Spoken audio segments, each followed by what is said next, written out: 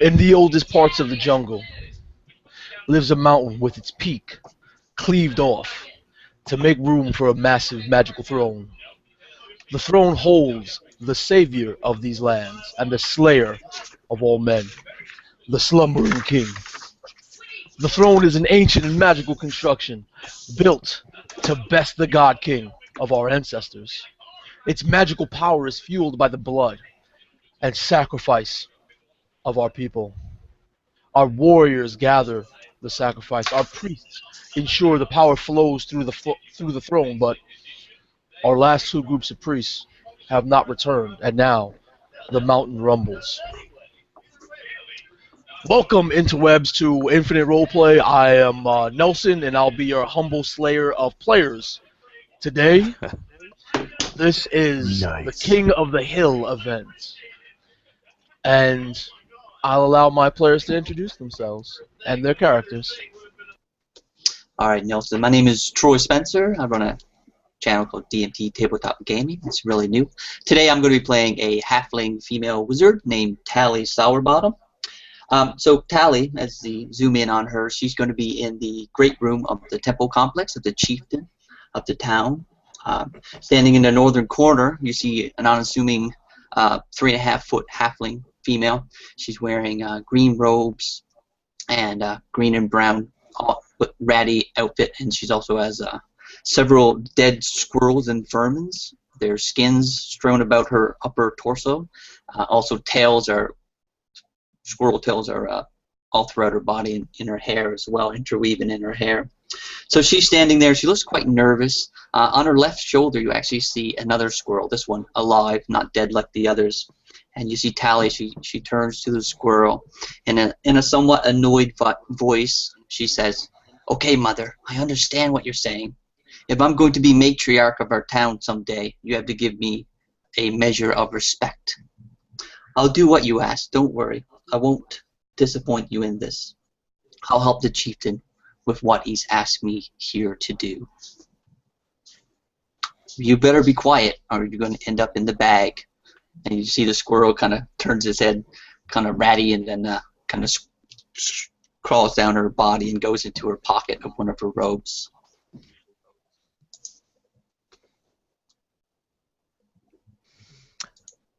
And I am Scott Howard. I don't have a real channel. I have a new channel called Die by the Die, which all I do is link my live plays, so you'll see this eventually linked there.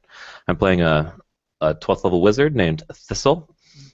He's a bit of a hermit, doesn't really interact with people too often. As you zoom in on Thistle, he's approaching this large temple structure, and there's two guards guarding the main gate. And he's kind of hunched forward. He's wearing a real ratty cloak. And as he approaches, the two guards put a hand on his chest and say, "No, no outsiders allowed." And Thistle kind of steps back, and you see his eyes just get huge. And he goes, "But a call to arms, my my home."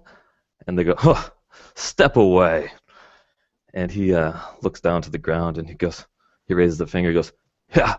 He takes a trident, hurls it into the air, and looks forth and puts a hand into the air, and you see this trident split into bunches and bunches, maybe millions, of small, tiny tridents, and burst a 60-foot cone as he casts Conjure Barrage vertically into the air. And then he turns back to the guards, and they go, right this way."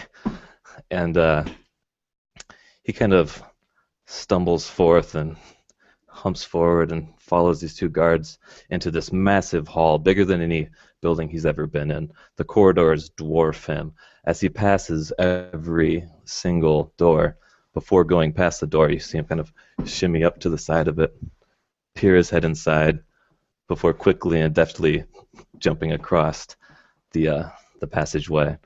And he follows these two guards to the same holding hall I had heard Troy or Tally previously describe. And then he kind of just shimmies into the corner and observes.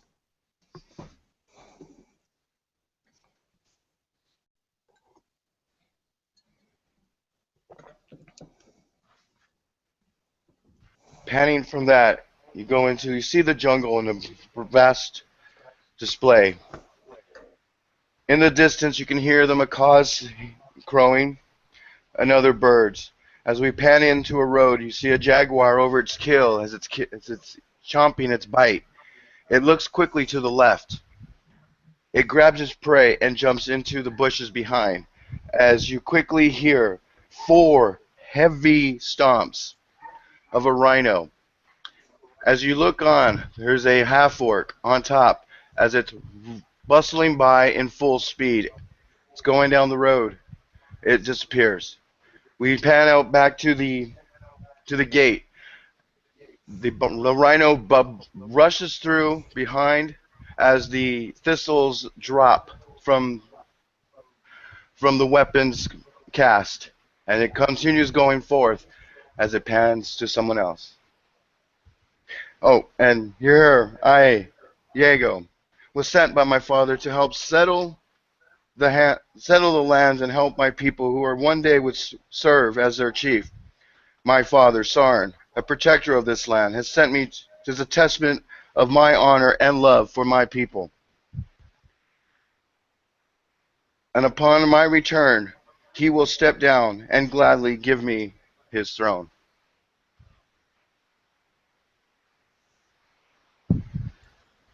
Nice. Good evening, everybody. My name is Bryant. Tonight, I will be playing a dwarven cleric and paladin.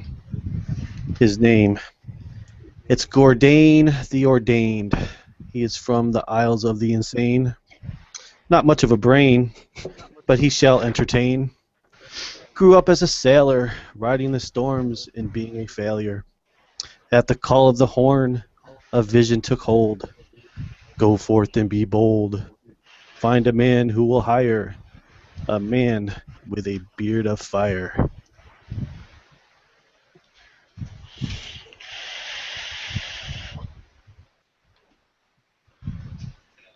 So yes, as all of you sort of start meeting each other one by one in what seems to be this grand waiting hall, the ceilings reaching easily 40 feet into the air, the hallway itself of the hall 40, 50 feet in diameter.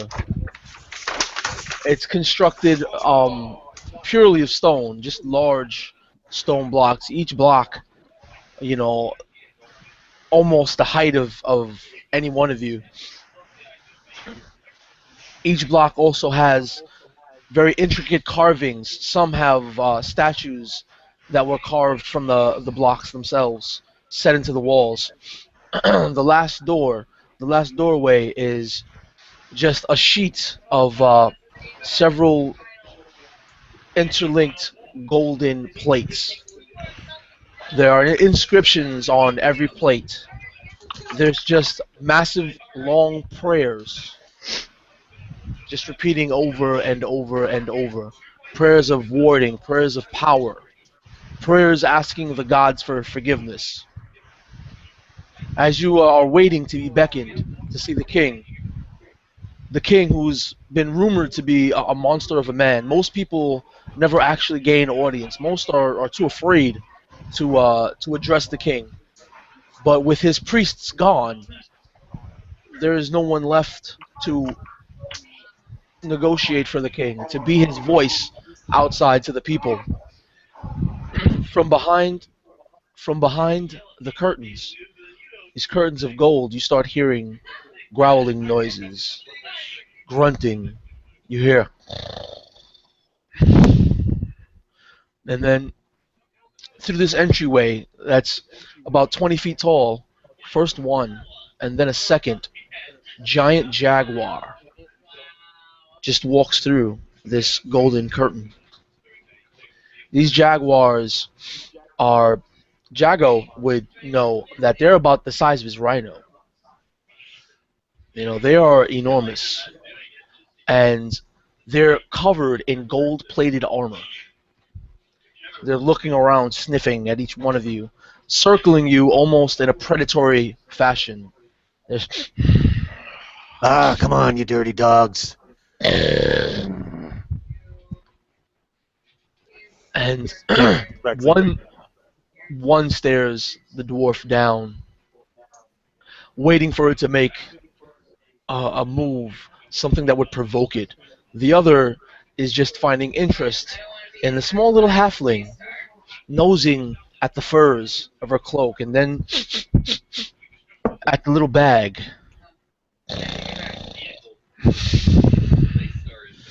Then back away slowly, and then you see one still staring at the dwarf, while the other is motioning with its head to follow.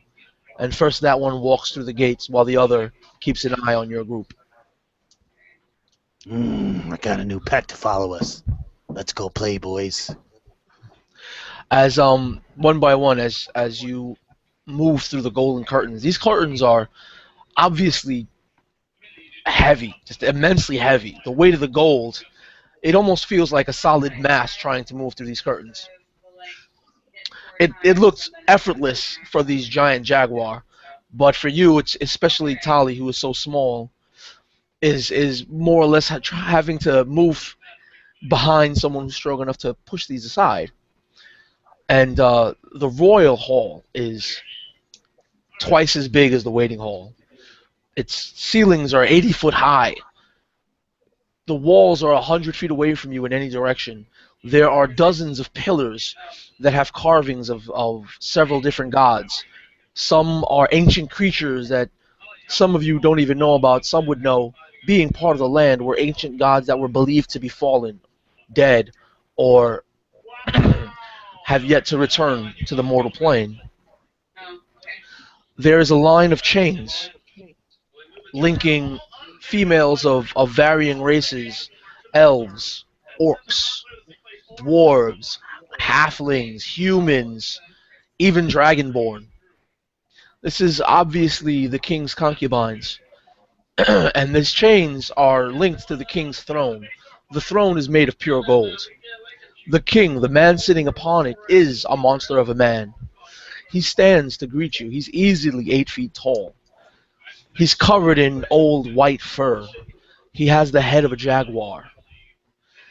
His clothes are of the purest white, unstained by any sort of activity. He never leaves his hall.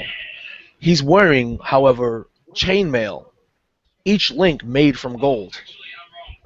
His shoulder pads, you would notice, have the same sort of prayers inscribed upon them. His emblems have those same prayers. And he greets you. Thank you. We need brave souls. As you know, the heart of the mountain is the heart of the jungle. And as it rumbles, the jungle's heart beats, brings the jungle to life, and it brings sides of our doom. My priests have yet to return. I need someone to investigate. Make sure the slumbering king still slumbers. Are you up for the task, my people? When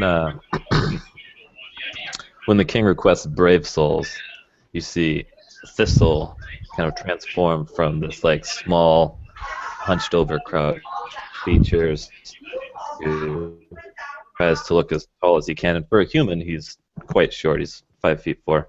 Stands up with his chest as tall as he can, trying to portray confidence, but clearly kind of confused and waiting for someone to take the first move. Looking at the elf in disdain, putting my hand on his shoulder. As I quickly thrust my fist to my chest, hearing a big thud. Your people has answered your call. We will do what we can. Looking at the halfling, elf, and the dwarf, we will do what we can for you. And at that, oh, sorry, go ahead. But Tally steps forward as you say that we'll do what you can for us. And she comes forth to the chieftain And she says, "Greetings, great leader. My mother, Mistress Mallory of the Black Creek Hen Encampment, has sent me here in service of you. She sent me also to inform you that our bounty of children as a wellspring of youth is run dry, and that she's saddened to say that we will be offering no more sacrifices to you to feed the mountain. Instead of these human or halfling sacrifices, these children, she offers my service to you, great chieftain, almighty lord, for you to use me in any way you see fit. He Point starts me in the nodding. direction, and I will make sure what you ask is completed." He starts nodding his head. This does not bode well. It's a sign the slumbering king. He must be awake. Return him to his slumber. Then he looks at the dwarf, who has yet to make any motions or speak at all. It might help if I unmute myself. So Gordain just stands there. He stares him very intently in the eye and says, "Vanity for glory, greed for gold. What booty for the bold."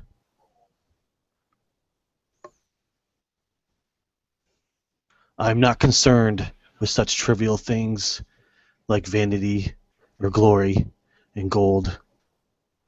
I don't want your lands. I don't want your titles. What I want is a wife. I want the choice of any woman from your village. When you say all I want is a wife, almost, as you're continuing to talk, you can hear the king starting to build into a roaring laughter. He's like, yes, the best women in the kingdom I have here at my service. And he turns and waves his paw towards his dozens of concubines. He says, return with proof the slumbering king has been put down, and you may have your choice of any one. He then turns to sit back upon his golden throne. Tally is completely disgusted that these females are being bartered with.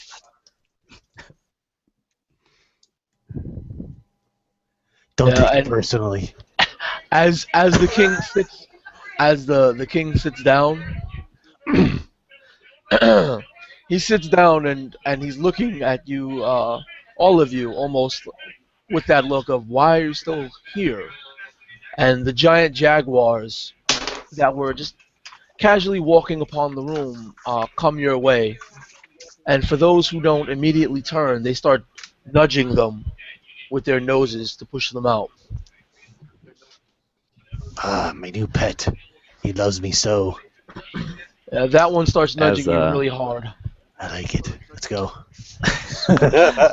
So Tally As- had as extensive training from her mother to become the bonecaster of her tribe, has a lot of education around lore of the ancients and religious cults and deities of the area. So she would know a little bit about this slumbering king of the mountain. Did you want to share any of that information, or do we want to expose it later as we go along? Well, from that history and all your knowledge beforehand, what you would know, right offhand with the slumbering king. The slumbering king was an ancient god, a god king. He was a god on the mortal plane. He ruled over these lands, and they say that while the slumbering king is awake, he is the savior of the land, but the doom and death of all men, meaning the people. That the slumbering king does not rule over the people, he rules over the land.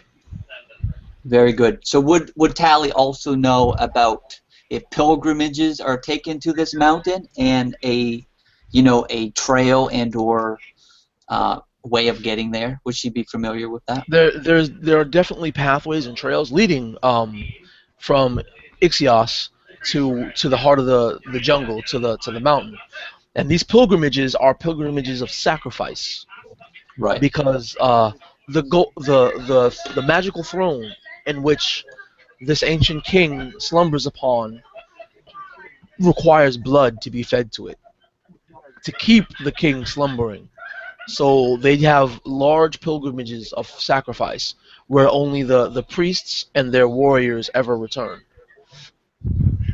All right. I'm concerned about travel. Is there a certain amount of days and or time that we would take to get to our location? It should be about on the trail about a week's travel. Oh, okay. So significant time for us to rest along the way. Yes. Very good. Thank you. Do we have a means of as- transportation, or are we going to walk? Or should I go back and grab one of those doggies? Cats. That's entirely up to you. I mean, you of course have means of transportation in the way of your short, stubby legs. Yeah. I don't think a dwarf who grew up on an island knows the difference between a dog and a cat. All right. So as we're being escorted by this panther out of the king's chieftain's room, you see, instead of walking through the gold curtain that made me exert way too much physical energy the first time, you see Tally blink out of existence and then reappear 15 feet ahead of the curtain on the other side of the room and like carry on. And as we're exiting, before we get to the curtain, Thistle's kind of leading up the rear of the party, just following. And Thistle's scurrying forth, and you see him turn quick and look at the king. He goes, "King? Okay, I go." And then scurries through the gold curtain. Nice. So all of you have exited the royal hall and waiting hall and the main temple in which the king resides. Is there anything you would like to handle inside of Ixios before leaving upon your travels? As for basic gear and stuff, we could assume that we have rations and all that stuff, right? Well, not in the jungle, not so much rations, but anyone who is like yourself and Jago and Thistle, you know the lands, so you know what foods are good to eat and whatnot. And if you need to hunt, you have your weapons. Okay, cool. Now I have all my spell components and everything that I need is all within my mind, so I'm good. If anyone wants to obtain travel, I'm kind of untrustworthy of unintelligent beasts.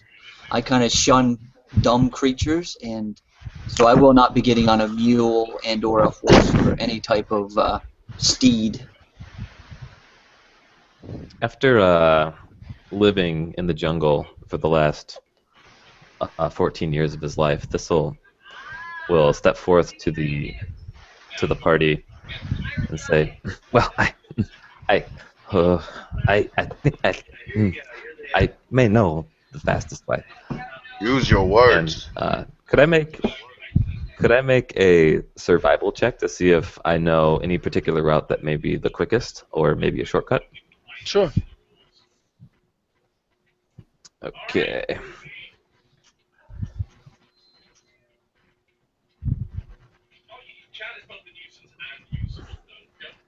While he's doing that, may I pose another question? Being that Gabe is the chieftain's son, is there any?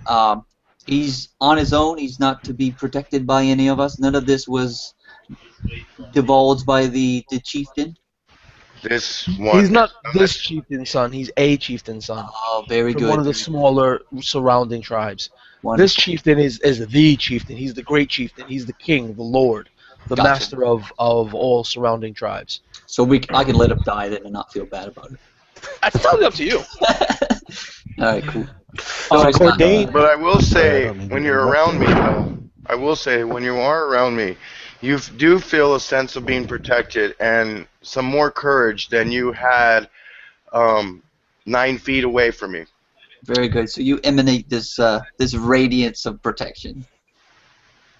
Survival 23, very good. Okay, you've seen these carved paths through the jungle. This pilgrimage. You have even on occasion over your many years of living in the jungle, Thistle. You have seen these pilgrimages and their route of travel, and you've known that these pathways have been there longer than you have been alive. You know, the jungle almost doesn't grow on the floor there. They've been traveled so often. But you also know that it's not the best and the fastest way. It is just the most traveled. It is a ritualistic destination. You can get there in actually 4 days' time, as opposed to the entire seven, almost cutting your journey in half through the jungle. Um, but with that 23, you also know that recently, certain aspects of the jungle have been changing. Certain trees that were in one place one day are a few feet away the next, and can't quite explain it right now. But you do know that Okay. something is moving the jungle around. So But again, you're I'll address the party and say, "Oh, sorry. Go ahead." well, you know your pathway will cut 3 days off of the trip. Okay. So again, I'll turn to the party.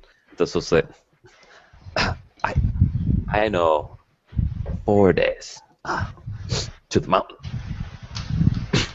but in jungle is danger."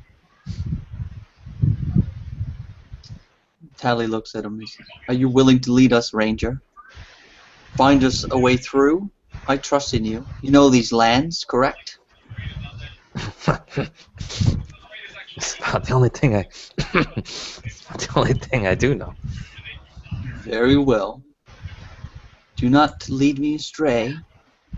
And she reaches into her belt pouch as we're about to leave, and she pulls out some little pieces of parchment. She starts reading it, and when she finishes reading, you see this blue aura come up around her, and then it dissipates, and she looks as she did before. So basically, I just casted mage armor on myself. Yes. Anyone else? And oh, sorry, go ahead. Yeah, while those guys were doing all that stuff, as the little puppy kitties were ushering Gordon out of the building, stops at the door, snaps his finger and raises a finger to the sky. He's like, forgot something. And he turns around, and out of his backpack, he pulls out an inkwell, or an ink, pen, some paper, or actually his spell book. Goes back and tries to get either a rubbing or like some of that spell stuff that was on that wall. Yeah, if you turn around, both of these giant jaguar, they both face you and start growling. Like an intimidation check.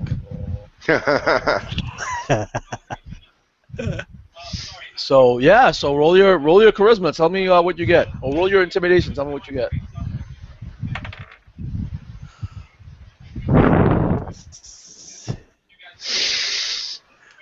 Where is it? How about 17? Yeah. Actually, not that. Okay. Being that there was two of them doing it to you, I'm rolling one intimidation with advantage, and one is a natural 20. So yeah, Don't think it worked. you're frightened. Okay. Well, maybe that'd be not a good idea. Should have done that before. Your character is visibly frightened. Like your pores open up and a few beads of sweat start to trickle. I'll turn around, put my inkwell, my paper, back in my backpack, turn around, give him a wink, and walk away. Now that that's done, can we head on? Now, this Yes. path you were talking about, Wood Elf, make sure there's enough room for Timza. Timza's not a small thing. and he's outside, and I look at the halfling, and I say, "Don't worry, Timza is much smarter than the average breed of rhinos that you know. In fact, he's not even a real rhino." And I was basically let her judge what I mean by that. Yeah, what he's trying to tell you is that this rhino ain't no rhino that you know. Very good. And you're offering for me to ride said rhino? It's got plenty of room. Oh, you want me to ride with you? I'm going to gracefully decline that offer. I kind of look at you and kind of like a whatever kind of look, like I don't need your assistance or to ride your rhino. Well, I hope before the times we get there that everybody's judgment of each other has calmed down and everybody's trust has gained. We are going to need each other if we are going to work together to bring down or bring back slumber to this king. I agree. Let us move. Are rhinos indigenous to this area at all, Nelson, or no? Not at all. No. So as the rhino comes into like Thistle's view, he stumbles back and says, "Beast, down!" And he kind of points a trident and holds a hand, and he's like, It minds you no attention. It's a big white rhino, probably bigger than an average rhino if you know anything about them. And he looks very calm. He just looks my way. So as soon as I exit the door, he looks at the group, knowing that I'm there. So Tally, I'm fine with letting the big half-orc riding the rhino take the lead, but I'm certainly not going to walk directly behind said rhino because I know beasts of burden like to unceremoniously drop huge amounts of fecal matter. So I'm going to flank it just to the side and try to keep pace as well as I can because I do have short legs. So I'm kind of hurrying along. But I'm definitely not directly behind this rhino. I'm kind of off to the side, careful where I walk. All right. Don't be astute, be weary of the poop. So I guess you want a marching order, probably something like that. I would probably be in the middle, definitely out of the way of the landmines being dropped. Trying to keep an eye on. The big rhino guy. I don't think I would really worry about him, but try to keep an eye on Troy and Thistle.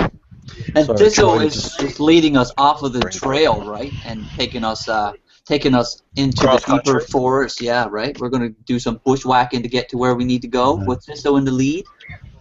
So we should go on a pretty tight group. But it seems easy with him around. For some reason, it's just a lot This easier. big white rhino just kind of clearing the path in front of us. That's what I'm picturing. It just Yeah, exactly. bulldozing through the woods. So Thistle, if you're going to be doing it sneakily, I won't come with. But if you're just kind of walking gingerly or walking leisurely, rather, I will. I'll kind of stick by your side because you're probably the one that I also had the most camaraderie with right out the gate.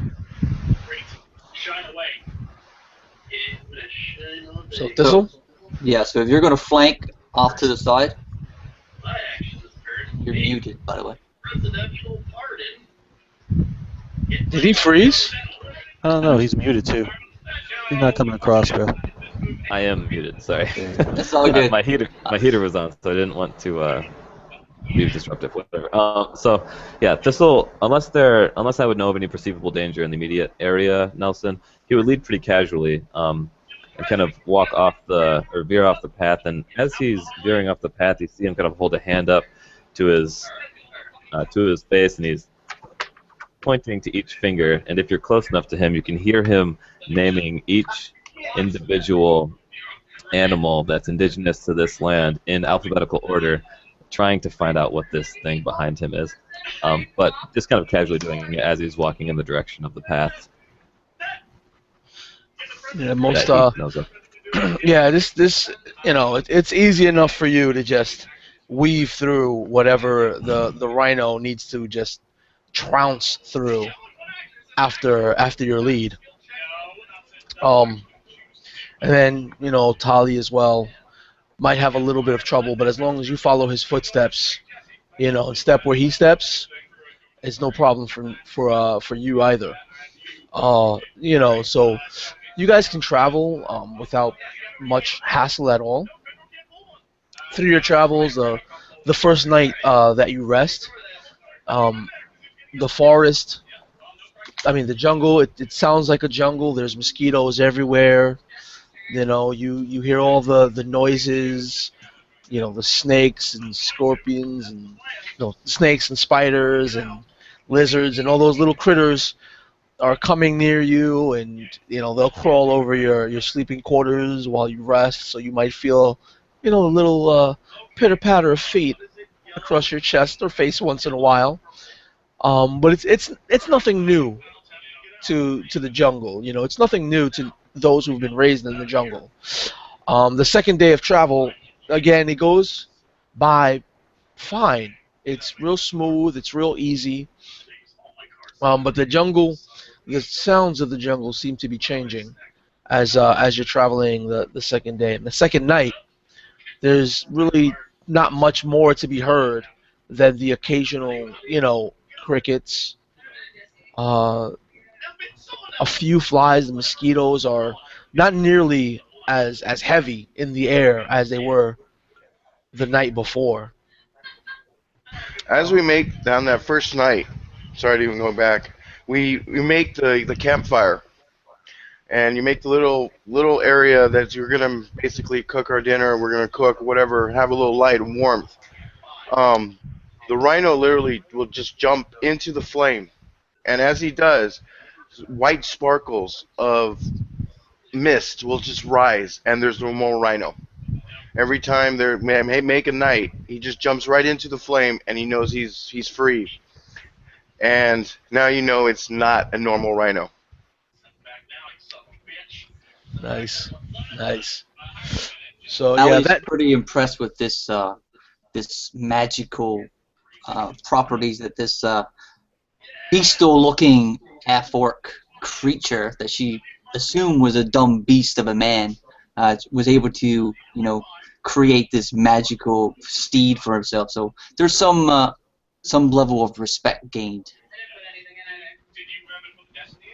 And at each day that we're going to, or every time we go to camp, you guys will see Thistle kind of point to one spot, and that's where the fire will be built, and then trace out with his feet, like step over step over step over step over step, a certain radius around that campfire, just so he knows exactly what he's doing, and go back to the campfire and pull a silver string and a small bell out of his pocket and cast alarm, which anything that's larger than tiny that passes through a barrier within I think it's a 20-foot cube, will alarm and awake Thistle. So basically just alerting us to anything that may happen overnight, anytime we go to rest. so like I said before, the first night it passes without incident. It's a night in the jungle, and that's just what it is. Small creatures and critters flying around and crawling over you. The second night is again just another night in the jungle. It's just a little bit more off because there's not as many critters as you would expect. The jungle doesn't sound alive with life. You can hear the life in the jungle. You hear the occasional sound, but it's not coming with the frequency that yet most of you have come to become used to living in the jungle, being raised in the jungle. Even in your encampments, your towns, your tribes that are surrounded by people of varying races and sizes, you hear more animals surrounding those areas than you hear during your second night camping in the jungle. And During is it, the second night uh, of the camp, I'm sorry, I didn't mean to cut you off there, Scott. no, you're good, go ahead. During the second night of the camping, while Scott was doing his his little measuring of the camp and putting up his alarm, you see Goldan kind of sitting by a log or whatever, or tree, arms crossed, and he closes his eyes and he kind of starts to glow, and he can feel the change in his surroundings, so he kind of starts to pray. And I'm going to use like a divine sense to see like, is the actual evil going on here, or is it just like nature taking a step back because there's something, basically something like that. So what is divine sense? Divine You sense, again? it just basically gives you can register evil, anywhere close. It's just evil, right? Not specific. It's not Yeah, fiends or undead or anything like that. Nothing celestial, feet, or undead. Yeah, it feels it not necessarily evil. Like you don't feel that pure evil, but you feel a deep sense of malcontent. It's like the forest feels full of malcontent. Frustration. Yeah, a little bit of frustration, but no real genuine feeling of any evil that you can detect at this point. Okay. And then after doing that, you just basically hear. Very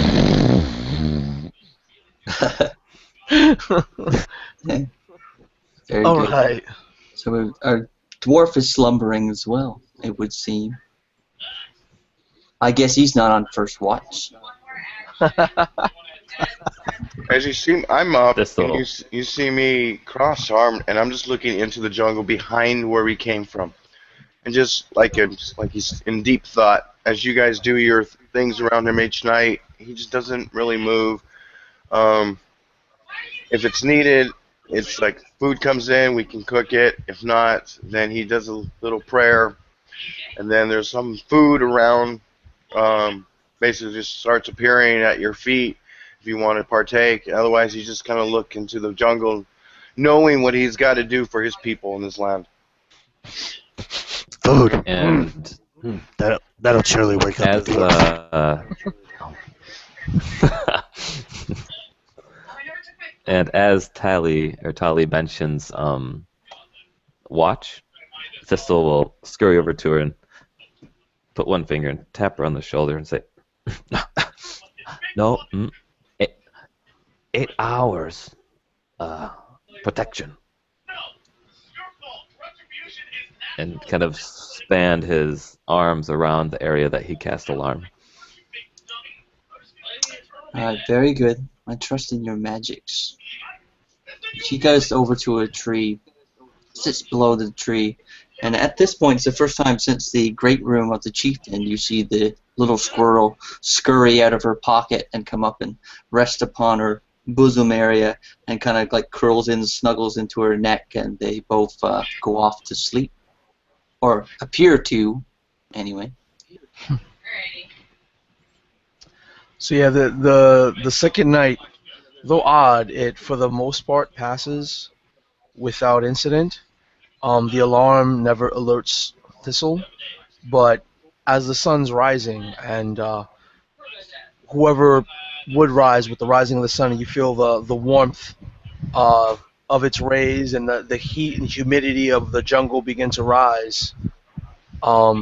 You're noticing that your encampment has been penetrated not by little creatures or snakes, but vines.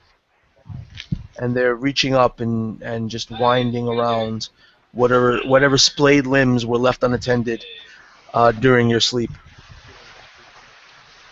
What sort of protection is this? Looking up the vines and hopefully waking up people. As I would have pulled my hammer on the ground to pray each day and looking up and seeing this, speaking very loudly. You said this hasn't happened before. What is this? Hmm?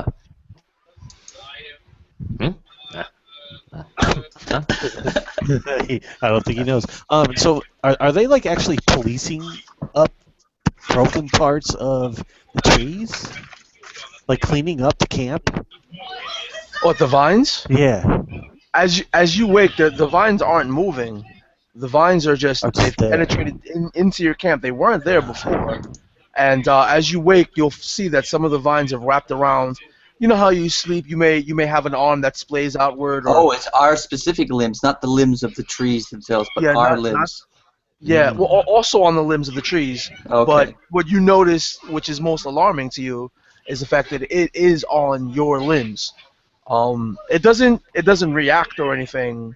Like it is. You don't see it moving around your limbs, and it's not very difficult to just pull Peel off. them off. Okay. Yeah, So I we're not immediately start encumbered. pulling these damn limbs off of me because this nature trickery is not something that I'm particularly familiar with. So I'm very disturbed by this. And if I'm able to stand, you see me like scurry to my feet and start brushing the limbs away and start looking for my little squirrel companions to make just sure that she's okay. And Yeah, she is it really. okay. Yeah, like you said, your squirrel was nestled in your bosom and on your chest, and the vines didn't make it up that far.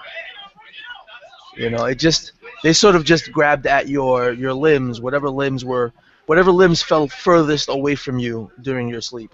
You see me turn to the squirrel and whisper in the halfling tongue, and I say, "Mother, what is this trickery? Please give me guidance." And you see the squirrel come up and starts chirping in my ear a little bit, and then scurries back down to its resting position.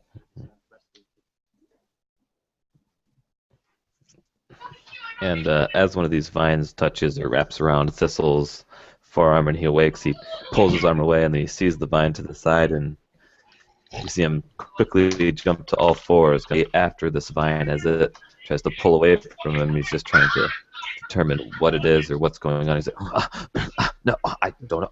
What could As you tear the vine off, as you rip your hand away, the vine just falls to the ground. It doesn't actually retreat anywhere. Okay, so yeah, he just picks it up and is trying to just scouring it for information. Like, what is this new thing that's entered his jungle, or why doesn't he recognize what this is?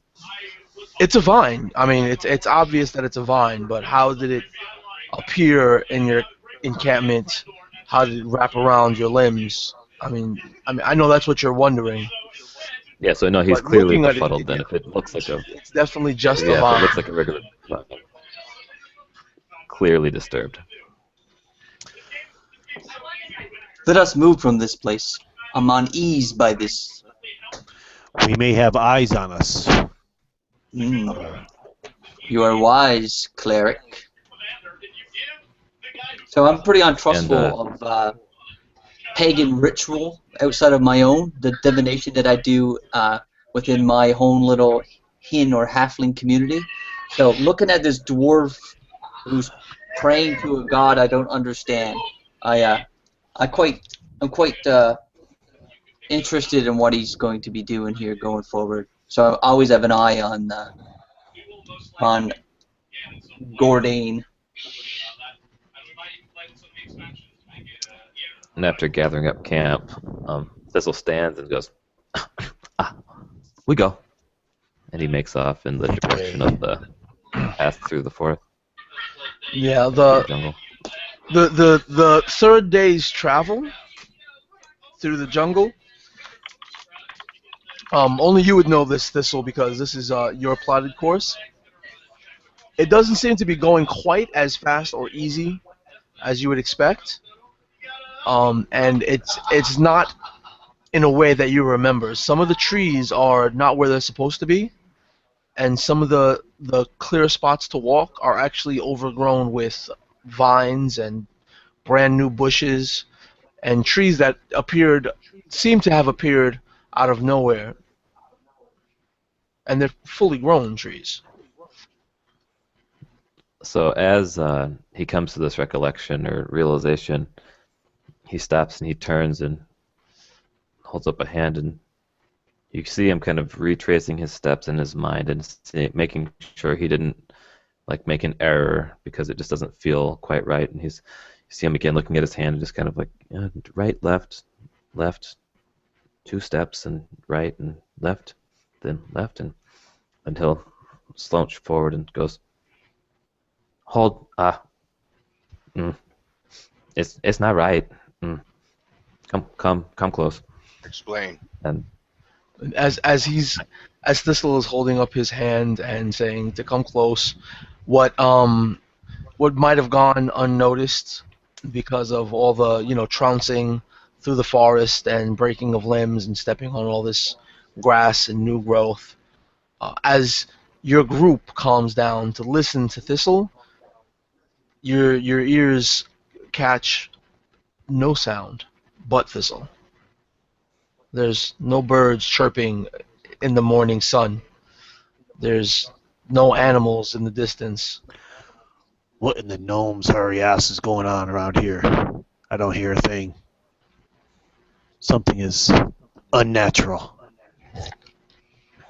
And as Thistle's in the middle of kind of explaining what's going on, and he only hears silence, he looks up and his eyes grow huge, and it sounds like someone just like clapped the loudest like cymbal in his ear.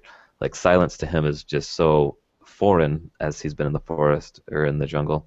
And he's like, "Well, I took this trail to castle." And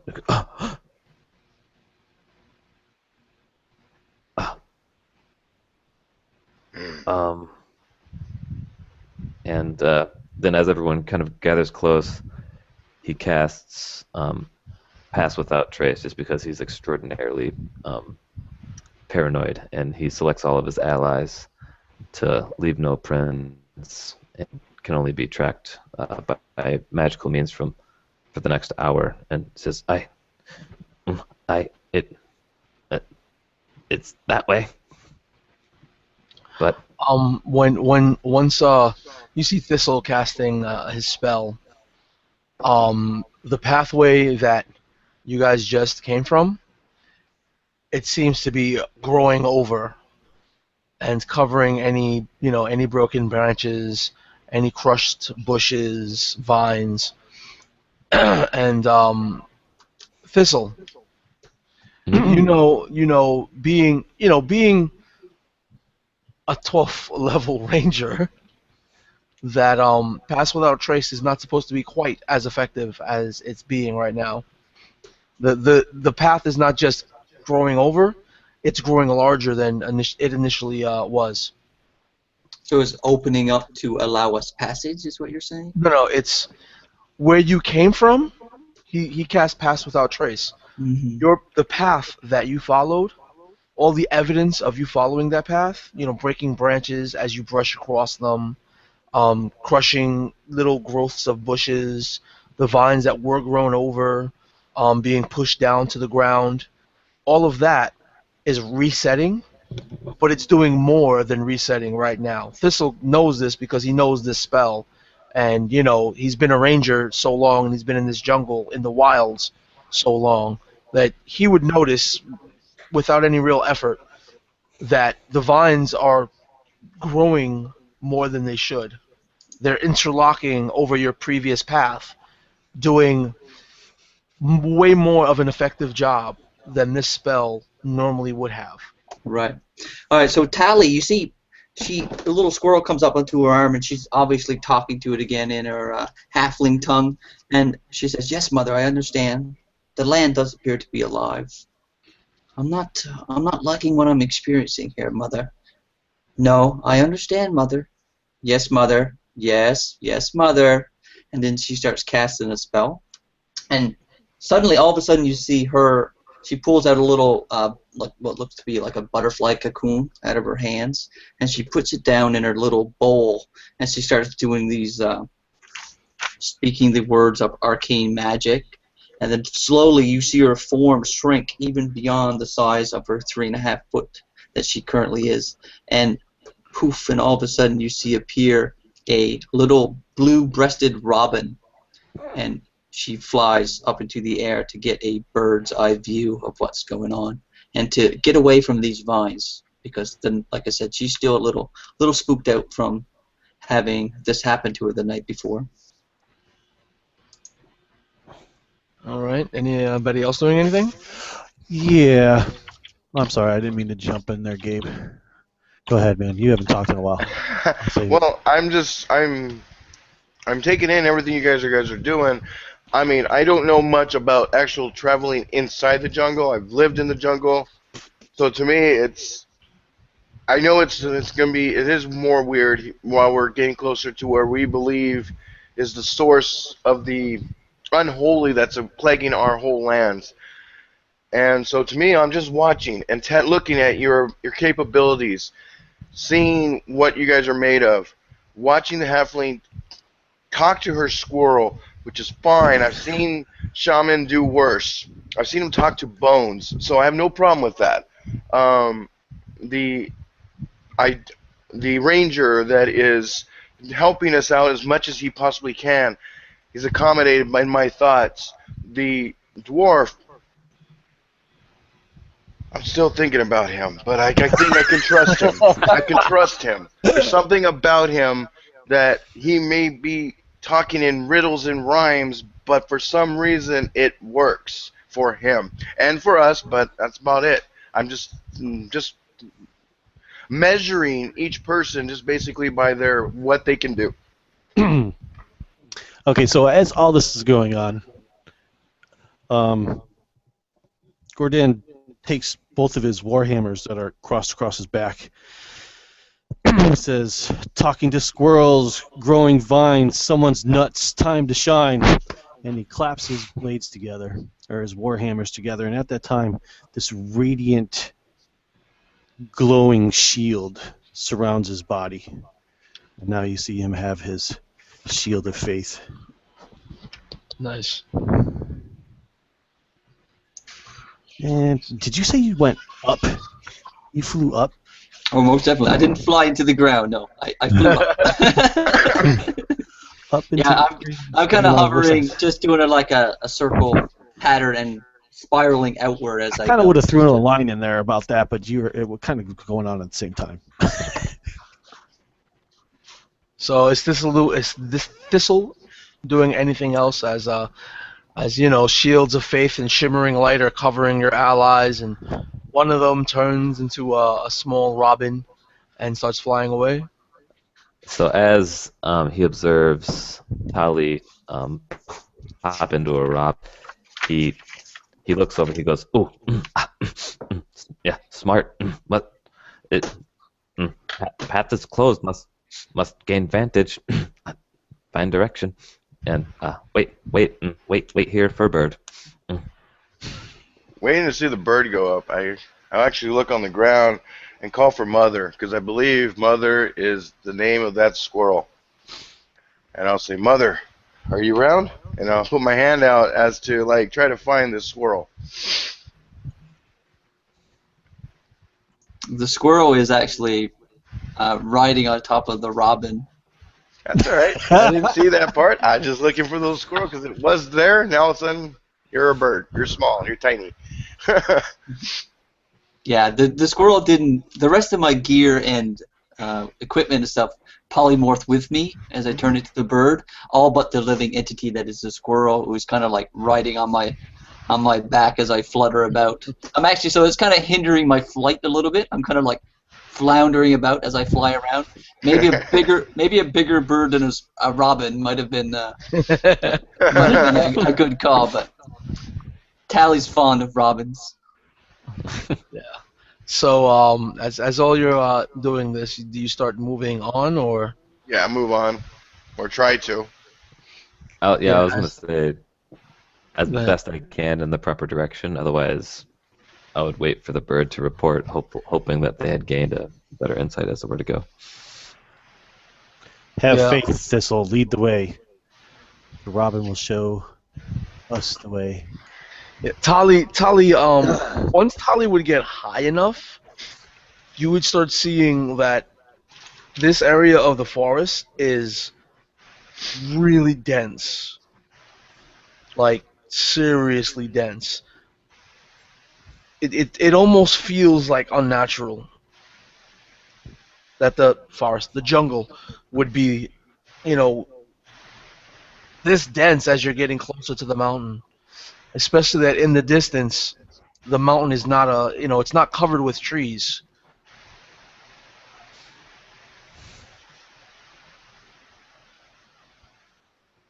So you guys move forward.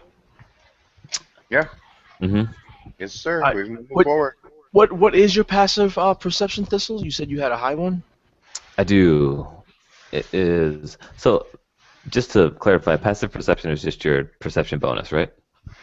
If you have perception I do. as and a skill, is- it's 10 plus whatever that number is. Oh, so Probably 18. 9 for Sorry. And don't forget, if you have another feat that actually can give you +5 to it. alert. Yeah, No, it's no, good no. one. Yeah, Yeah. no, it's 18 my is good. passive perception is 18. Yeah, that's pretty high. As you higher. what is yours? 19. Oh God. So being in the back, being in the back, and being slightly more perceptive than the guy leading the way, you notice that as you continue, blazing your little trail through the jungle, that the pass without traces is it's growing. The path is growing over, the vines are growing over the path, but they don't stop. The previous growth continues to grow as the new growth happens, and the previous growth almost starts to pulse as it's getting bigger and bigger. I would like to just stop, turn around, and see if these are actually real or illusions, because they're not like impeding our steps. I don't think so. Like, is this illusions? This is going on in our mind, or are they actually? It's all happening behind you. But they're not aggressive, so it's like they're covering our trail. Okay, I'm gonna yell Thistle, and I'm gonna hold up my hand. Stop. With a big fist, and Stops. usher him to come over, and Yaggle come over, and gonna have this little discussion that like they don't seem aggressive, they're just covering up our path, like Yeah, and making sure that we're going the right direction. Yeah. so As you stop short, Go ahead. Bourdain, you see that the growth keeps happening, and it's growing larger and larger, and the growth stops as a large mass of vines and bushes and tree branches. But right in front of you, inches from you, it stops. And as it stops, it starts settling down, and then you notice that it goes back up, and then settles back down. Like, Like it's breathing. yeah. I just had a flashback to Star Wars. Sorry.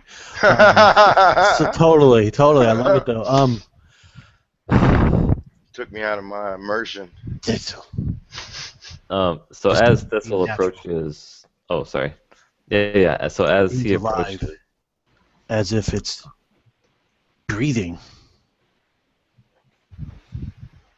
Have you ever seen so he such a scurries thing? back. He scurries back towards Gordain, and he is like painfully stricken with paranoia that everybody is just pissed at him right now. That he has led them into this dense thicket, and he is like. He scurries back, expecting the worst, and he's like, "I told you I don't want danger." And then, as he hears him ask the question, "Have I ever seen anything like this before?" He looks down. And he says, "No." Tali. What's Tali's passive perception? Oh, it's non-existent, so 10. Okay, so yeah, even though you have a bird's eye view, you don't really notice so much of what's going on. Except that your two allies are chatting about something that doesn't sound too pleasant. Very good. Shouldn't the bird have its own? Right, I used the bird's passive perception, so tell me what a robin's passive perception is. Probably much better than 10, I would Yeah. imagine. Let's do a round number. Let's say it's 15. Is that cool? You know what? You'll see it. I know for familiars, like an owl is like super keen. That's why people use owl. Like every wizard has an owl familiar apparently. So I don't know what a robin is in comparison. Let's say you see it when you're once Gordain is like, hey, stop, and have you ever seen anything like this? You notice that the growth continued to grow and stop only inches from Gordain. You can't tell that it's like breathing, like it's pulsating slowly, Even in Robin form, you can't tell that, but what you do notice with the height that you have is that the growth has stopped where you guys are at, but it seems to have continued around, and it's still growing forward as you guys have stopped. So it would appear that we're getting some form of safe passage through this area. That we're in our little sanctuary, whereas the rest of the area is being overgrown. It's the path that you guys have trailed has been the back of the path is being covered over. Okay, so we're not going to be able to. It's like we gotta leave cookie trail so we can get back the way we came. Yeah, and what you notice with your height is that growth, that massive amount of growth, has stopped behind you, but it has seemed to go like this. Where's my camera? It has seemed to go like this. It grows up, it stopped, and now it's going around you guys. So very unnatural. We need to get out of here as soon as possible. It's encircling us. It would seem to be that it's going to engulf us when it decides to strike. Did you come out of Robin form, or are you still? No, dude. I'm not only using this for perception purposes. I'm doing this to keep myself away from these vines. So You I can't have. speak in an animal form unless you have something special that I don't know about. I can't see what's right. You can't speak. Oh no, yeah, I'm not speaking anyway. I'm cool to stay hovering above this threshold as long as I can within this hour. I'm not opposed to sharing the information, but I'm not going to put myself in immediate danger. Seeing that this growth just came up into my face, I would turn in the opposite direction, which is the direction that we were going into, and yell to Thistle and Yoggle, let's get out of here with all haste, and just start going. That's Quickly the best as thing you've possible. said in the last 2 minutes. Yeah, Thistle is interested in getting away from these unnatural forms. So, are you moving forward at the same pace you were before? Yeah, I say we stay together. Preferably a little faster. Fast as possible, but staying together. Are you riding your rhino still? No, basically after that second night, it would have been too hard to have the rhino out. Alright, Again, so if Tally sees any type of other entity in any way, I will change my strategy. But as for these vines, she doesn't perceive any way with her power that she can counter them. So she's quite content to stay flying above in her Robin form and just trying to see if there's any other threats in addition to these guys running away from these vine threat. yeah, so you guys are actually running. Well, at the dwarf's speed, yeah. Okay. I mean, So, while running or while expeditiously there we go. blazing your trail, you notice that as you guys have picked up your speed, the growth has picked up its speed, and it's following you in kind, and it's actually starting to catch up on you slightly. And instead of just coming from behind, it now seems to be coming in from the sides. So, with I would like to make an either a wisdom or intelligence check in terms of one of my favorite terrains is forest or jungle. Okay. As to whether or not I've seen anything like this previously, or if this is completely foreign to me.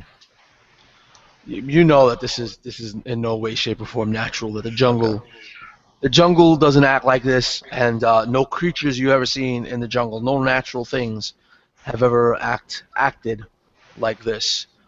We'll leave it at that for you. Sure. Does anybody else want to try anything? I don't know. Go ahead, Gabe. Sorry. I'm out of my element I'm right trying here. to read. I don't. I'm sorry. I don't mean to. I don't understand what you're saying. Did anyone try to hack that? Oh, I see what you're saying. Never mind. Cut. I was going to, but I'm thinking that would be like a really wrong move in the situation to try to do that.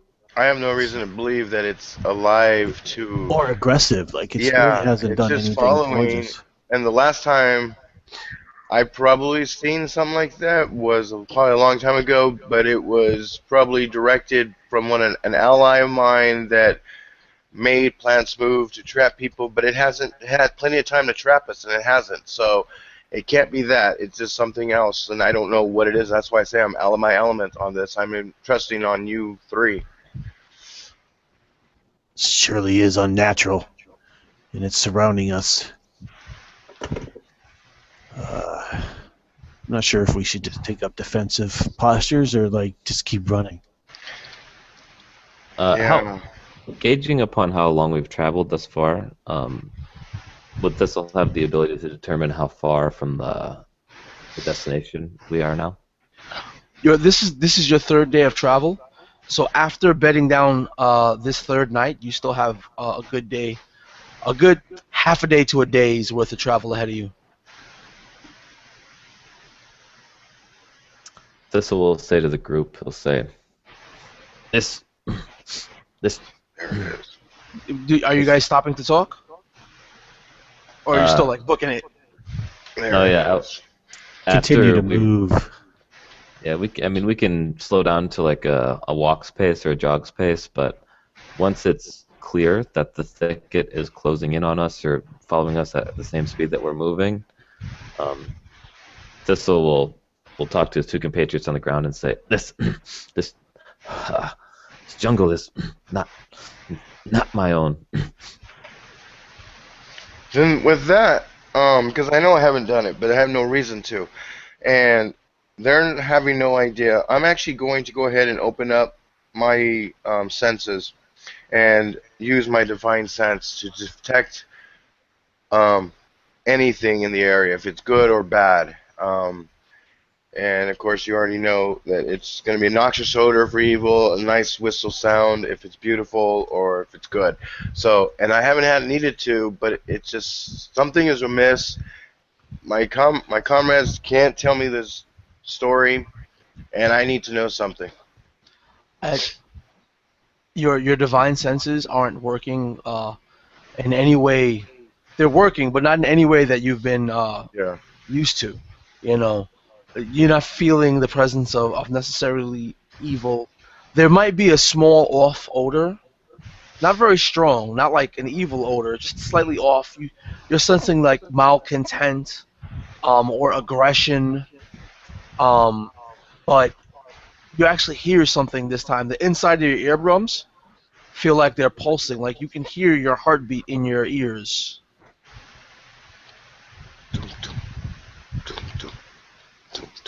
Yeah, it's like Content. I don't know if I could. It's like Yeah.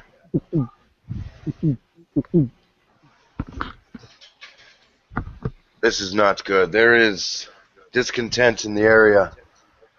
Is there not a faster way we can get to the other side, or where we need to go? We need to do it now. We need to stand and fight. It is Fight surrounding what? us. There's nothing to fight. Let it come. Tali, your position in the air. Um, you're still flying around. It's towards the tail end of your polymorph, but you're seeing that the growth that was moving, it stopped behind your allies, and as it actually, the rest of you can see it now too because it got close enough. As the growth closed in, the growth on the sides of you stopped closing in, but is still moving forward and still growing forward. So it's even more dense and thick in front of us now than it was previously? Not in front of you, but it's building a corridor. Oh. Like a passage for us to go through. A like similar to a passage for you to follow, like a corridor.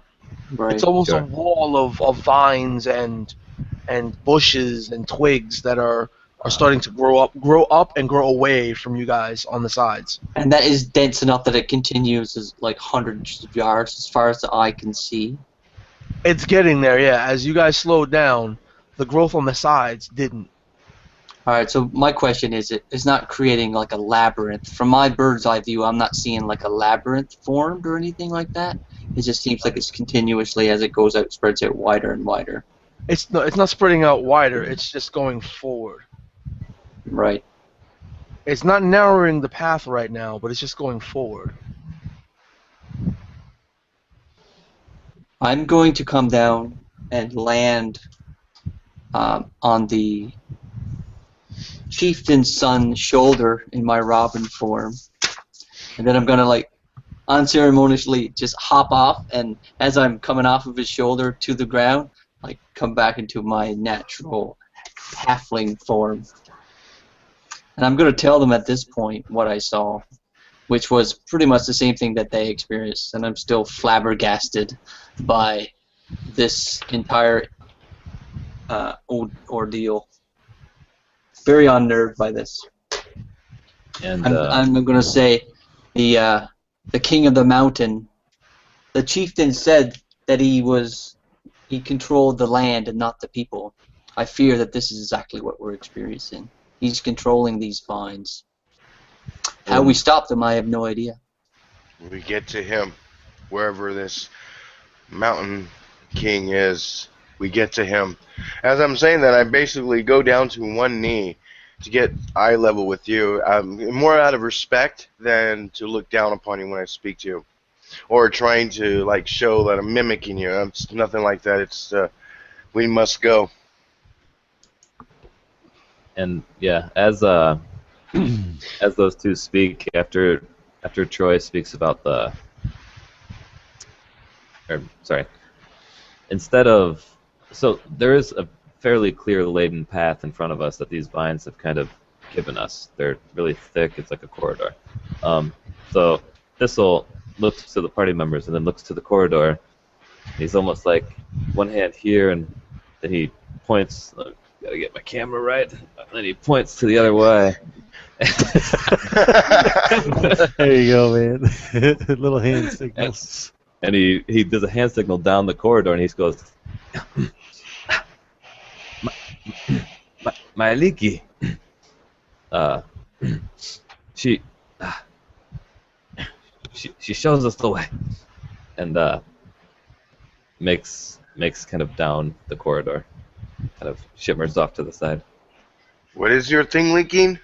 Maliki. Maliki don't show you the way. We're just confused. Oh, I thought you said something was leaking. I'm No, sorry. no, Hold on. his I just goddess. had a major audio. No, I got that. Yeah. I'm going to, as the paladin leaned down and is talking to me, I'm going to extend a hand and I'm going to look at him and I'm going to say, "May I?" Looking to see if he's going to grant me permission or not to cast this spell. I nod, and I'm not sure what she's gonna do, so I'll lower my shoulders some, because I'm not sure if she wants to climb up or do something. But I'm saying I nod. No, she's not trying to mount you. What she's going to do instead, You wish. she's going to reach into her belt pouch and she's going to pull out these fine particles of this diamond dust.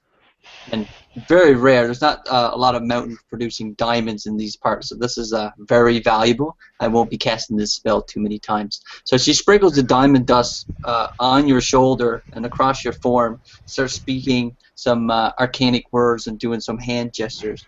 And as she does, you see this sheen of stone-like skin appear throughout your body.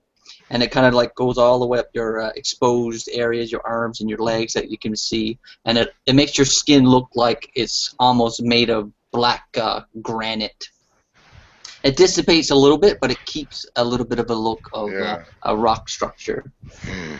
So basically you have stone skin and you have resistance to all types of non-magical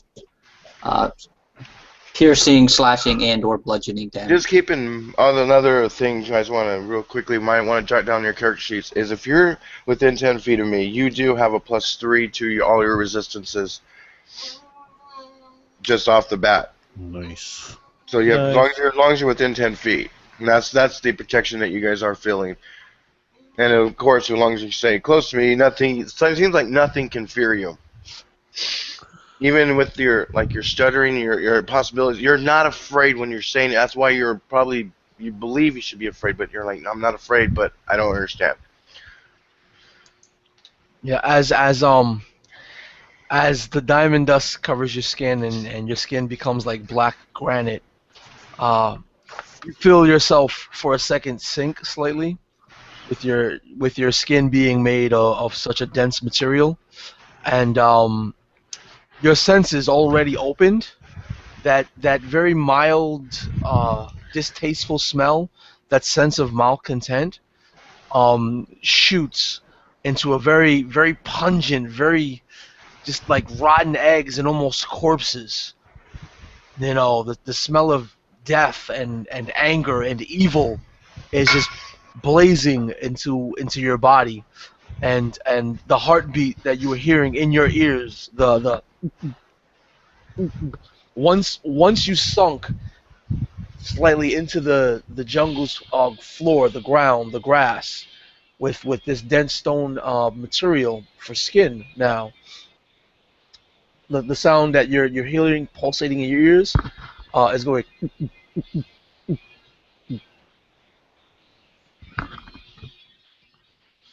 and then all the growth starts rumbling. Do we get an additional action to do something in preparation for some looming danger? Yes. And this is Brian, you what want to I'm. go ahead? Yeah, I would. Seeing that the magic love is being spread, um, let's see. This should be good. My right hand starts to glow with this radiant energy, and I slowly, looking at Tally in her eyes, walk up to her, not saying anything, but just have this hand presented to her with this glowing radiant energy, waiting to see if she accepts it. I look at you very fearfully and back away slowly and said, I'm sorry, friend, I cannot accept. Okay. Have it your way. I And hope then I I hope not to take it. offend you, but I'll be okay. Offer your services to someone else. Ah, nah. And I touch myself, and that's lay on hands. Alright. Yeah. Hey, dude, I was just trying to pick up you know, the weakest one. Not say that you're weak, but the coffee. All right. If you gentlemen give me a quick second, I'll leave you with one thing. I have to run to the restroom, but I'll leave you with one thing, Tali. You feel the scurrying of the squirrel through all their little tails and stuff, and it crawls up and it starts chirping and whispering in your ear, and you hear the squirrel mother saying, "As the heart beats, the body lives, and the body does not desire disease." And then I'll return in a minute. Alright, so I'm going to relay that to you guys as my squirrel companion conduit to my mother, who's very wise and has lived for a very long time for halfling standards. So I'm going to share that information with you. Looks like everyone else is going AFK for a moment as well, so I will do the same. Yeah, I think I'm going to too. With my 45 temporary hit points. Yeah, it's just untrustful of deities and clerical magic. But I didn't pray or anything. It was just like a Oh, paladin. Right, yeah. glowing Anyway. handshake. Still didn't like it. Yeah, I know. It's cool.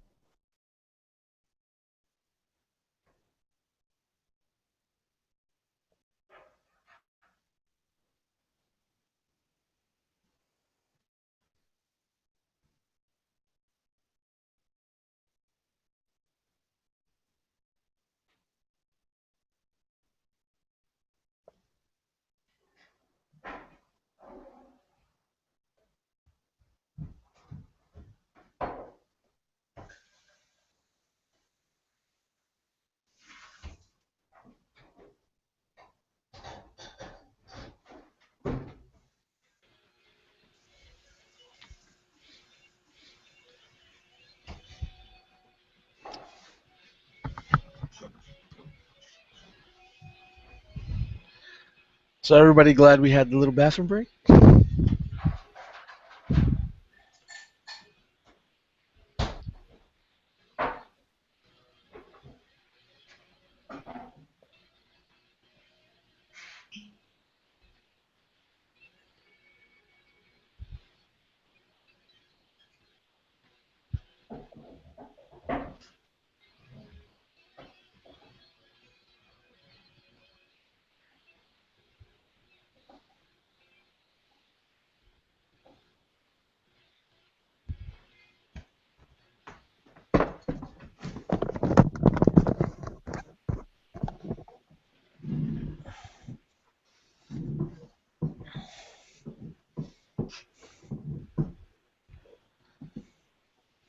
So you guys having fun so far? Yeah, absolutely.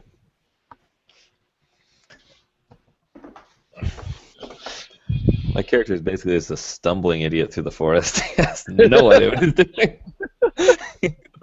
He knows the forest, but this is all so foreign to him. But he doesn't want anyone else to know that. Yeah, it's been quite an amusing trek. Absolutely, that's awesome. Yeah, I love the yeah. Personality. He's Have to love it. complete. Yeah. He I- is absolutely out of his element. I still lose my voices when I'm on this Google Plus stuff. Ugh. Yeah. Well, it depends for me. Mostly on how much I drink during the game, but And I'm trying not to use any voices because I've been sick last couple days, and Yeah. it's just been getting my throat. I know you guys heard it talking to me here and there, but I'm just trying to rest my voice some.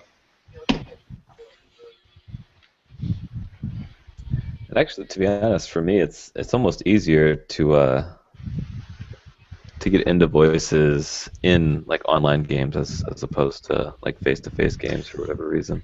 All I can tell you is I'm so glad we haven't had combat yet. It's been pretty fun as far as like the role playing and stuff like that. I got a feeling that's about to change. Yeah.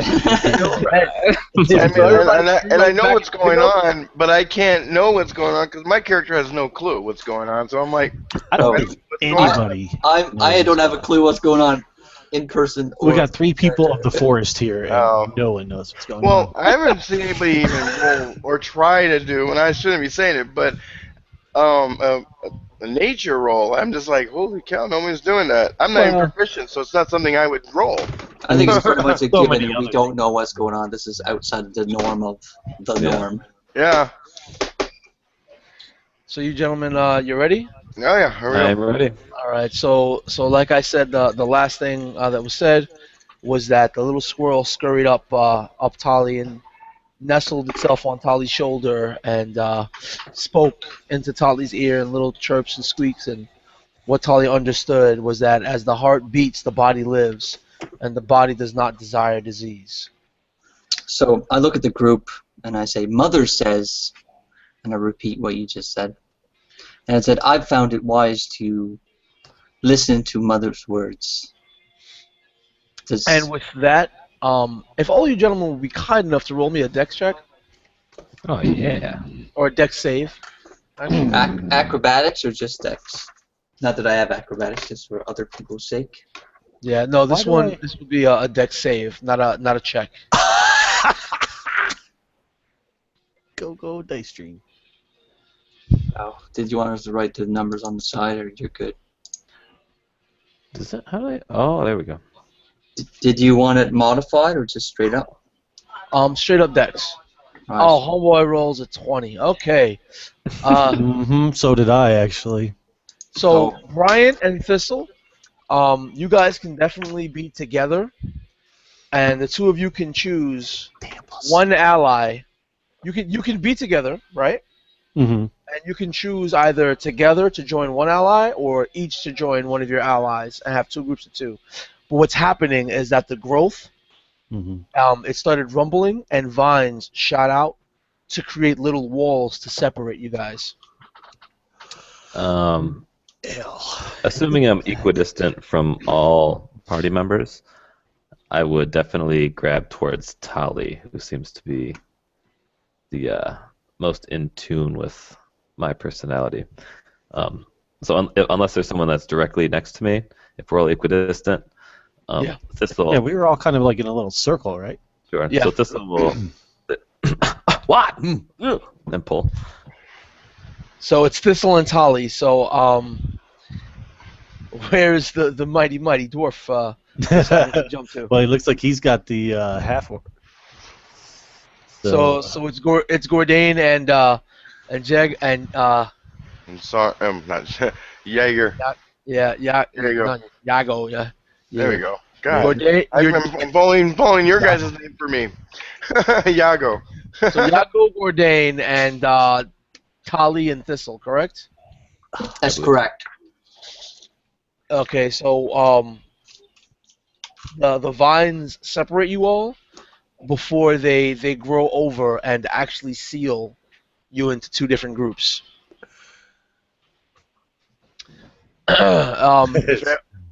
What?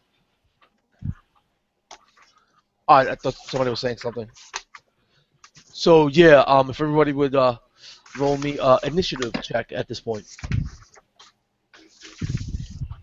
So we're completely engulfed. Like I have lots of spells for movement, yeah. So I want to be able to use those, but I need to be able to visualize what's going on here.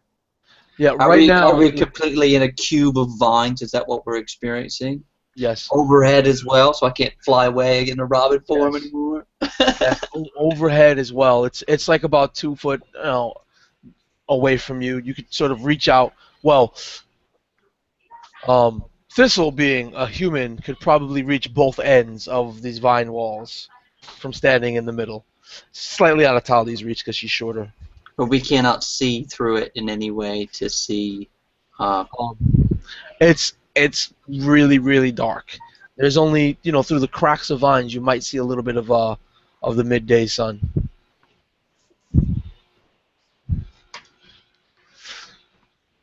So Thistle has a 19. Mm-hmm.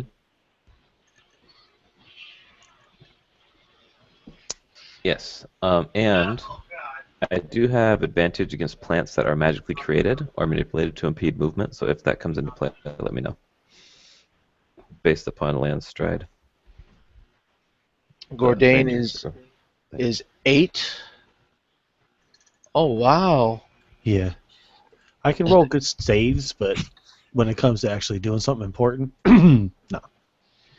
And what is Tali? 10. So, yeah. So let me just roll this up real quick. Yep. So Thistle, you get to react to this.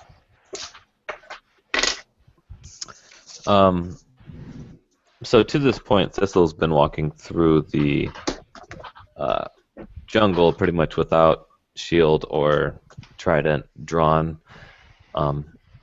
As this huge, massive wall of vines sprouts in front of her between her and her compatriots, he throws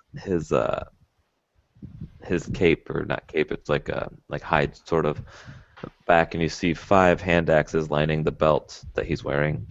He grabs one in his right hand and just tries to hack and try to cut through to his compatriots on the other side and says, "Coming!" So yeah, you're starting to hack away, and as your hand axe cuts the vine, you just hear, and you cut away enough of the vine to see an actual mouth, a maw, sitting there with it seems to be a line of teeth on the top and the bottom, but they're not made of bone. They're actually made of stone.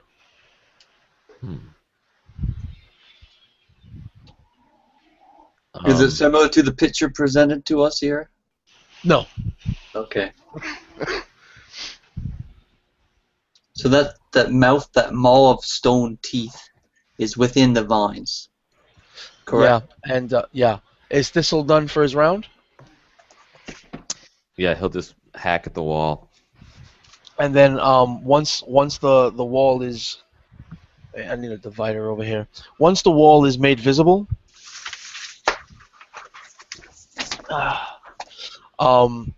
the vines that you hacked away begin to move once again, and then they reach out and they're starting to swipe at you. Boom, boom, boom, boom, boom, boom, boom, boom, boom, boom, boom.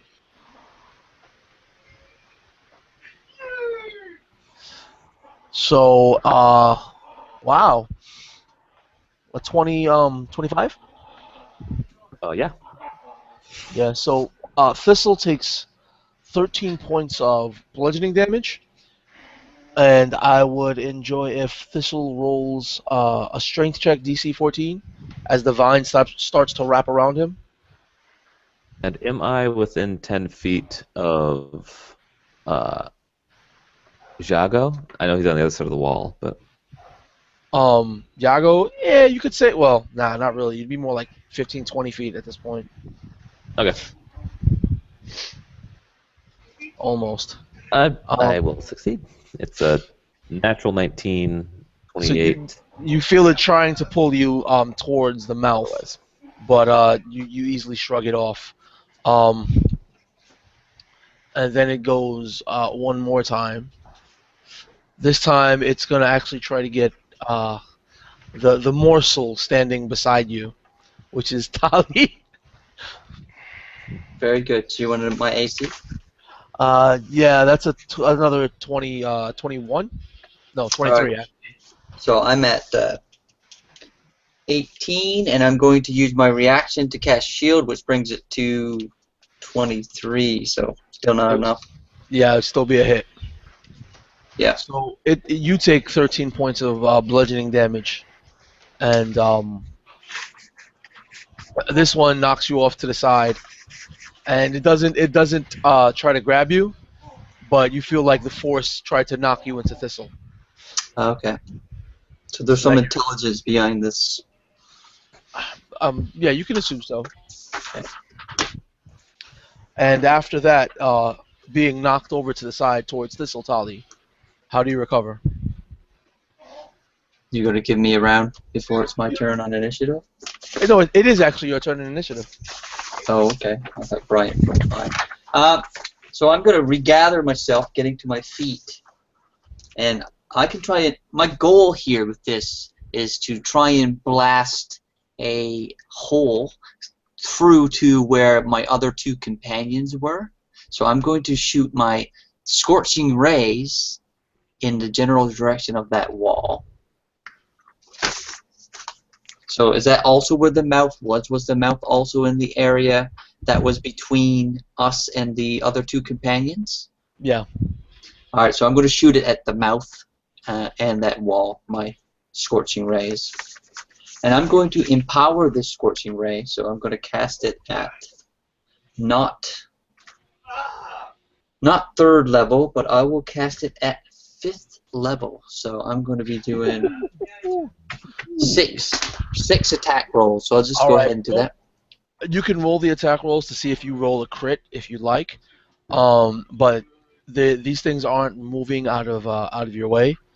So there's just stationary targets. There's no way you're gonna miss All right, that. so it's a big hitting the barn, if you will. Yeah. It'll be like if you roll a 1, you'd hit Thistle. If you roll a 20, you get a crit. Otherwise, you can just auto hit. So they're all just straight up hits. No crit fails, no crit hits. So just roll all that beautiful damage.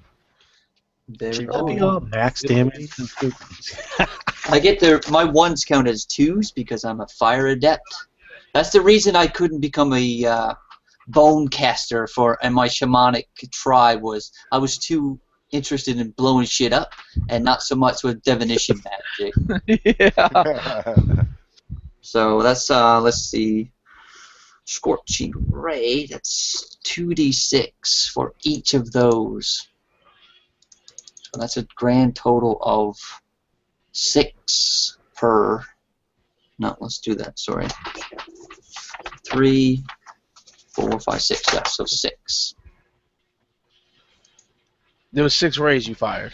Yeah, so 6 That's rays 12. at 12d6. Yeah. And are you an evoker for your wizard? I am, so I'm going to get an additional +5 per ray. Yeah, so that's plus 30 right off the bat. So Uh, 30. Oh, 6. 1, 2, 3, 4, 5.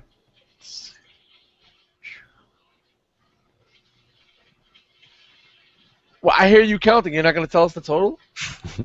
Yeah, fine, I'll count then.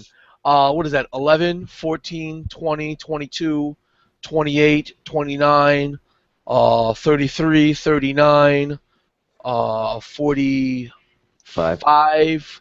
45 and 6 is 51, 51 and 30 is 81. So, yeah, 81. So you just hear the and then you see the maw that you struck with, that area around it, as these scorching rays literally flew around Thistle. They spread around Thistle and then came to strike in front of Thistle and blasted away, burning these vines to pieces. The stone teeth begin to fall to the floor, and on the other side, you guys can see just these vines starting to glow red with heat and then burst into flames. And the flames just rapidly expand in little pocket holes. There's actually 6 little holes that expand, and they all meet at the center. And there's one burning hole right in front of Gordain. And how would Gordain react to this?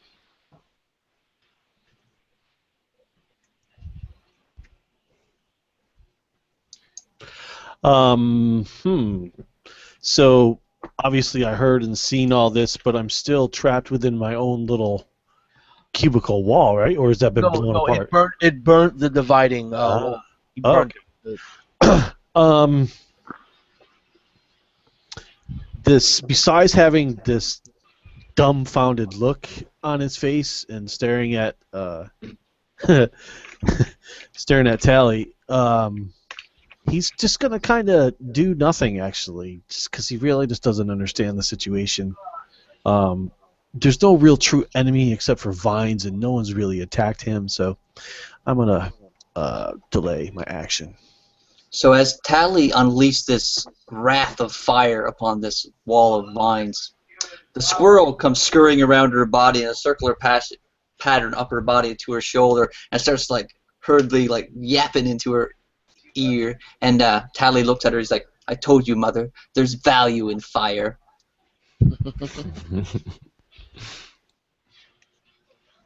So, Yago, with all this insanity going around, the vines just engulfing you and separating you from your allies, only moments later seeing all these fiery holes be burnt through and leading a pathway so that you can see your allies once again, but all 4 of you still surrounded by these vines. How does the future chief of tribe Cabo react? It's actually your go. He's muted, I think. Yeah, you're muted, Gabe. Yeah. Oh, sorry. So he basically burst a little hole. Is that correct? Is that what I'm hearing? That the little hole was basically started? No, that 6 little holes started and rapidly expanded, and all the holes met to leave one gaping passage. Okay. I will definitely try to figure out why, um, knowing that I know the dwarf was ready to go, but he didn't move. Basically, we got to get going. And I try to rush to my comrades that are on the other side. They're away from my auras, and I try to get to them. And as I'm running to get to them, I'm seeing the fire, and I'm trying to not touch it because I feel a little hot. And I reach them. Do I see this mouth that they've already seen? You don't see any mouth. You just see, as you're trying to cross what was once that divider, a few dozen stones on the Okay. floor. And what you experience as well, Jago, as that granite skin that you had experienced just prior to the hole being blasted through the wall that separated you and I. The stone skin dissipates and your skin goes back to its regular sheen or color. So I seen that you did take damage then. Well, I did hear it for one, and you did do that. Then yeah, I'm gonna go ahead and cast a spell. I'm gonna real quickly, just to get things kicked off. I'm actually going to cast Aura of Vitality, and with that, basically anybody within 30 feet of me, at my choosing for each round, is gonna for the next 1 minute is gonna take 2d6 worth of healing. So I am going to 1, 2. So there's 7 hit points right back to you. It doesn't say I add anything to my healing for that. All right. So as Iago is casting this spell, and you're moving, the stone skin that was moving fluidly with you, that granite, that weight that you had, as you're moving, your joints begin to crumble away. The granite on your skin begins to crumble and fall away. And as you're moving your fingers to cast the spell and moving your lips for whatever verbal components, they're just falling away and landing on the floor and turning to dust as it hits the floor. As your skin falls away, every time a piece falls off of you, some vines pull away.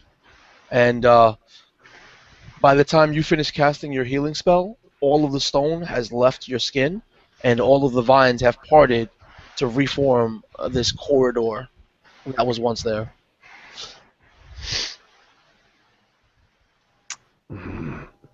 Do we drop out initiative as that happens? Yeah. I'm you- going to make a yes. perception check to see if I saw that. Yeah, go ahead. While he's doing that, after Thistle strikes the wall with a hand axe and he sees this maw in front of his face, he kind of steps back. Then all of a sudden, these 6 bursts of flame happen in front of him, and he doesn't know where they came from really. So he stumbles back and falls down onto his butt as this wall gets kind of destroyed by Tali's spell, and as he stands up, he brushes his shoulders off, and he looks back at Tali, and he raises his axe, thinking that it was his axe that somehow created this mass destruction. And he looks back and he goes, "It's a good axe." Puts it back on his saddle and back on his side. And now that he feels kind of threatened by the forest or by the jungle, he does pull his shield and his trident, which he would naturally be wielding at this point.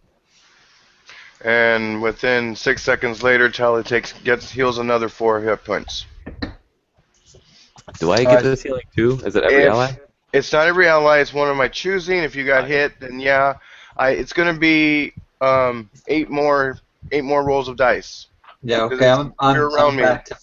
So as these radiant positive energy flows over me and my scratches and wounds across my pretty halfling face kind of close up and heal, and I feel completely rejuvenated as I walk through the hole that I had blasted through to rejoin the half-orc and the dwarf. And Bryant was looking to see if he was seeing all this stuff going on. Yeah, I'm still kind of sitting there dumbfounded, looking not only at you, but the forest itself. It seems like I was gonna roleplay this. Hold on. Taking my warhammer and pointing it at Tally,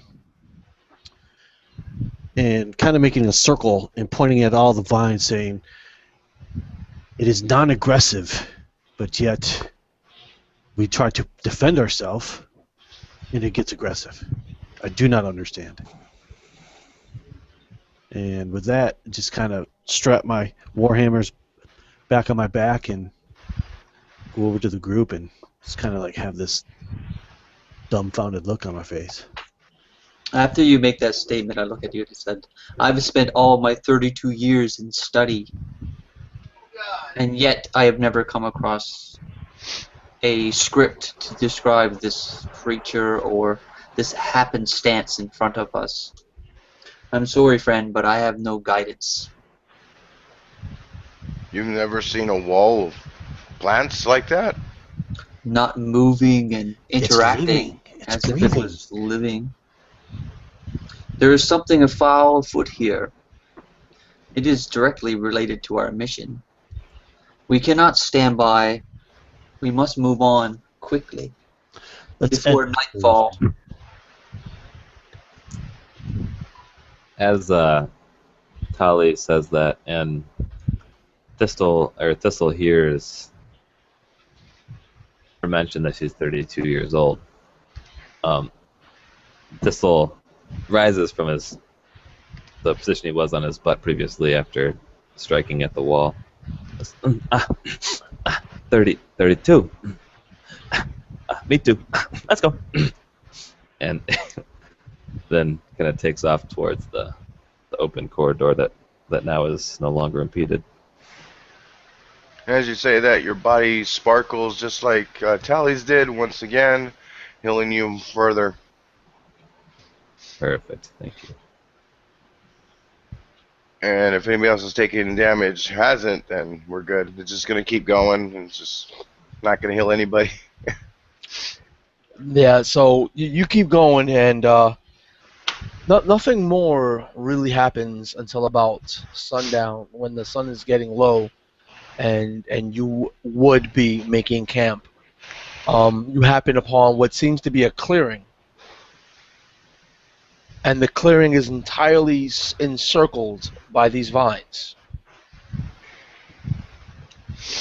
So, the corridor the vines made had opened up. It's almost like an arena, like it opens up like a circle. Mm-hmm. And all of the vegetation that you may have had to clear, or, good spots for camping that you had to look for, and whatever destruction of vegetation you might have need to make in the past few days, doesn't need to be made here. Everything is cleared away. There's nothing but a very thick, soft layer of vegetation on the ground with no twigs. There's no snakes visible, no mosquitoes, no sounds of birds, nothing. It's quiet, it's serene, and at the center of this clearing is a circle of stones. And the circle of stones has wood in it ready for a campfire. So I'm going to, as we approach, I'm going to cast Detect Magic. In combination with my Investigate skill, which is pretty high, I'm going to try and decipher if there seems to be anything afoot here, any form of magical traps of any sort. Anything that would trigger my spidey senses that this is more than set up to help us, but also maybe to hinder our further quest. I feel like the lamb's been led to the slaughter. So you guys enter the clearing? No. From the periphery, I'm going to detect magic and just scan the area using my Arcana and Investigate skills to the best of my ability. Respectful. Nothing appears. There's like no magical items, no magical traps that you can see around here. It seems natural as far as your senses can tell, but this is the kind of natural it's unnatural to you, but your magical senses can't tell any magical, like there's no magical imbuement in the ground or anything. There's no dwarves or anything. There's no druid sitting over in the woods casting spells. Yeah, it's not like a druid cast Entangle and illusion on top of it. Alright, so I'm content to carry on into the clearing or the little grove, and I'm going to immediately pull out my, not a spell book per se, but just little pieces of parchment, and I'm going to start hurriedly reading my magical scriptures and changing up some of my spells and using my ability to relearn my spells. At this point, have we reached kind of another, like a night's fall, sort of, like we would anticipate this would be a time to rest again, or is this kind of just in the middle of the day that So it was towards No, evening. it's Okay. sunset already. The sun was setting, but and the time you usually would stop to start making camp to Mhm. give yourself time before the sun is completely set, because it always takes time to find a good place to make a clearing, to clear away the vegetation so that the campfire doesn't ignite around you. That always takes a little bit of time. So you usually would stop by this time. So, So okay, it's so not then, it's not completely dark, but it seems like camp was already made for you. Thistle, thinking that this is just some random happenstance that we've come upon this great luck that we found this place just in time to rest. Looks nice, and just kind of like at first is almost jogging, and then kind of slowly like gets down onto a crawl and puts his shield down on the floor and lays on his stomach. And says, wake me in 2 hours, and I'll cast alarm. And then he lays onto his shield and rests.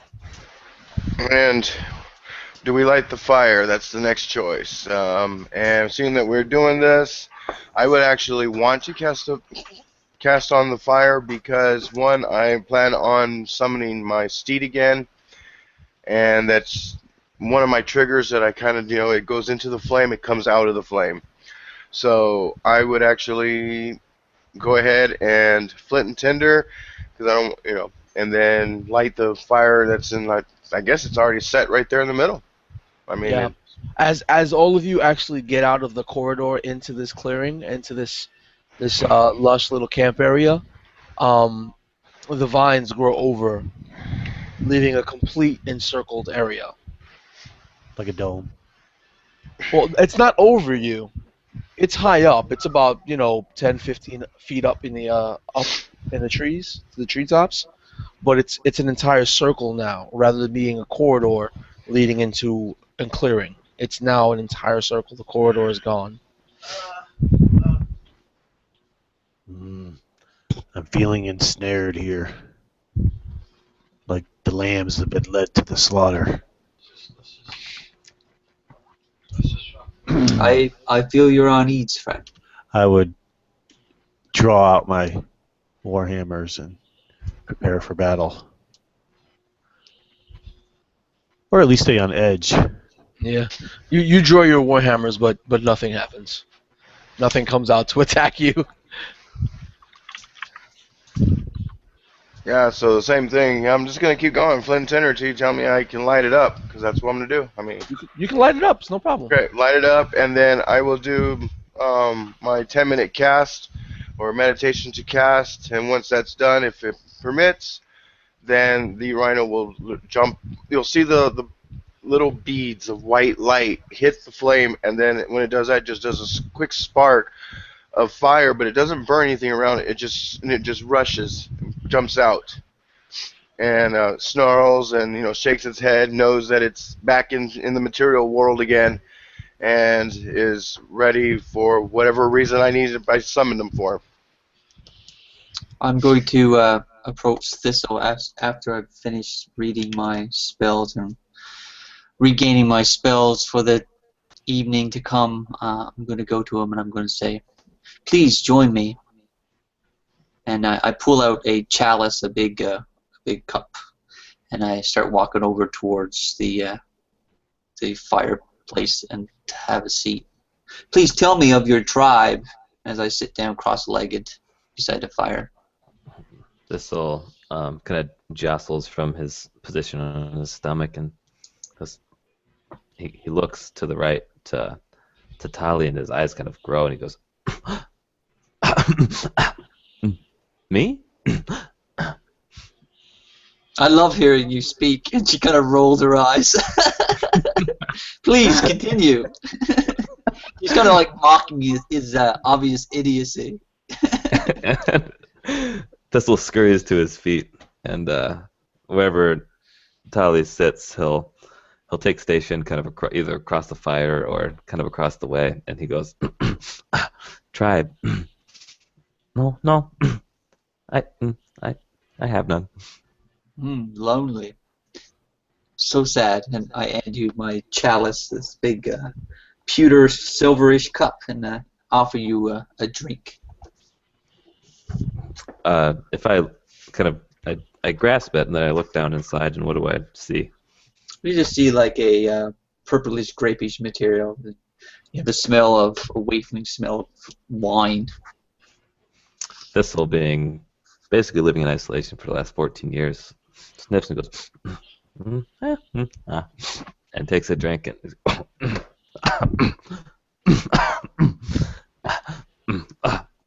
good, and hands it back to Talia. Thank you. And she accepts it, has a swig herself, and then carries on a conversation, telling you in depth about her tribe of hens who live in the woods, and that you're quite welcome to come visit sometime. Yeah. And once she comes into kind of like a pause in speaking, he looks, and how many squirrels, like dead squirrels, are leashed to your belt? Would you say? There's an abundance of not just squirrels, but other type of vermin as well. So these are her dead familiars from previous excursions out of the village. Sure. So he kind of scours about with his eyes and goes, red squirrel, mole rat, and like points out like 5 or 6 of these, and then he turns and he kind of gives like a solemn stare over at the rhino that had been summoned. He goes, I don't know. And I tell you, you can experience it firsthand if you'd like. Would you like that, Thistle? To experience what that is? Well, yeah. As he agrees to my query, you see Tally stand up, pulling out a piece of parchment, and she starts again with another cocoon, and she starts casting on Thistle, and suddenly in front of her is a second white rhino, and she kind of laughs mockingly and goes back and pulls out her bedroll and goes to sleep. What would I be experiencing in this circumstance, would you say? What would you be experiencing through this as this magic courses over through your body? Yeah, just in brief, and then I'll elaborate. I guess I'm just like I dump out the wine out of the chalice, and I put the little cocoon in there, and I pour in some other spell components, and I start chanting over it. And as the smoke comes billowing out of the chalice and engulfs your body, then when the smoke dissipates, you're no longer yourself, but you're now standing there as this, 2-ton monstrous white rhino. So what you guys see? You do retain your intelligence, but as far as I can tell, the rhino is probably as smart as Thistle. Yep. And so you guys see this big old white rhino appear, and it goes,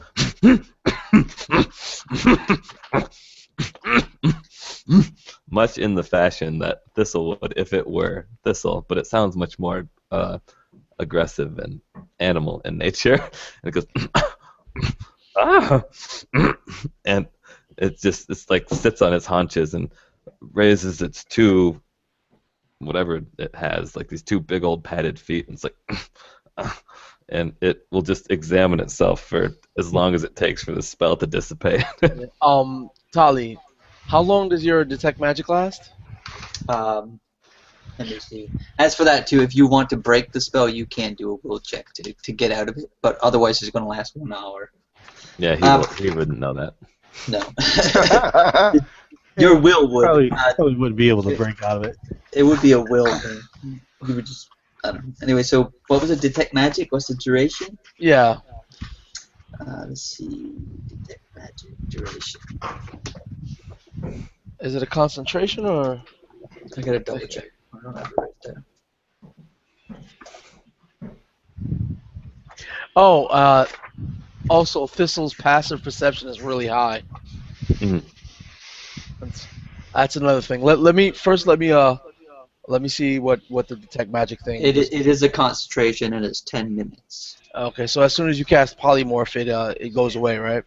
No, it doesn't. Oh no, that's right.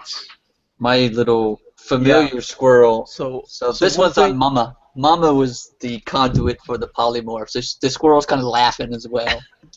So while that's happening and Thistle transforms and just this massive form and the brand new weight sinking into these soft this soft vegetation, you feel almost instantly right after you're done casting your spell because your attention was drawn to casting the spell that at your feet you for an instant detect magic. You feel a magical presence at your feet. And as you look down, at the same time, well, Thistle's is a little distracted by examining his new form. Hmm. But you, with your detect magic, you're drawn to look at your feet, and you notice that instead of a splash of wine at your feet from emptying your chalice, you actually see grapes.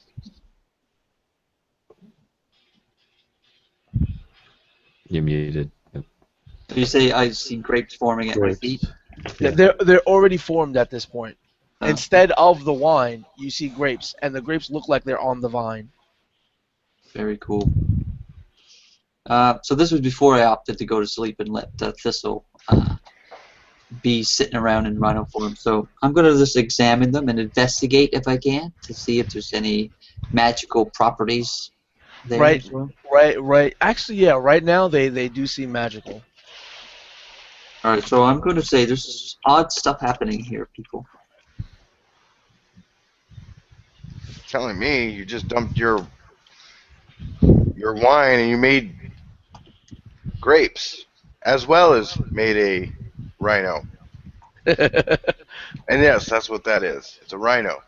Smaller, not as angelic, you could say, but it definitely looks like it to the T.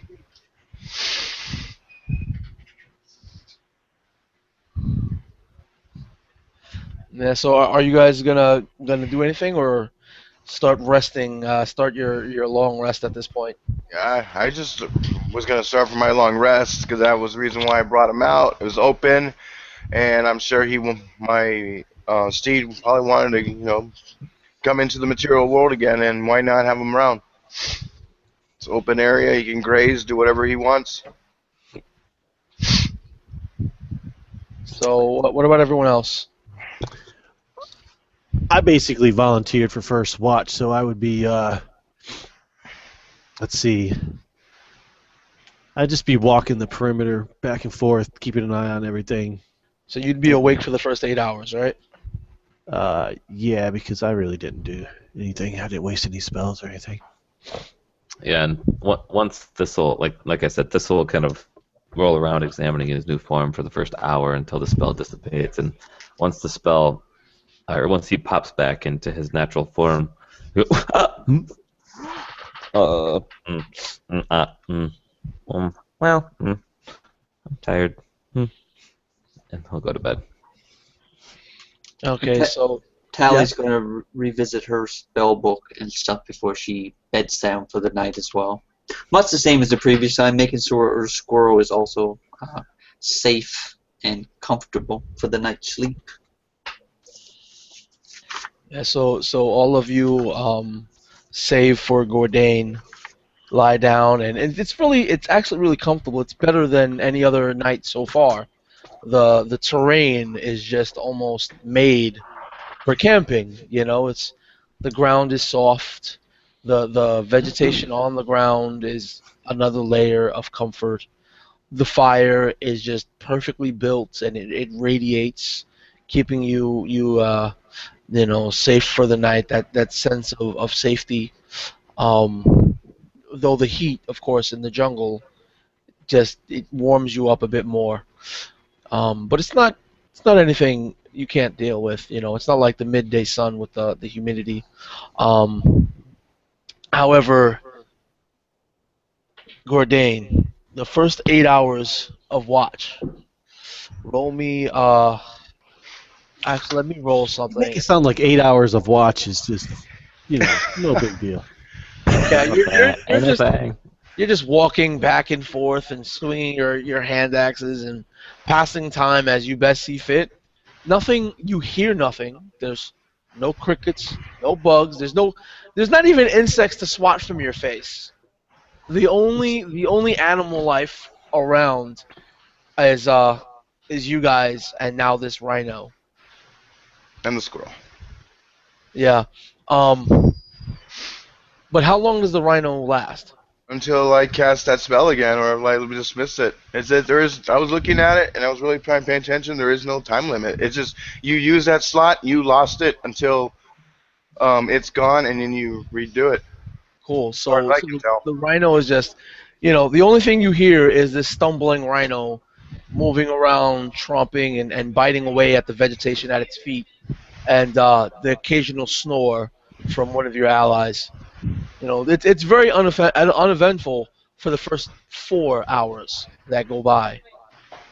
After the passing of the fourth hour, and the sun has been long set, and it's deep in night, and in the clearing, since there's absolutely no trees around you, you can see into the sky, and you see all these beautiful starlight and the light of the moon, and under the light of the moon, let's roll this. All right, and under the light of the moon, what's your passive perception? 19.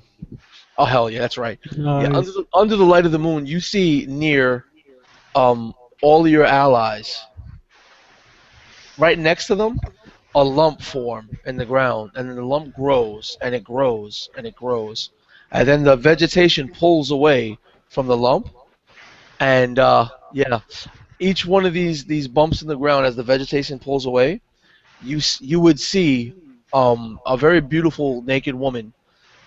The skin, the complexion of the vegetation around you, the hair looking like vines and leaves, and they're leaning on their palms, starting to stroke the hair and cheeks of your allies. Well, that's an interesting sight. You want to take? And oh boy, trying to get into this one. Hold on.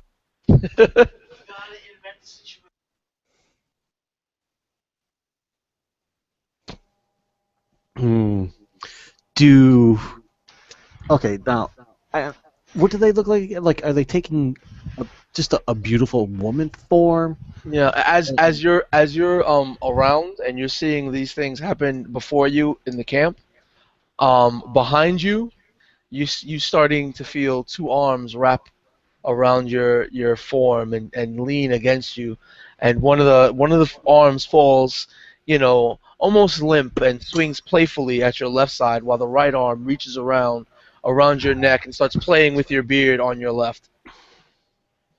First thing I'm going to do is shout very loudly.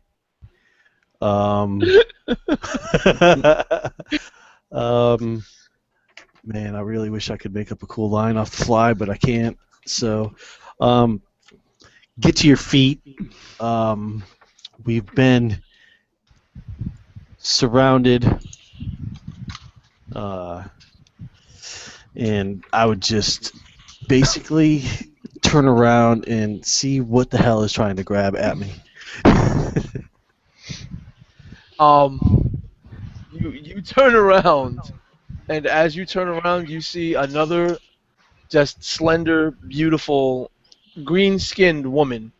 Her skin, the color of the vegetation, it's very rich in color. Her hair seems to be that of vines and leaves. And as you turn around, she grabs your cheeks and she kisses you. Okay, well, Roll as me she, a wisdom save.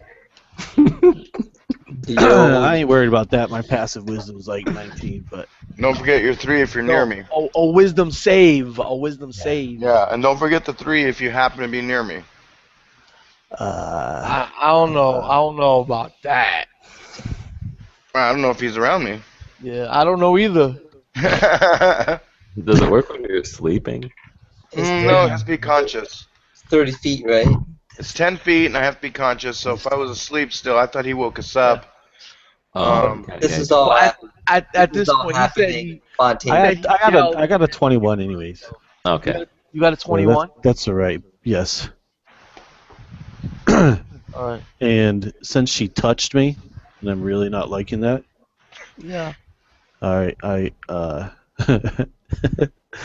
activate Wrath of Storm.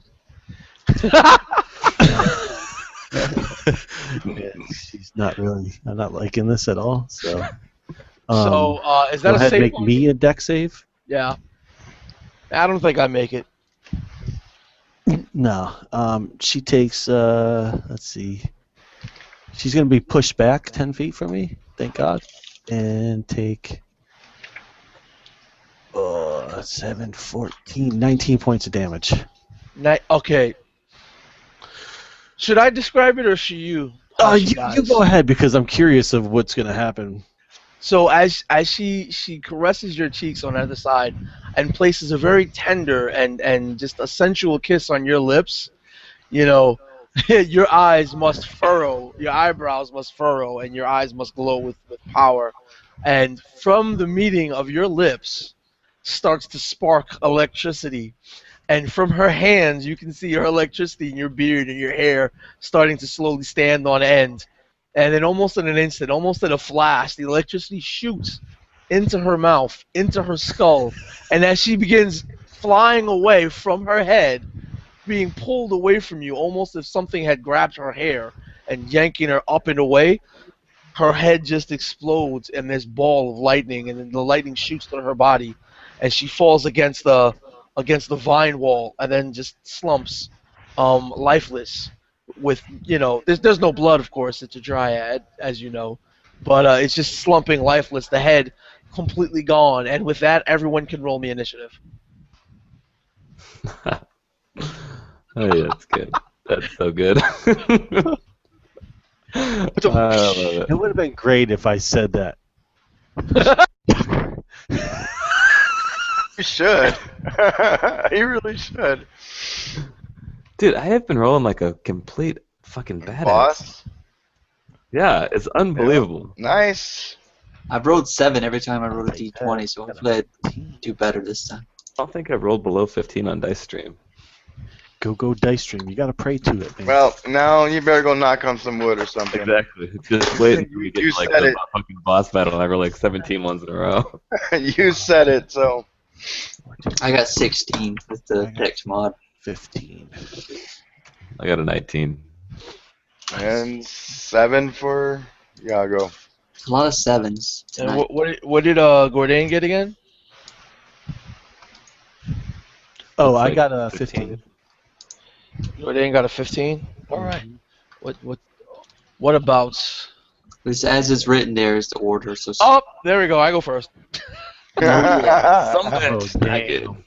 Yeah. So as Initiative. you guys are Okay. starting to wake, the forms of these females lying next to you, you wake with this loud yell. You hear the yelling, which sort of shakes you slightly out of your sleep, but it's followed by a crack of lightning that just blazes your eyes open, and with your eyes wide, you see all these beautiful females standing before you that just quickly turn around, mount you, grab your heads, and place all kisses upon all of your lips. Each one of you roll me a wisdom save. Alright. This time, all of you guys can definitely benefit from the aura. I hope so. Yeah, but plus 3 for the aura, correct? Yep. Alright. Wait, am I in this too? In this? I'm sorry. No, not this. Okay. All but Gordain. The one And by the- Gordain is headless. And the reign of great rolls ends. Yeah, I'm at 17. I got a 6 plus the 3. I got a 9. Wow. Wow. And wow, from that one number I got is 15. Oh, really? Yeah.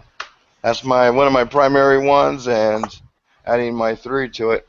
All right. So Tally is just not having it. Wow. Holly is like, You're- bleh, bleh, Your bleh. female on female action does not work for me. So, yeah, so I like Tali a is sausage. not having it. Tali's just not having it. Yago, you feel like for a moment that you're enjoying yourself, and you feel like this could be the one, that this will be the queen that rules at your side, and then that feeling, that moment, quickly passes, and you just break free from this spell, and you know that there can be nothing good that's coming from this.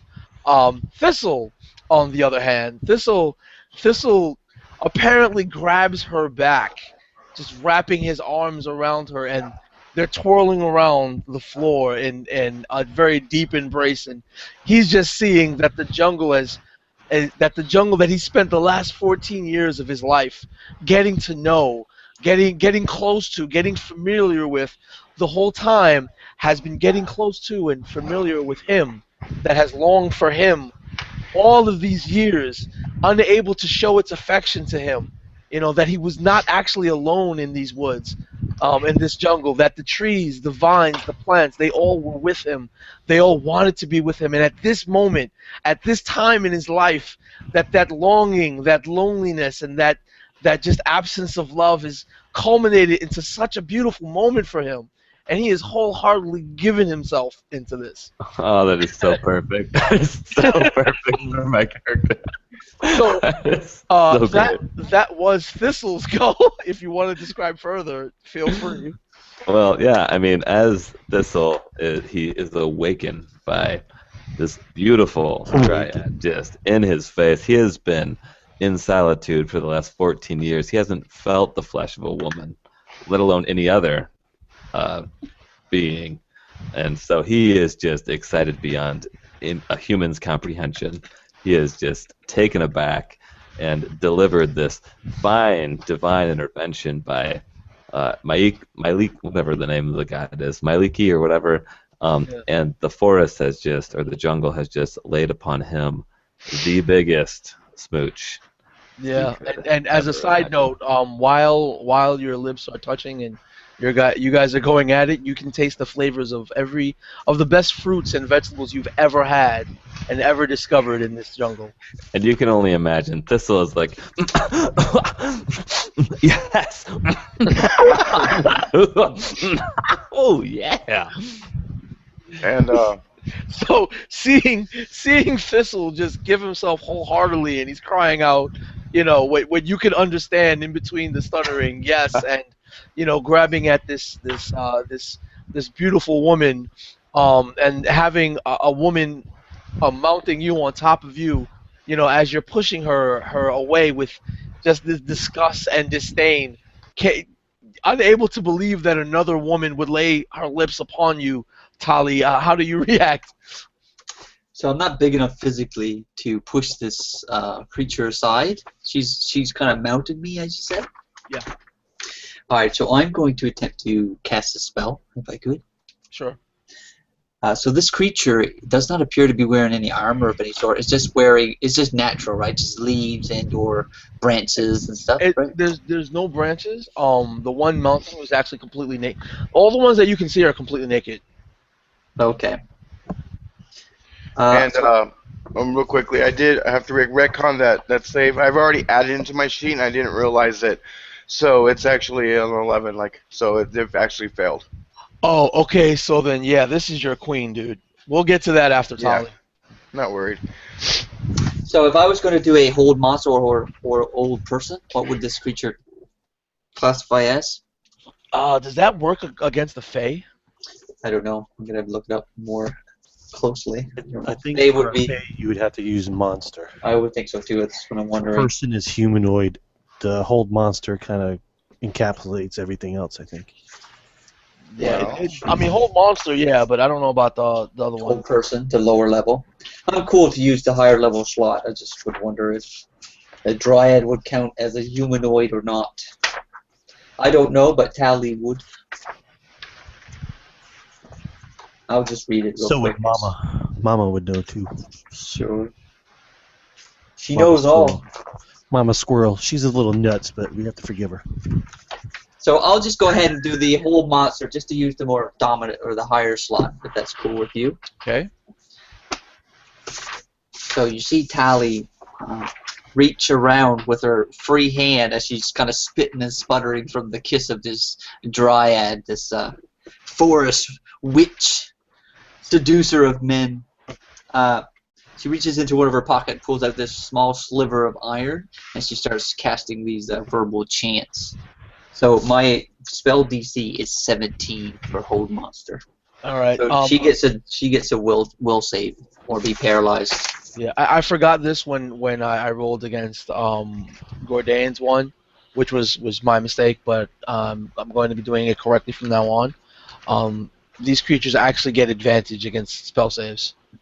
Very good. So you get Which is good because one was a 1.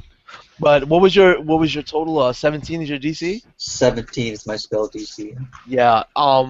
You're spitting and sputtering, and you see the dryad is looking at you, and almost as concerned, and the look of just disdain and just very upset look as you're literally rejecting the dryad's advances, is frozen upon her face at this moment, as she is now frozen on top of you.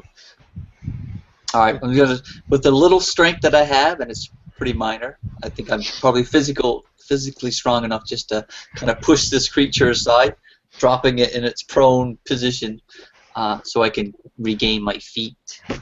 Yeah, that's easy enough. So if you guys want to know what paralyzed is, that creature, you get advantages when attacking said creature. Is it auto crits? Well, as you're looking that up, let me just describe what's going on with. Yeah, I'll type it inside.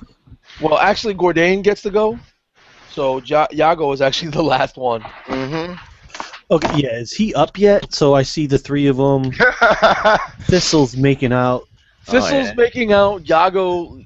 Okay, I'll just. Yeah, the way he said that. Yago has literally, in the middle of the jungle, in the middle of a mission, to honor his tribe, to honor his father, knowing that he's going to return as the brand new chief lord of Cabo, not knowing the future of his tribe, not knowing his own future and how he would continue on as a leader and what his legacy would be like. He sees his legacy now, embracing him, in the lips of the most beautiful orc or half-orc woman he has ever seen. Her complexion is untarnished. He doesn't even notice that the hair is vines and leaves. All he can feel are the slender curves of this woman and the soft lips pressed against his, and he just sees him standing there with the most beautiful queen in the jungle, ruling over Cabo, honoring his father and his father before him. Giggity. And with that, my rhino would look and know something is wrong, so we'll go back to him. So There's a bunch of madness going on right now. Seeing this orgy of bodies in front of him, and just having his wits just scared the what out of him. He kind of figured out what's going on. My character's smart enough to that, so he's going to run. Okay, and he's going to tackle Thistle. Thistle's on the ground. Oh, he's on the ground? Okay, Thistle then. and Yago are both on the ground. They're still on the ground making out. Okay, I thought they got to up and. The only one that's well, in that case, Tali. Tali has. Okay, so he's in the Gaiad is right in front of him, standing up. Oh boy. Then I guess I'm going to tackle her, who's making out with Thistle. I think he was the closest one. So you Charge. Yeah, go ahead. Do what you're gonna do. You're gonna grapple, and we're gonna roll opposed grapple checks. Yep. Nice. That's a little strength, right? Yeah. Yeah, you're done. Why How am I about- done? What you get? How about if I roll the 13 and then I don't even tell you what I got for my strength? No, just kidding. That'd be 19 altogether. Yeah, your Thistle. He is pulling away the embodiment of the jungle. This jungle that was longing for you for the past 14 years, and unable to express its love and desire, and close that gap and fill that void of loneliness that it knows you had, and that it wanted to fill for you. It wanted to be there for you, and until this moment, it was unable to. And now, this Hold on. joy, this wondrous, experience is literally being torn away from you Can by I this use short, hairy, rhyming dwarf. Hold on. can I use my reaction to Hold on. I got a reaction to go. It's my go. So, as I'm charging, putting my weapons on my back, and I jump and I grab her and I roll her off of you and throw her to the side. And I stand up and I slap him across the face. And as I'm slapping him, I hit him with resistance. Nice. Slap Wait. the sense in him. Slapping the sense into him. A grapple counts as an attack, and you can't attack and cast a A spell. cantrip could be like a bonus or reaction or a free action. Is resistance the It's casting a time cantrip. of a bonus? Yeah, No. it will say it will say one action. Yeah, it has a casting time. If it's a casting time of an action, you can't do it this round. Damn it! Come on, Can- Mr. Fucking. I know. can Thistle aid the Dryad in It's a its touch in a one action. strength check or not? Yeah, it's one It's action. a willing creature.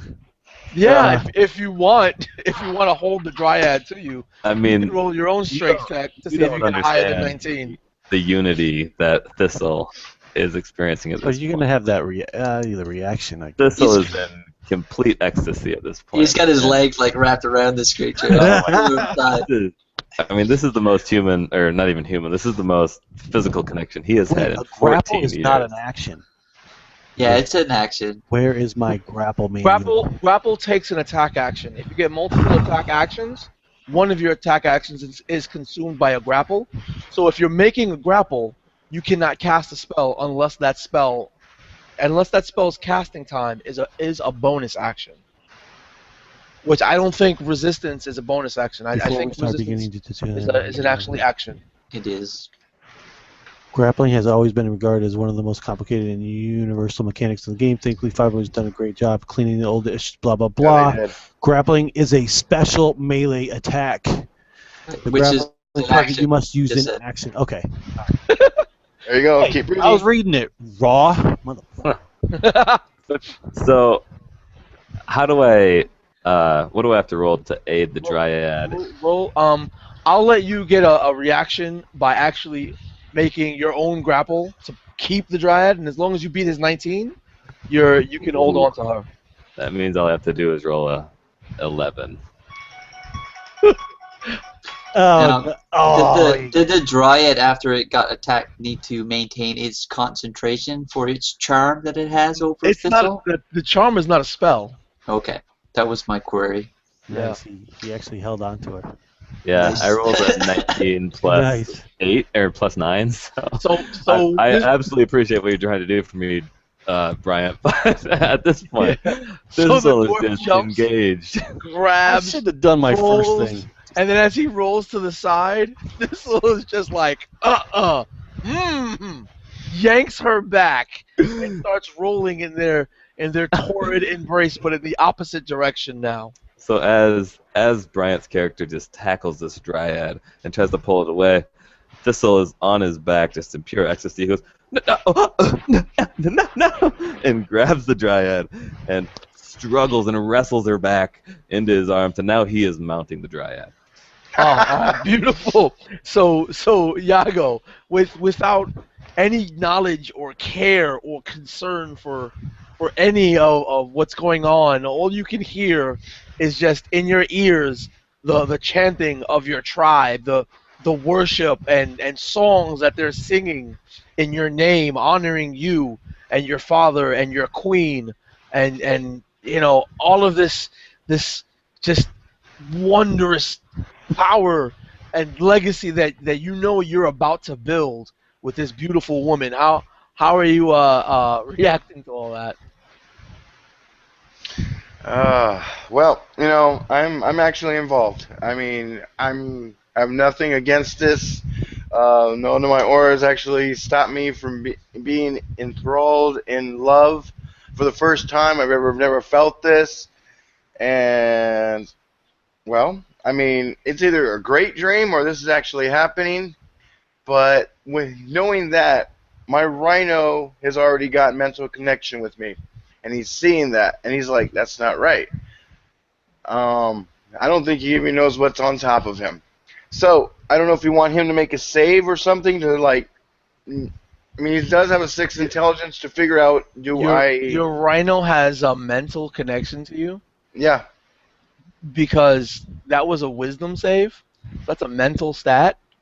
Well, it's a telepathy. Is what it is. It's not like we So have the same if save. it's okay, so if it's telepathy, your rhino basically would be seeing the same visions you are of that this is your queen, and you know Okay. that she will carry on Then your I can't legacy do anything. and bring honor to Right. your tribe. So you can choose this. That's just the role play of it. If you I want to know, choose to and just you know, go, there's nothing I can do. If there's nothing he can say that's not right, then there's nothing wrong. So then he's just gonna let me do it, and I'm just gonna keep doing. so it'll just go over there and it's circling you and you know um the rhino is nudging you back and forth trying to share in the affection. Okay. So with that, Thistle is still. Do you guys get extra saves every round? Let me read I don't because know. I yeah, think I think every round you do, but I'm not It's sure. whatever you tell me. For most types of charms and stuff, you get a save at the end of each of your turn. Yeah. Which is why I wanted to play it out as if he was still charmed for that round. nah, it's actually whenever the dryads do something harmful to Oh, to you or Then your allies, you get to roll another save. and they haven't done anything in that sort, and or so I there's nothing much I can do.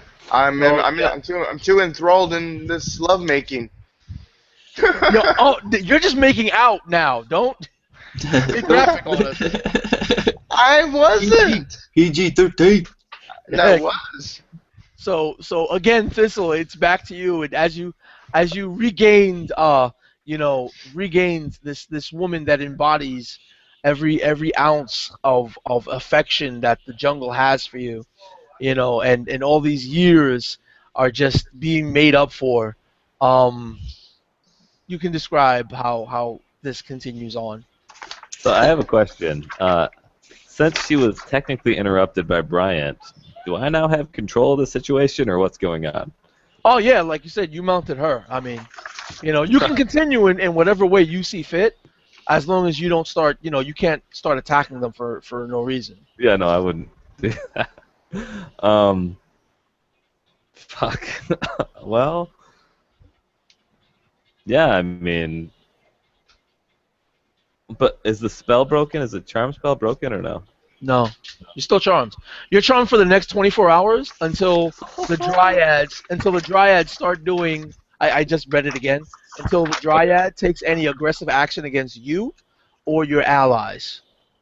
Yeah, so I mean, Thistle, he will post up. Um, he will put like his left knee will kind of be at the knee of the dryad, and he'll span his stance across the dryad, post his right foot on the other side of the dryad, put his shield down to the left and his trident down on the right, and kind of look across the battlefield, and he feels as if someone had tried to take his pride and joy, his dryad, from him. And so he is just basically standing at defensive, defending his dryad with his life. And that's his action. And what this dryad does as you get off of her and you go into this defensive stance, she stands up and she caresses your cheek, you know. And while she's caressing your cheek, she's sort of with her right hand, with her left hand, she's just tracing it down from your shoulder down your bicep to your forearm and then your wrist, and trying to lower your weapon hand. And she closes her eyes very tenderly, and just shakes her head no. And then she grabs your wrist, and then she starts walking towards the vine wall. Would you follow her? Yeah, I mean, if I'm charmed, then I will kind of stammer and say, no, no, no one will take you from me, and follow her towards the vine wall. Okay, and the same thing is happening with Yago as your queen stands up. She caresses your rhino, just gingerly on the side, and she's offering to try to help you up with her small dainty form. Would you I start getting up as well? Oh no, I wouldn't let her up. I keep her on me. You keep her on you. I wouldn't let her up. Okay, she's not gonna fight you. Yeah, but But, she's not getting up. okay, so what happens then with Thistle? Basically, with oh, Yeah, what happens then with Thistle is that you're following her and you walk into the vine wall, and the vine wall starts to open up. And as the vine wall is opening up, like I said, it's about 15 feet tall. It's about a 4 foot opening that starts opening up, so you're gonna have to sort of crouch in it. But as the vines peel away, what you see and what everyone can see is that there's stone lining the top, and several stones lining the top, and several stones lining the bottom. And you can get another wisdom saving throw. Oh, thank God. So it's as if there's a passageway opening, like Yeah. okay, gotcha. So going down into a crypt of some sort, some God, I kind of wish I had stone. proficiency in wisdom. Every other roll has been fantastic except for my wisdom rolls. Oh yeah. Oh, okay. So as this beauty, this female of the jungle's manifestation of its desire for you is gingerly leading you towards your escape, away from these strangers that seem to want to take her away from you. You notice that as this pathway opens up, um, the stones on the top and the stones on the bottom look eerily familiar, and then you notice in this familiarity that it represents the maw in the vine trap that you were before, and you shake the charm, feeling like this dryad is tricking you into voluntarily walking into the jaws of this maw. And as he kind of comes to and shakes and sees the maw in front of him, he goes, you, you have broken my heart. And he does everything he can to, I don't know if it's like a reaction or whatever, he pushes her forth and then kicks her into the maw. So as you're trying to break free, you pull your hand back. She lets go, and you're saying, as he's stuttering, saying, "You've broken my heart." She gets a very sinister look, and she just looks at you like, and smiles and goes. And then you as you kick her, she voluntarily goes with the kick and jumps back into the maw, and then the maw closes, and then you see the maw form a smile of its own. Ooh, And cheeky and bit. seeing that, Tally, how does Tally react? All right, so Tally, after just frozen, the lady that was trying to seduce her is crawling to her feet at this point. And she's talking to her squirrel again. She's like, yes, mother, self-preservation, I understand. And she's going to back up 20 feet. So 20 feet away from the other dryads, but with a direct line of sight onto the one that's still frozen on the ground. And she's going to pull forth one of the squirrels, and she's going to throw it on the ground, and she's going to throw a rod and a glass sphere, and she's casting upon the components, and then all of a sudden you see her hands come up, and you can see lightning sparkling from finger to finger, and it's growing in its intensity, and you can see her hair start to come off and go off as if the shock of the electricity flows through her body, and then she's going to like unleash this supersized fire or lightning bolt as it screams through the air. You can feel the crackling of the energy as it slams into the downed dryad. All right. The down dryad is just going to explode, but as the lightning bolt is striking this dryad, the soft, lush ground beneath your feet that you've been sleeping upon, and now this dryad is laying upon, it reaches up as the dryad is being shocked, and just all lightning is forming, and the vines are pulling up out of the floor, vines that you didn't see before, and it looks like they're moving towards the lightning. They're attracted to the lightning, and then from the ground raises up this just massive mound of vines, um, pushing the dryad's form aside as the dryad is just electrocuted to death. And it opens up a large maw, exposing teeth that are actually stones lining the top and the bottom, and it produces what you think would be a tongue, but it's just more vines as it's licking the dryad, trying to lick up the residual of the lightning bolt, and you can see the lightning being drawn into this tongue-like vine, and then it turns to you, and it's now facing you. Very good. And seeing It's not moving, right? So I don't get to do a No. reaction of any type.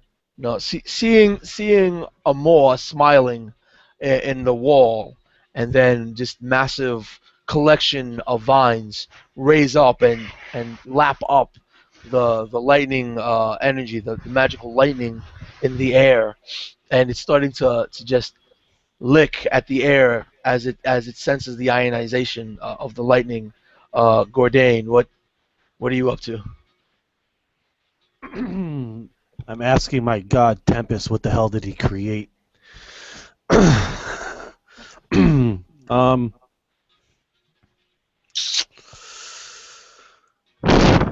Well, that kind of changes my plan actually after witnessing that. Okay. Knowing that both of the ogre and Tally is now, I'm sorry, I forgot, brain farted there, are in danger, I'm going to move to where I'm in the center of both of them. So I'm going to affect the maw and the last little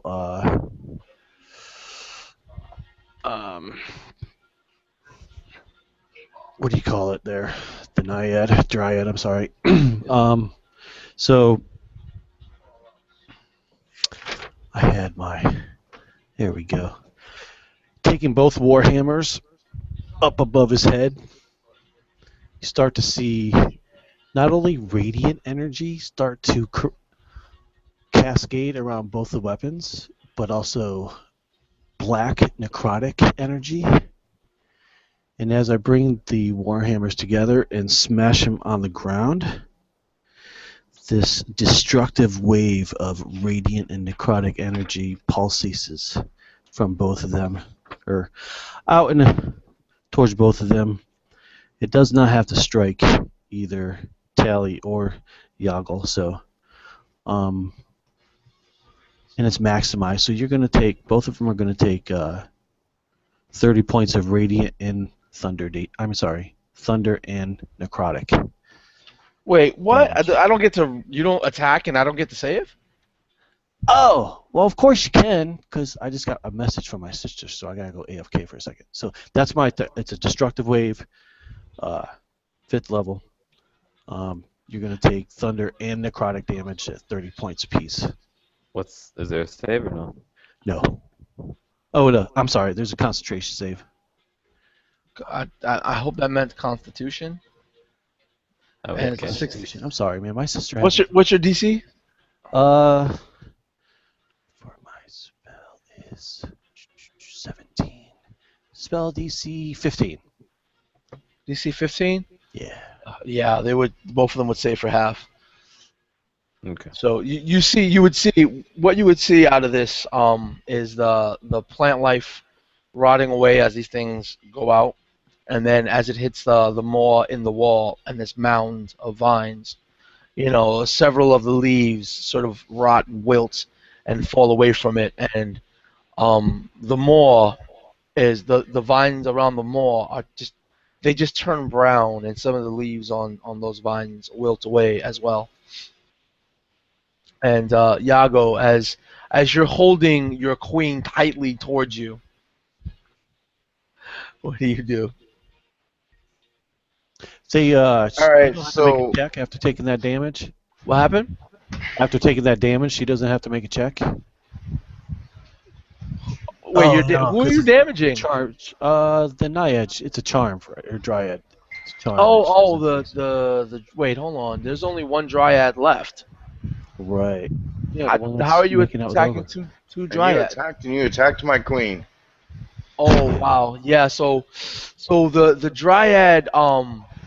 the dryad does make the save, but all of her beautiful green skin, this luscious, flawless green skin that no orc or half orc woman has ever had, you know, it begins to brown and blemish and almost her entire body, and you can see because she's naked, every inch of her body just turns brown, and her hair, browns and falls from her head, and you can feel as each leaf and vine just sort of barely grace your skin as it's falling away, and she breaks her lips away from you to scream in agony.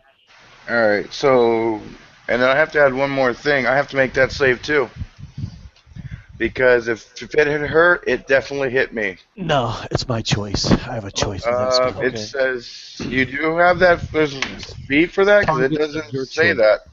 Target of your choice. What spell or ability It's is this? destructive wave. It's page. Sorry. 231. Yeah. Let me read it. You strike the ground, creating a burst of divine energy that ripples outward towards you. Each creature you choose within 30 feet. Sorry, Okay. I've had an important phone call. I'm going to be gone for like 5 All minutes. right, never mind. So it is your choice. So I didn't take damage. Well, I technically can't do anything until the end of my turn. So I mean, unless there's something that makes me make the save earlier. Her dealing damage or um doing aggressive action to either you or your allies. She hasn't done an aggressive action, No. and he did an aggressive action to my queen, and she's she gonna command me to do something, or is she She, not? she breaks her lips from yours simply to scream in agony, and that's all you hear from her at this point. Um, then I'll take it as a defensive mode. I'll push her like off me gently. Get up. That's 15 feet. Um, what is the meaning of this? Disturbing me and my queen. He's actually AFK right now. Oh, Remember? never mind. There goes my. I like your roleplay. And immersion just left me. So yeah, you're arguing. Yeah, basically I just moved her to the side, and yeah, that's a disruption that should not have been done, and I'm trying to figure out why. We'll find out when he gets back. Yeah. Back So with these messages. moving right along from that, Thistle, after basically, getting your heart broken, you and kicking your what you thought was your lover and your destined mate into the maw of this wall, and seeing it just totally engulf her and simply smile at you uh before you. How do you continue to approach the situation? So Thistle steps back from the wall, looks over his shoulder. He sees one dryad, which was previously engaged with Yago, right? It was that Is dryad that right? and Yago were in embrace, and Yago's white rhino was trying to nestle the both of them gently before Sure. this destructive wave. Um, And now they've been separated after Bryant's action. yes. Okay, so yes, Thistle steps back from this smiling maw in front of him, and with trident in hand and shield on the other, he looks over his shoulder and he sees another dryad in the form of his previous thought to be companion. He says, "No, it's a lie," and he steps, and I don't know how far away from him, but he takes like a 10-foot or 5-foot step, and he hurls. Well, he just takes a 5-foot step, and he hurls one trident at the remaining dryad that was previously engaged with Iago. Okay. And the attack roll is Now he's attacking my queen. Lovely. sorry. Is a 21. Yeah. Oh God. Yeah, it hits.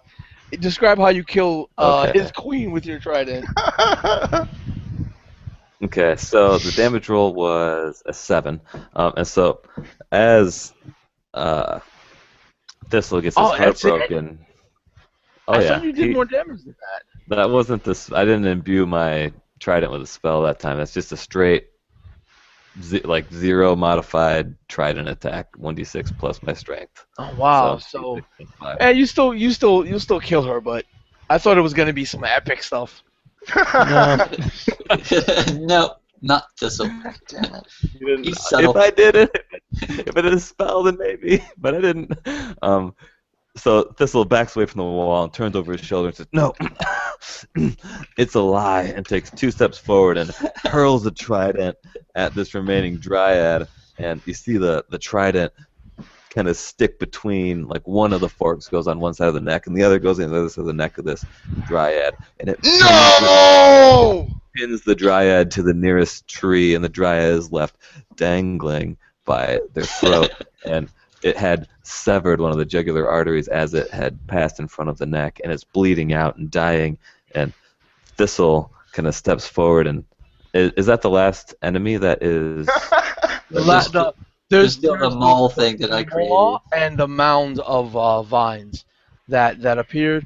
So Okay, basically, what you're saying is that after he gently left her on the floor, basically what happened is that she tried to crawl up to him, and as he's screaming at his ally, she's crawling. She's using his body, his mass, to pull herself up, as she's barely alive, trying to calm him. And out of nowhere, this trident penetrates her neck, sends her flying into It pins her to a tree. into the vine wall, because the vine walls are blocking the trees. Yeah, or that. That's fine. And she's just she's just dangling there with maple coming out of her neck.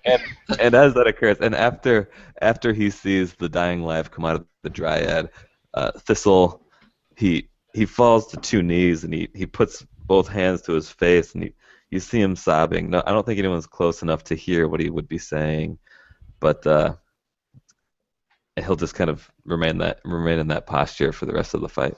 All right, so now that it's my go, as he drops to his knees, for a moment, you hear rustling, and then you feel 2 hands behind you, and they just gently come up and caress your shoulders, and then you see the green flesh of the one that you thought you loved, lean forward, kiss you on the cheek, go back and meld back into the ground. And as she goes back into the ground, the shambling mound of vines falls back into the ground, and then the wall around this area just dissipates and goes back into the ground. That's just brutal. He is a broken man. And so, yeah, Thistle, if anyone's close enough to Thistle, he's just on his knees with his hands like in his eyes, or in his head in his eye, or in his, god damn it, his head in his hands, and his eyes just streaming tears. He's I've been so long.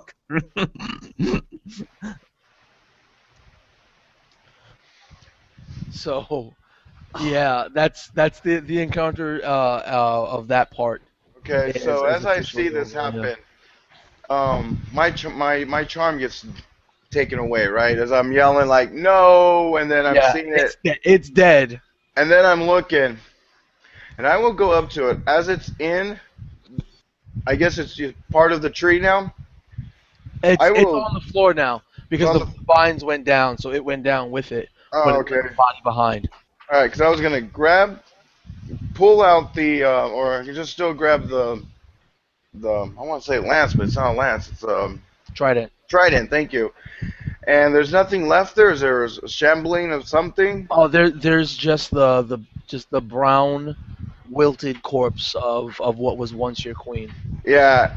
And basically with that, I would actually twirl the thing because I'm used to two-handers. I'll do it with one hand. Slam it into her as I stomp on the face, seeing that was what I thought was my queen, and knowing I have been tricked. That my allies have tried to save me, and I almost caused them harm because of what this thing had done. Nice. Yeah, so And her face shatters away, then almost like give a him thin back his trident. Thank you.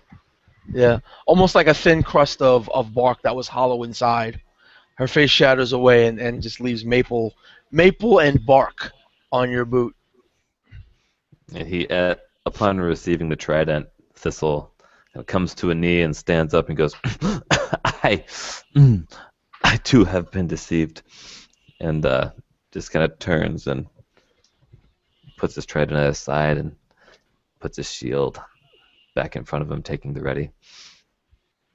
So are you are you guys gonna continue your long rest? Well, the big mall is still there with the vines, correct? No, that all went down. Oh, as the last dryad died. The last surviving dryad rose up from the ground, embraced Thistle one last time, kissed him on the cheek, and as she melded back down into the ground, so did everything else. All the surrounding vine walls went back down into the ground. The massive vines that was lapping up your lightning went back down into the ground. So yeah, with that from Scott and with the knowing that we've been here 3 hours, one, I would like to ask if you guys want to continue. If you do, I'm still good to go. I'm good. I have no problem with staying up late, personally. Yeah, I'm Can't good. speak I for mean, the others. So if we can take a quick bio break and maybe refill our drinks. so, All right, we can do that. damn, he's not. Did you want to get Sam in so we can finish up the process somehow? Come up with something clever, Mr. DM? No. I already got something for Sam. Okay, cool. All right, we'll do a little AFK then. I'm gonna do a little AFK roleplay with Scott since we're still live, if he ever comes back.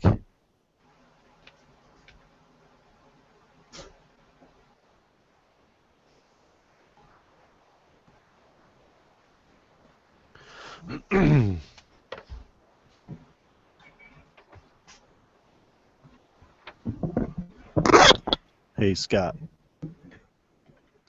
Guess he needs his headphones on, right? Hey, buddy. So, Hello. as you're as you're leaning, or I mean, you're kneeling there, and your hands are in your head, and you're crying, and you're feeling just like this absolute horrible feeling of remorse and being used by women. My character comes over and with a gentle little hand on your shoulders says,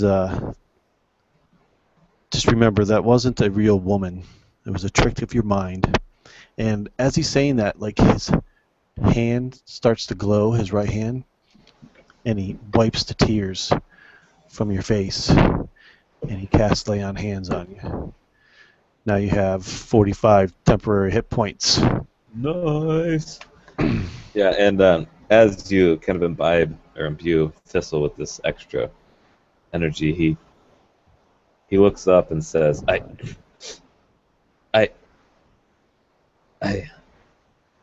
know no contact other than the jungle. It is nice to have a friend. and extends a hand in a gesture to like shake hands. Mm-hmm. But then Oh, if you reach out absolutely. and grasp his hands, he really has no concept of like proper etiquette. So as you reach out to grasp his hand in the context of a handshake, he holds it and he wobbles it like this instead. I take my other hand, claps it together, firmly holding it. Say, you have a good heart. You just need to get out more. And you too. Thank you. What a bitch. Now remember, wasn't a real woman. Well, they are women, but they're not women. It's not the ones that we can take home and bring into our bed and lay with them or share stories with at night around the campfire. These are the ones that trick you, promise you things that your deepest desires and that heart really wants, and they use that to their advantage to trick you, to kill you. Well, with friends like you, I feel safe. Hey. Well, that was pretty fun. I need to take a bio, so Yes, I'm going to it go for a was. second. So I'll be right back. So, like I was saying before, do you guys decide to continue your rest, or what? What are you up to? To be honest, I don't see why not. Unless there's something other reason, but to be honest, we're a day ahead or 2 days ahead of time. You're at the most, according to Thistle, at the most, you're a day away. At the most, But like you can. But time-wise, that was given, we should get there before a certain amount of days. Yeah. Then we might as well continue the rest there. Probably more of an open eye. We'd probably have to end up being there maybe 5 hours to get into a more comfortable. So it won't be 9 hours instead of 8, if that makes sense. To get that comfortableness back, be almost like uninterrupted. Yeah, I mean, the lush ground is still there. It's not surrounded anymore. It's still a clearing. The stones are still there, and your fire is still burning. And if you get a nice, good rest, who knows? Thistle's love might come back to him. You so hope so. The one that got away.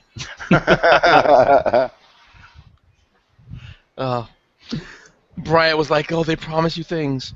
Notice the dryads never said a thing. Nope. It So was just the beauty embodiment of our dream girl. Yeah, and as a, I don't know if anybody figured this out. I don't know if you figured this out, Troy, but the grapes that you saw at your feet that were on the vine, those were actually good berries. Ooh, Figured. delicious little good berries. We should have harvested a patch. Yeah, so you guys continue your rest, and I had to double check because what I was informed of last night that you can't continue a rest. That if you started a long rest, you lose the ability to continue the long rest and regain all your Yeah, spell I've slots. never quite understood that. It actually doesn't say that. It says you can't benefit from a long rest more than once in a 24-hour period. So for anybody viewing this now or in the future that happened to see the previous game, I'll let Ted know upon reading the player's handbook a little bit closer that you cannot benefit from more than one long rest. Right, you can't stay in bed for 2 days and whatever. But you wouldn't need to anyway. Yeah. You get all your spells back for the first one. You started a long rest. The long rest was interrupted, but you never rested long enough to gain the benefits of that long rest. So I can't make up the difference on the other end, is what you're saying? So you can continue your rest. I'm not gonna nickel and dime you for how many hours you rest, but that's just stating as a rules clarification. But yeah, you guys can continue your rest the rest of the night. Um, what languages do you speak, Thistle? Curiously. Let me take a quick look. He speaks Common, Elven, and Giant, and then he speaks Giant because of his favorite enemy, and then Monstrosity. You get to choose if they have a language, but I don't think Monstrosities have a language. Those are the So three. so throughout the night, you gain visions of flashbacks of your 14 years alone in the forest, and every memory you have in the forest where you felt alone, in those memories, in those visions, in that dream, you no longer feel alone. You feel like there's someone there with you, and at the corner of your eyes, you always see a figure watching you, and you're turning around, and you don't feel threatened by the figure. You almost feel comforted that there's someone there. And throughout the night, you hear voices whispering in your ear, and it's speaking to you in Elven, and it says, "One day, my love, you won't spurn me. I've always been there for you, and sadly, you let these men turn you away from me." I love it. Yeah. And He'll awake every morning. He'll awake and he'll look to his right and to his left. He sleeps on his back, and he's wishing that one morning he would awake with his dryad draped in one of his arms. yeah, But it so never happens. we can, if we're all here, we can continue. Yeah, man. The sun rises, and with that, so does the heat and the humidity of the jungle. It's not so bad in this clearing, so you guys don't wake up right away. Some time passes. Again, because your rest was slightly interrupted, and it's very comforting in this clearing because the trees are pushed so far away that there's really not that much to hold that heat and that moisture in the air to make it, you know, like the jungle should be. And eventually, you guys do wake up. You're fully healed. You have all your spell slots back, and you can continue on if you'd like. Thistle will be the first to rise as soon as the sun breaks the horizon or breaks through the thicket of the jungle. He will pop to his feet and say, we're about a day's travel, not even. He goes, Yeah, not even. I mean, yeah, he'll go, if something interrupts you, it should be about a day. sure. He goes, Yeah, you're definitely in the the shadow day of is the upon mountain. us. we can make it. We can make it today. And I'll take the shambling corpses of vines and throw them right into the fire, just burning them, all the ones that would have been around. There's no vine corpses, but there are the dryads, Yeah, well, and they're they start falling apart as you pick them up. So they look like they're there and they're intact, but They as you just pick crumble them away. up, yeah, they crumble away into like old dead leaf matter. yeah. Yeah, yeah. That's pretty much how they fall away in a similar fashion. And I look at Timza and said, "Never again will you let that happen again to me, will you?" And I do this smirk, and he gets it. He's like, "Okay, no more leaf person on you. Got it." Lord Dave As in the morning wakes up, kind of looks up to the sky and stretches, raising his arms and hands up to the sky, says, "Glory on high, give me a sign, save us from these stupid vines." And the shimmering bubble of shield surrounds him. and Our dwarven friend has got tongue twisted tied.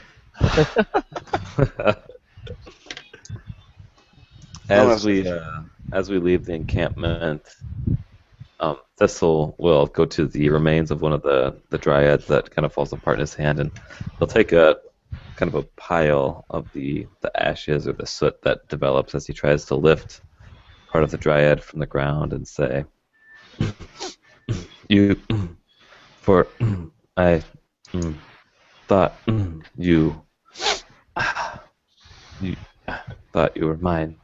And he'll stuff a pile of the ashes in a pouch and follow on with the rest of the party. So you guys can continue on, and Thistle can continue leading. Not that anybody really feels that they any longer require Thistle's guidance, as you can, in this clearing, as you look up into the morning sky, you can see the mountain. There's nothing, there's no canopy of trees obstructing it. So you know the direction you have to go. And we march on. You want to change the marching order? Well, we would still want the ranger in front. I mean, it just I'll makes sense. still head up the front. And I would then, like to. He's Yeah, bolstered. definitely. His confidence has been bolstered. to be honest, I would want. Heartbroken. Gosh, I can't think of Brian's character's name. Goldane. Yeah, it's still the worst fucking Goldane name. second, and then Tally, and then yourself. Callie, and then myself, and then tailing back. So you guys go back into the jungle, and it's again, it rapidly grows in the density and thickness of the jungle, and again, only if you step where Thistle steps do you manage not to be impeded by the vines and the overgrowth. You no longer see it moving along with you, or pulsating, or any of that. It seems to. Normal is not the correct word, but normal is how it feels in comparison to how it's been this past day. And you're walking, and the sunlight is blotted out by the ever thickening canopy of trees and overhead hanging vines. And in the distance, you can see a small sort of orange glow flickering in the shadows of the jungle.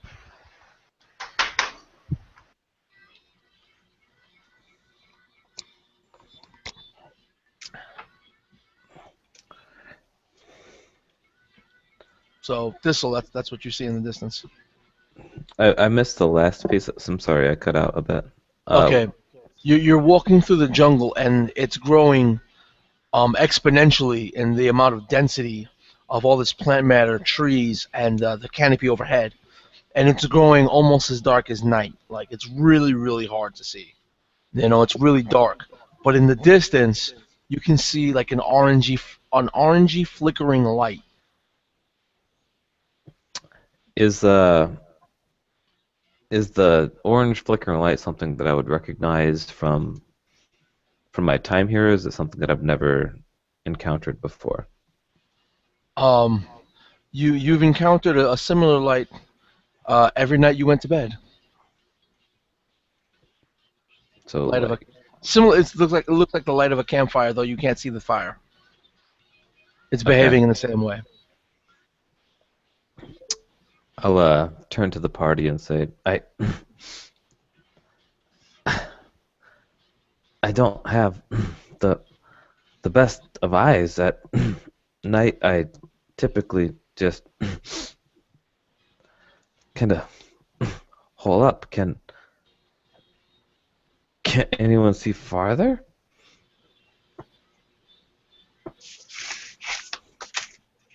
Look off. Look into the distance. See the light? I'm looking. I see 60 feet dark vision. Nothing. Same You'd have thing. to grow. Yeah, you'd have to grow. It's a little bit out of your vision. You'd have to walk within 60 feet. So if you do, I'll let you know what you can. Yeah, I'll move Highest up light. to figure out what he's both trying of you, the both of you sort of can see a lot better once you get within within that first 60, you do see a campfire, and on the outer outskirts of the campfire, you see a bedroll, you know, some equipment bags, and two figures lying on the floor. One seems to be, just dead asleep, um, knocked out. Like if you were close, you might even hear this figure snoring in just a deep dream, while another figure seems to be a very lithe and beautiful young woman with vines for hair and leaves, stroking the feet of the man sleeping by the fire.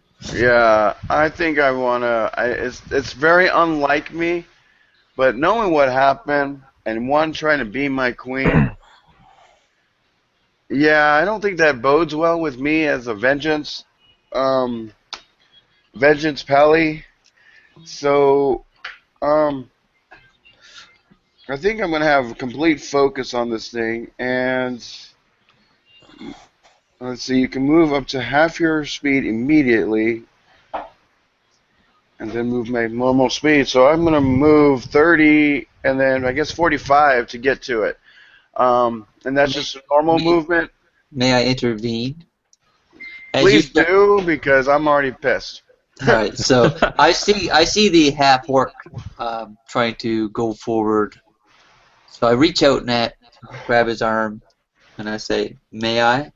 And you see me wave my hand in front of me, and a small 6-foot radius door appear.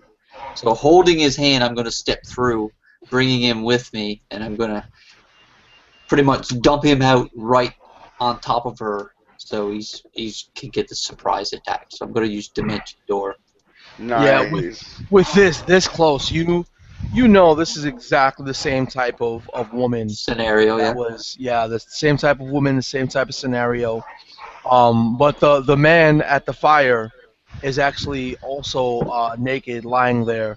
He's an elf, and he seems to just, every time she strokes his cheek, he's nestling by her hand, and this has apparently been going on for a while.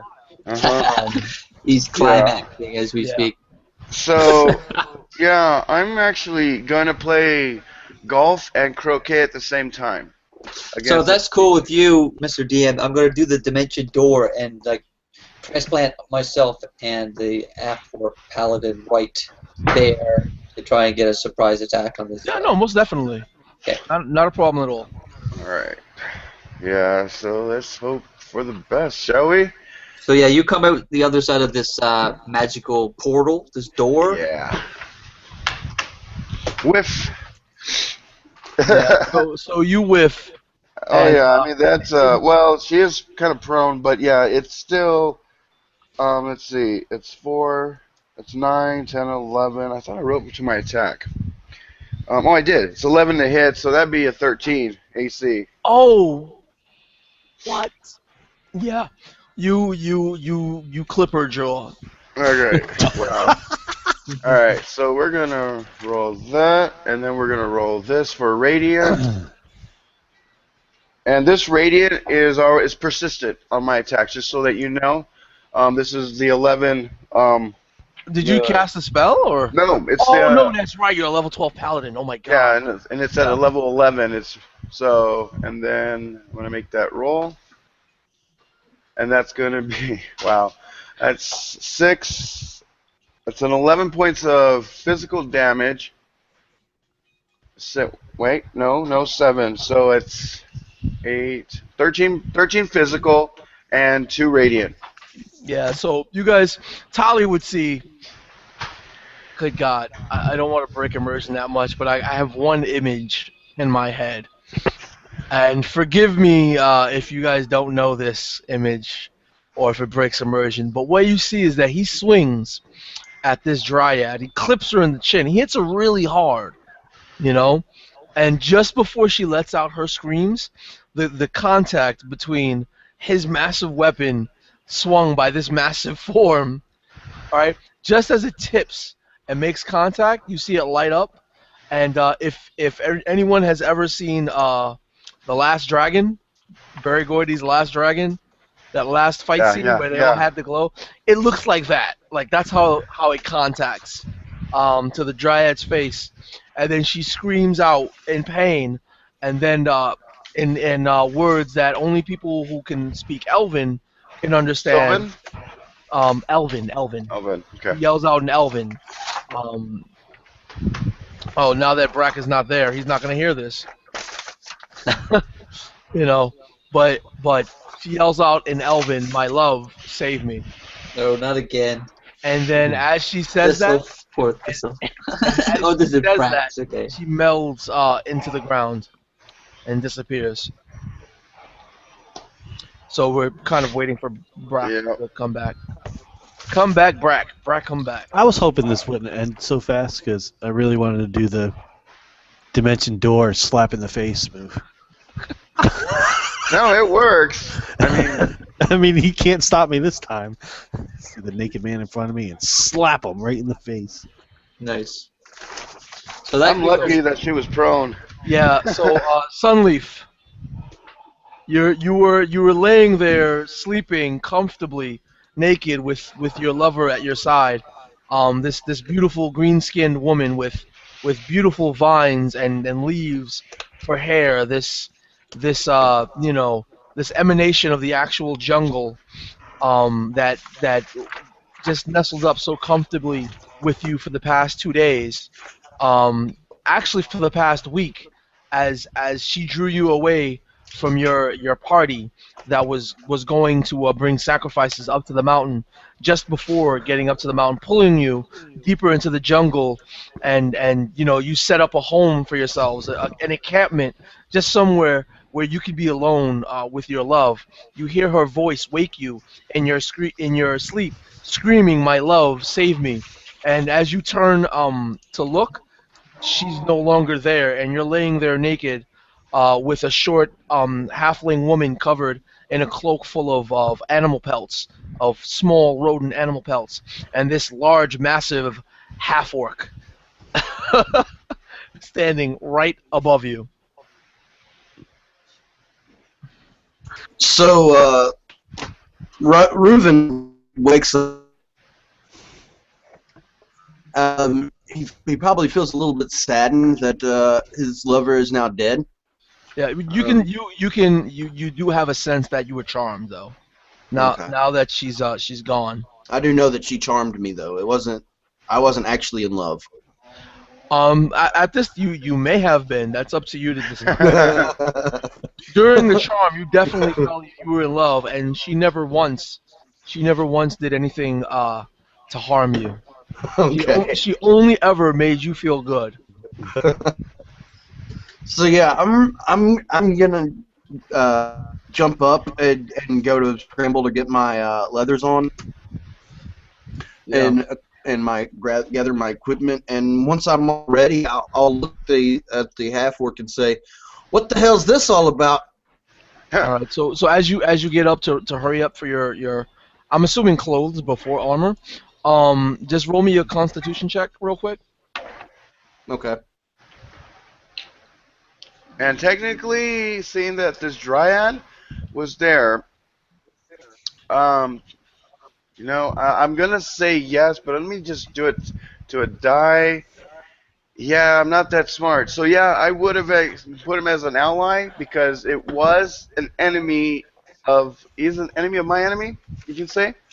Yeah. So you can have a +3 to that roll. All right. So basically, what you do is as you raise up quickly, you almost stumble to the ground, and in a pain that you haven't felt, that up until this point is almost foreign to you, as your stomach sort of writhes and twists in pain, but you manage to shake it off, and you feel an intense hunger because you haven't eaten in 7 days. Yeah. So as soon as I get dressed, I'm gonna set to see if I have any.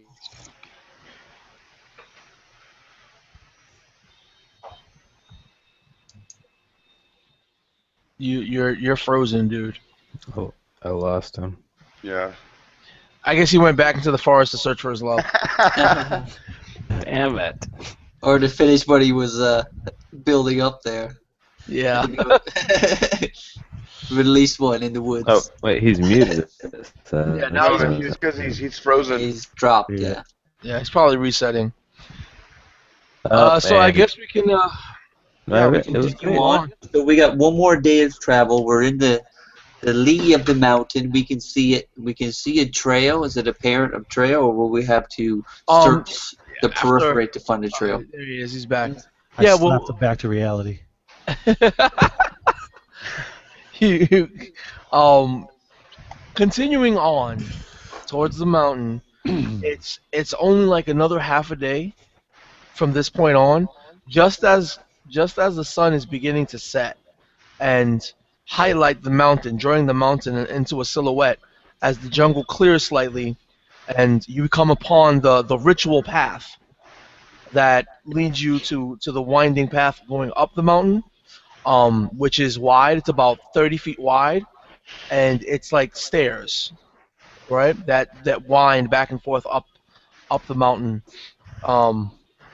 I can't hear you currently, Brack. No. I can see your eyes moving and stuff. Well, are you talking So or not? you're not frozen up. Hey, Yeah, not yet. We can hear you now. We can hear you now. So being yeah, weird. we kind of just moved past that encounter because we didn't know if you crashed or not. So basically, you guys have another ally who's probably stuffing his face with every form of edible vegetation that he can get his hands on along the way. Yeah. So as we march past the encounter with Sam's character, what's the character's name? Reuven Sunleaf. Reuben.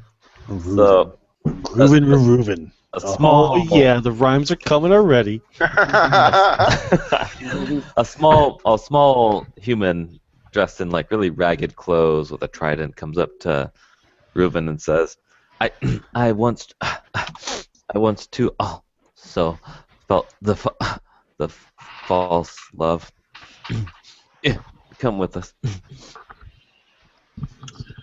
And Tally, having seen Reuben just devouring every type of edible food he can find, look down at the squirrel on her shoulder and look at the wild elf. She looks at him as uncivilized, more uncivilized than even the half-orc that she's with, and says, "Don't even think about it." No, I would never. And I start begin to pray to the sun. Sun, guide our way. Sun, bring us protection. Sun, heal us. Keep us Son and protected. daughter, or mother. Wow, we have a lot of family here. Yeah, we got what, 2 paladins and 2 clerics. Yeah, we have a lot of people that are leaving the protection of the jungle right now as they enter the clearing of the ritual path and stand before the countless thousands of steps that they need to walk to ascend this mountain. And we ascend. And as you ascend, in the corners of your eyes, both Thistle and Reuven, you can see at the jungle's edge, once you're a few dozen feet up the steps, a few dozen feet up the steps, you see at the edge of the forest 2 dryads. One, the lover that has kept you company for 7 straight days, Reuven, grabbing her face, tears, what looks like amber tears streaming from her eyes, and she's being held and comforted by another dryad. This dryad, Thistle would recognize as his own, and she's just holding and caressing the other dryad. And as you're walking away, she's looking at you, and you catch that look of longing and loneliness in her eyes, Thistle. And Thistle, And they slowly fade into the darkness of the jungle. and for a second, Thistle feels compelled to descend the steps towards his love, but once he sees that they have kind of dissipated into nothingness on their own, he nudges God damn it, he left. What's his character? Brack? What's his character's name again? Raven. Reuven. He Reuven. nudges Reuven and says, "Well, maybe, may he be there, better off together," and turns to walk back up the stairs. Hearing So this, yeah. Gourdain walks up behind Thistle, and again he gently touches his shoulder and says, "This is not the time to be distracted by women of treachery." And kind of gives him a nice little slap on the face. And kind of bolster his resolve there. He turns back towards Gourdain and says, "You, these tough times, and I will march by your side."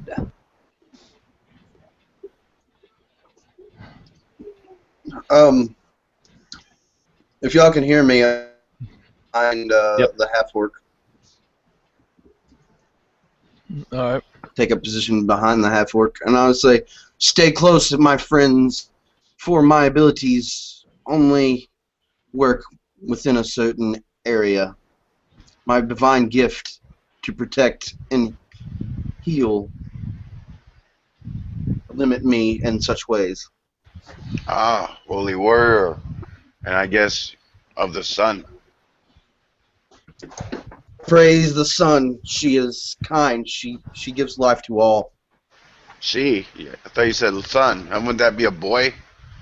The sun, and I'm pointing up to the sky. She is what gives life to us all. Without the sun, we cannot exist. You mean life. Light. Okay. Yeah. As So these you guys start begin to debating assess- about gods and deities. While you're Hallie while being you're a magical doing the thinker steps, like fools. all you hear is the Surrounded debate. by fools. Yeah. There's a religious debate. Every step seeming like 100 steps. Just drawing out your journey even more. I also have a shield that looks like the sun itself. It's got sharp, jagged edges around it, and it's got a woman's face on the front of it. Yeah, and almost just in the quickest of glances, that woman's face on your shield, you could swear it looks like the lover you've been embracing with for the past 7 days. But I digress. As you raise, it takes about, you get about halfway up the mountain, just trying to drive yourselves hard, just to escape this religious debate between the god of the sun and this half orc that seems to be, talking with this wood elf, which is not a terribly odd coupling in this kingdom. There's a vast mixture of races, but the fact that they're speaking about what they're speaking about just drives you forward even harder. You manage to get halfway up the mountain before you guys tire out and feel the need to stop and take a break. You can drive yourselves further. It's at this point would be the dead of night. The sun would have set, and if you were in the jungle, you would be making camp by now. Oh, yeah. We definitely have to make camp. I mean, even if it's not for very long, if they need to sleep, well, I guess we do. Has anyone? I'm gonna look around. Does anyone look hurt? No, Thistle. just you, Thistle- probably. Thistle probably looks more. hurt. He looks torn apart. He Not looks like physically, his, but He is he looks like his mentally heart has been damaged. broken. He is He has had his severely heart mentally torn damaged. out. There's no saving him. In a way, you From may a relate broken to. heart. But his body isn't battered or anything like that. No, looks Okay. good. His body looks Only the fine. mending of the broken heart will help our friend now. So Yeah. if we choose to take rest on the middle of this ascent to the mountain. Are we on like a physical staircase, or is it more like a No, mountainous path? it's a staircase carved into the mountain. It's thousands upon thousands of years old. Sure. So Like if it there's is like a seriously old. Reuven would know, even being an elf, that this staircase and this ritual has been around long before him in his years. Being, one of the priests in service to the king, having to make this trek several times. You know, this is a very old staircase, but it's wide. These steps are many, but there's like the 30 feet in width carved into this mountain. Every once in a while, like every few hundred feet, there's a statue carved, on the side, but there's no railing or anything on the sides. So as we're sitting down to rest, if that's what we're doing, I'm just going to look over to Jago, and this is the first time I've really taken a good look at him, and I start to recognize him, and I say, "You're the chief's son, aren't you?" No, she thought I was a chief's son too. My father is from another area in Cabo. Oh, okay. Do you know I where was Cabo mistaken is? then. Do you know where Cabo is? It sounds familiar.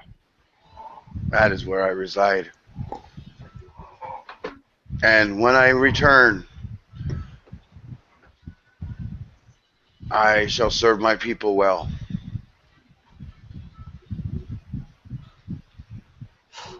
All right, so you guys are actually breaking for the night and resting until sunrise. yes, before rest, once again, even though we're not making a fire per se, since we're on a bunch of stairs, um, Thistle will step each step individually to see how large the 20-foot cube will surround, and kind of tell his companions, say, "Hey, sleep within this area, and you will be protected." And and he'll take another silver string and a little bell, and he'll kind of bring it up to his ear, and he'll a little jingle, jingle, jingle, and bam! And this cube of 20 feet arises that you can't necessarily see, but it will cast alarm on the party. So, yeah, If that anyone- really worked for us the first time. He'll The say- time, notice the time with the dryads. He didn't Yeah, and cast I'm gonna say, alarm. I think I'll to keep watch. he looks to Tally and says, "Well, I do what I can do. Good night." I suggest so I'm cool to take first watch. I'm not very physically imposing, but at least I'm not an idiot like these people I'm surrounded by. Reuben's gonna stay awake as well. All right, I'm Having really been asleep for mistrustful 7 of days. this new guy talking about his son. So I'm keeping as close of an eye on the priest as I am the surroundings of the mountain. I snore What like makes an you orc. uneasy, my child? I'm a creature of logic. You are an idiot that prays to a god that you cannot see. It's not fear, it's just disdain, I would say. But you will serve your purpose. Help us get through this task. I won't see you again, and all will be well. So you do not see the sun rise every morning? Do you not see it set every night? Do you not see it bring the life of day into your very own existence? I see these things, but I don't feel the need to spend my life in slavery to it. Rayvon, when you do you not see the light of day? You get an image in your mind of your shield, but your shield has the face of the dryad you spent the last 7 days with, Do you not see the light of the sun? You can see the sun rising, cresting over the mountain with the top cleaved off into a plateau, silhouetting the woman you've just spent the last 7 days with. Then- and it continues as that magical charm that you were under the spell for 7 straight days is just deeply ingrained in your soul. I'm always trying to shake it now. It's getting to me already. They can see it tearing a little at me each time I see this image in my mind. Visibly, I will cringe and wipe my eye, trying to get rid of the image. So as he's speaking to you, Tali, talking about, have you not seen the light of the sun? The sun rise every morning. Right. And he's Whatever that cringing silly and wiping shit his is. face. Okay, cool. Go ahead. I've already moved on from his words and has gone back to reading my spell book.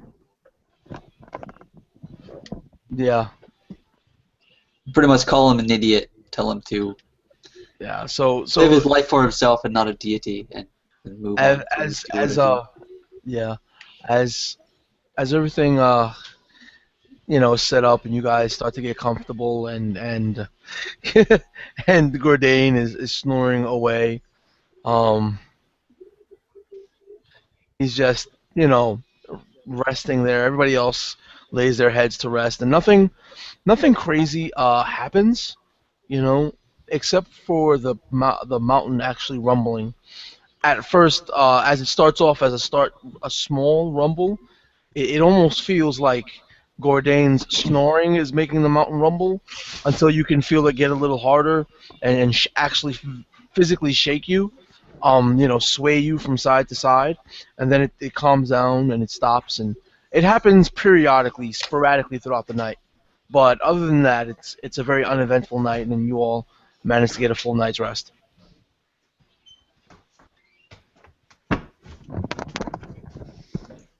So yeah, so you're at light of the sun comes up.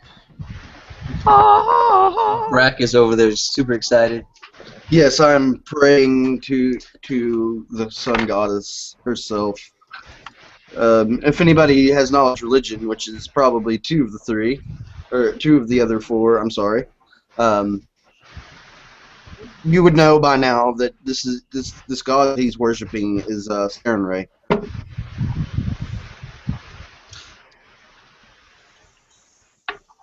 Yeah, so basically you guys continue on, correct? Yes, Yes. up the stairs. Yes. I'm going to cast my mage armor and all these preparations, of course. Oh yeah. To get up the rest of the mountain, it takes you almost half a day. Okay. So you reach the top of this mountain at midday. The sun at its highest point, shining in its apex in the sky. The top of this mountain was indeed cleaved off. The entire top is just a large, flat plateau. In the center of this plateau is what seems to be a gigantic stone throne that has steps running up on each side. The top of the throne is an altar. It's a sacrificial altar. And on this throne is sitting this immense giant, the one that you see in the picture, with three green eyes in a line, and then a green glowing orb in its forehead. Giant stone horns coming from it. Dozens of stone, what look to be teeth, covered in old blood and in new. Giant stone claws. As you walk, he turns to you. He smiles, and there are sacrifices tied to the throne, as Rayovan would know. They would tie up their sacrifices that were in resistance as they brought them one by one up to the throne to be sacrificed. Women, children, young men, old men, just dozens of there are no strong warriors there to be sacrificed. They're either elderly They're either very young children and what would be the equivalent of like a housewoman, not a warrior woman or a mage or anything, just peasants basically, just the dregs of society. And you can see one in his hand, a young child. He turns to you, and the creature is just like opens his mouth and chucks this child in his mouth as if it was a snack, and it just starts chewing away.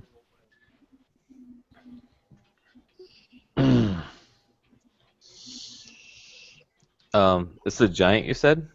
Yeah, it is. It is. Okay. It is huge. So we've been sent here to appease said giant, not to particularly kill it. You were you were sent to put the slumbering king to rest. Okay. Well, let's put this fucker back to sleep, shall we?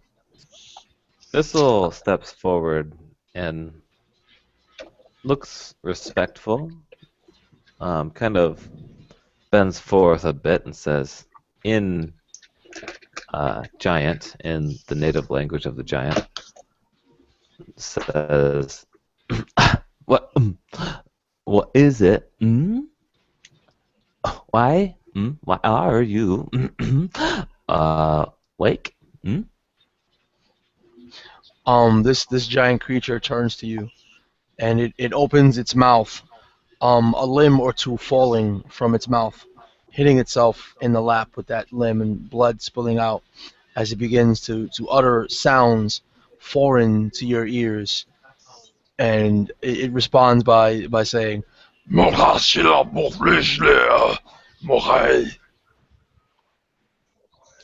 so, Thistle steps back towards the party and says, okay,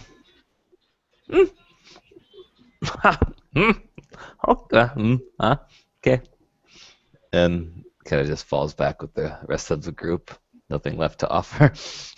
so does anyone in the group speak Terran? Mm-mm. Nobody speaks Terran? Mm-mm. Okay, so nobody understood what it said. Unless Terran is the native language of the giants, I do not speak it. No, it's not a. That's a plane. So, Yeah. Yeah. I do not speak that. No. no, but I will take this opportunity to cast a spell and say, onward. What I'm going to cast is aid. Aid. Yeah. So as you're wielding your magic, it turns to you, seeing that you're wielding your magic, and the all green orbs, its eyes and the one at the center of its head, begin to glow more brightly, and you can see crystals throughout its body that they were dark and they looked like rocks before, but they're starting to light up with green energy. And everyone, if you'd be kind enough to roll me initiative. Ooh, boy, shit dogs. All right. Oof. Nice roll, DM. That was for previous, wasn't it? Yeah, I just didn't rolled you that. forgot to I hit clear, know. right? Huh? Just messing with you. Dude, you know what? That's your ass now. Uh-oh. Shit just got real, son. Yes, it did. I'll just type it in. I got 15.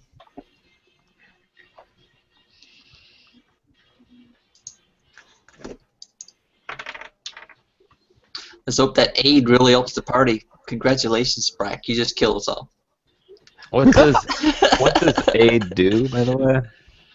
I don't know. Basically, I select up to 3 party members, I believe, within range, Yeah. and they all get 5 temporary HPs. Oh. We lost Gabe.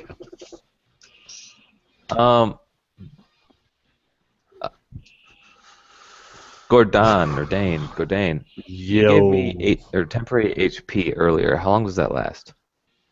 That's a good question, man. When was it?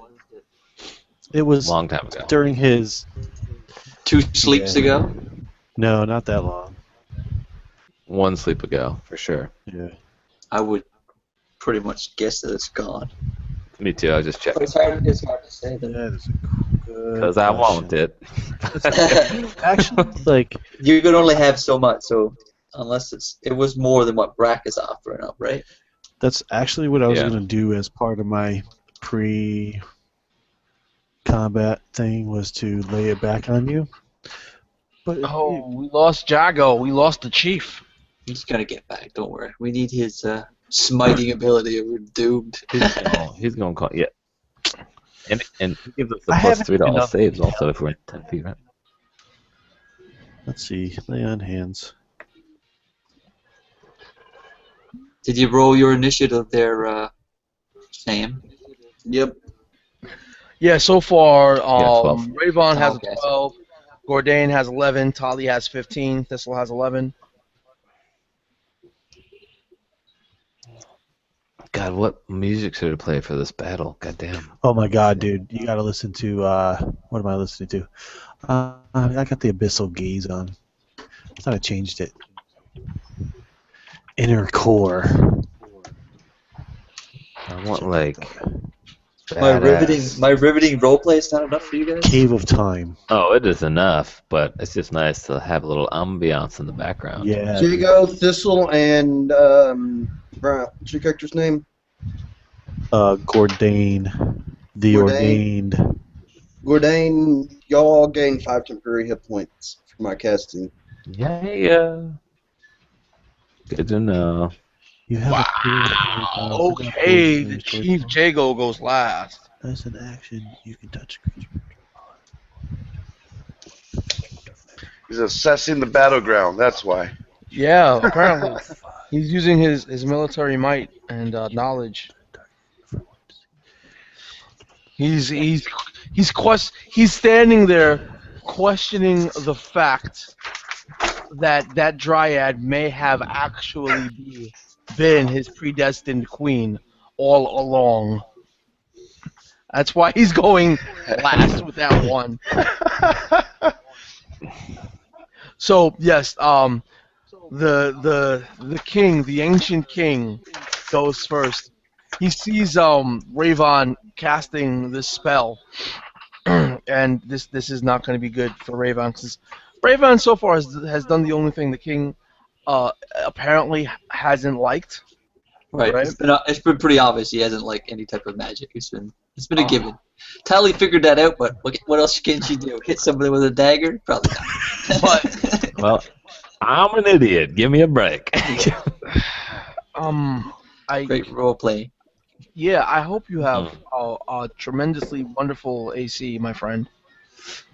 The king is gonna stomp his stone taloned foot into the ground, into the mountain, and a crack is gonna form. And it's gonna be a jagged line cracking over and slowly opening, and as it's opening, it finishes opening just before Rayvon, and several pillars of stone fire out, and each of them look like they're just almost points, but a slight dulling to its tip, and we won't make that many attacks on him. So you're saying the spikes, the protrusions are coming up through the ground, like spikes and going into him? Yeah, they're not penetrating him, but they're smashing dull. into him. Okay. Yeah, they're smashing into him. So a 10, a 26, 16, and a 25. All but one hit. So did he move up to us? No, he just slammed his foot where he was, Yeah, all but one. and a shockwave came forward, So hitting that's Brack. three times. You take a total of 42 points of damage. Oh snap! As you get pummeled, by these, rounded pillars firing off at you, and then as you get hit by that, he extends a claw, and then he just waves towards you to come towards him. But while he does that, the pillars retreat back into the ground, and then the crack in the mountain seals back up as the crack travels back towards his foot. Sweet. And he's just taunting you in that foreign language. Mroslach is for. Okay. And with that, it's ever observant Tally's go. Alright, so having seen this this sun priest, I kind of snickers like, "Where's your god now, fool?" And you see her reach into her pouch and throw some components about. And then all of a sudden, you see she rips off 4 of these dead squirrels and maybe a muskrat. And she throws 3 of them into the air, and she starts chanting arcane magic. And these 3 corpses of these little vermin start spreading around and spinning around and spinning around ever so quickly. And then all you see is a big blur, and then suddenly it stops, and there's 3 other forms of Tally about. So there's four of me around, so life just got better. Nice little illusion. Yeah, and as you get pummeled repeatedly by these pillars, Raven, your vision is apparently failing you, because not only do you see double, you see quadruple Tallies standing off in the distance. How do you react to that? Yeah, I'm just gonna ignore this heathen.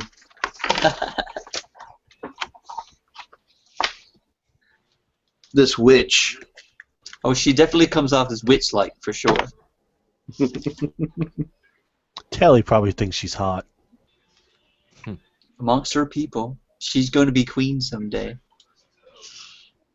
She doesn't need to be hot. Let's bend on me. Yeah, Raven, it's your go, dude. Oh, it's my turn. Yeah, you just ignore it. You spend your entire turn ignoring. Oh no, I didn't know. Yeah, I didn't know it was his turn either. I just thought he was like, what do you do? I'm sorry. I try my best to try to blend the story to flow to people's turns instead of going, okay, now it's your go. Okay, now it's your go. Okay, now it's your go. Okay, back to immersion. So I'm going to cast a Beacon of Hope and choose all of my comrades here. What about the slaves? You don't go for the slaves, the poor slaves, the sacrifices. Do it.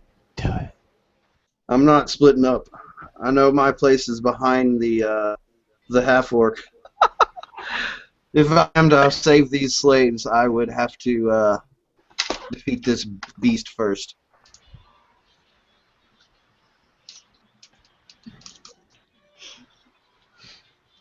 That's all you do is cast Beacon of Hope, right?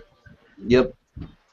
Yeah. So this Beacon of Hope, apparently there's no flash, there's no nothing.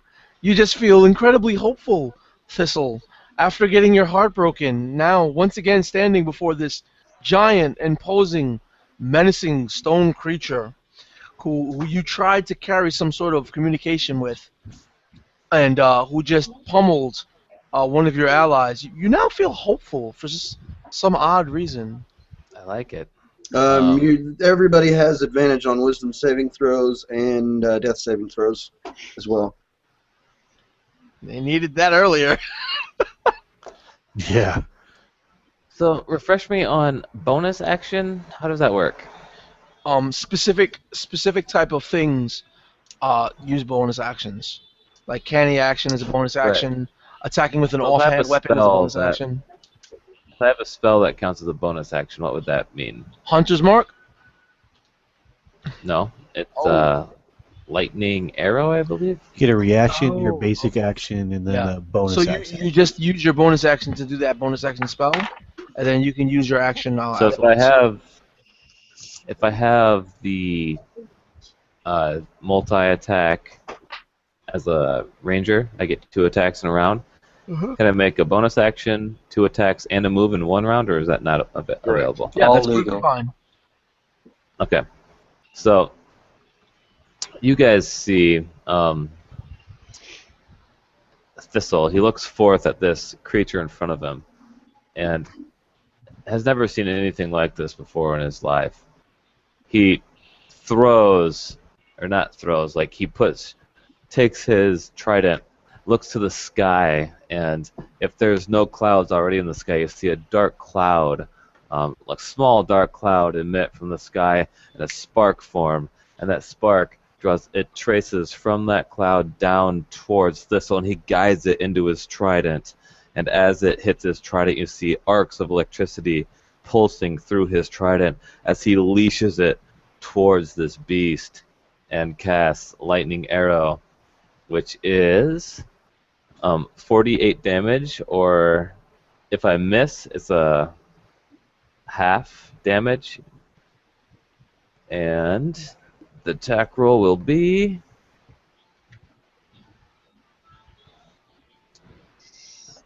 Did it show 11 plus 11, so 22 to attack? You hit.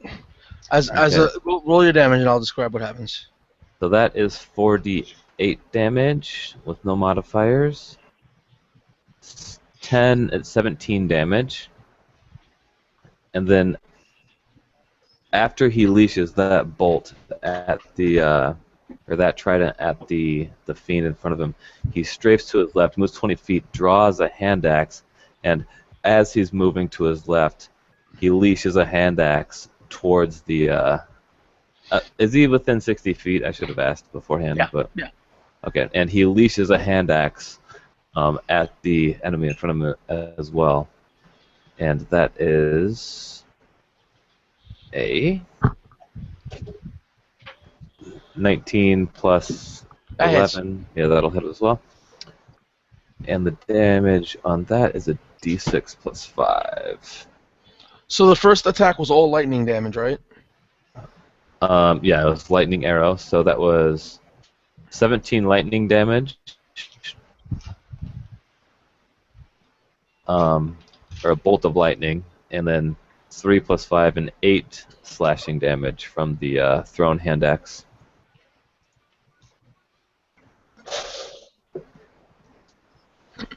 Okay, and you hit it first with your lightning arrow, and as you're taking aim for your hand axe, it turns to look at you, and you can see that all the green gems that it has for eyes, the one in its forehead, and all the crystals are scattered throughout his body that were faintly glowing green, now glow an even brighter green. And yeah, with that, Gordain, as it's looking towards Thistle, and you see your opportunity to take action, what action do you take? With his warhammer in his right hand, he lifts it towards this, whatever we want to call it. And he says, "Destroyer of dreams, the terror of trust. You are now my sworn enemy," and that's my vow of enmity, however you want to pronounce that. Yes. All right, so that's my bonus action. And I'm going to, with my short little stout dwarven legs, charge this monstrosity of nature. And I'm going to attack it, and I'm going to smite it, and I'm going to send it back to whence it became. Something like that. So that'd be 2 attacks. One at 17, the other one at 19. Both hit. Nice. So, okay. I gotta explain to you how to build this character finally. As a cleric, I get 1d8 thunder damage. Mm-hmm. The smite's gonna be 3d8. The warhammers are 1d8 apiece. I haven't taken any damage, have I? No. Like nothing from that. Okay, so that's 1, 2, 3, 4, 5, 68, and the thunder can't be resisted. Wait, how many thunder are you doing? Just one, but One- it just can't be. One thunder damage or one dice of thunder damage? 1d8 of thunder damage. All right, so roll that, because that's a different damage type. So roll your damage type separately for me real quick. Okay, so let me do that one by itself then. That one is going to be What the hell's my modifier? 5. Big 6 points of damage. 6? Yeah. Level 1. Woohoo. That's ridiculous. Woohoo. That's a lot of thunder damage. Yeah, that's. So here we go. 2, 4, 6, 11, 19, and 29 points of other damage. Did this dwarf just run 60 feet and around in an attack? No, don't worry about it. It's about 30 feet away. Yeah. Okay. We'll keep the numbers arbitrary. It's fine. Okay. I mean, he's a pretty big target too. So, how much? 39 of what kind of damage? Well, it was smite and weapon. So some radiance, some slashing. You need me to break those apart for you? Yeah. Okay. 5, 6, 7, 8, 9. Was there any visual cue that these gems on running throughout this creature's body was absorbing the magic put forth with the lightning attacks? You just saw when it turned to face Thistle that the gems were glowing brighter than they were before. Okay. Okay, so the smite damage is 17. Mm-hmm. And 21 is weapon, bludgeoning. All right. Is your Warhammer magical or no? No. That's a lot of damage. You said 21? Yeah. Well, it's plus my modifier too, so 10 All right. d8s, 2d8s, and then.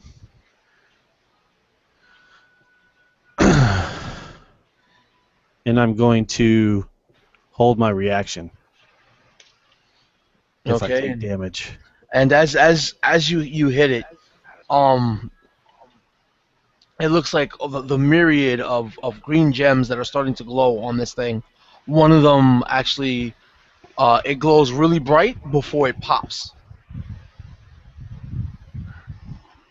And seeing this gem pop after just a really bright glow.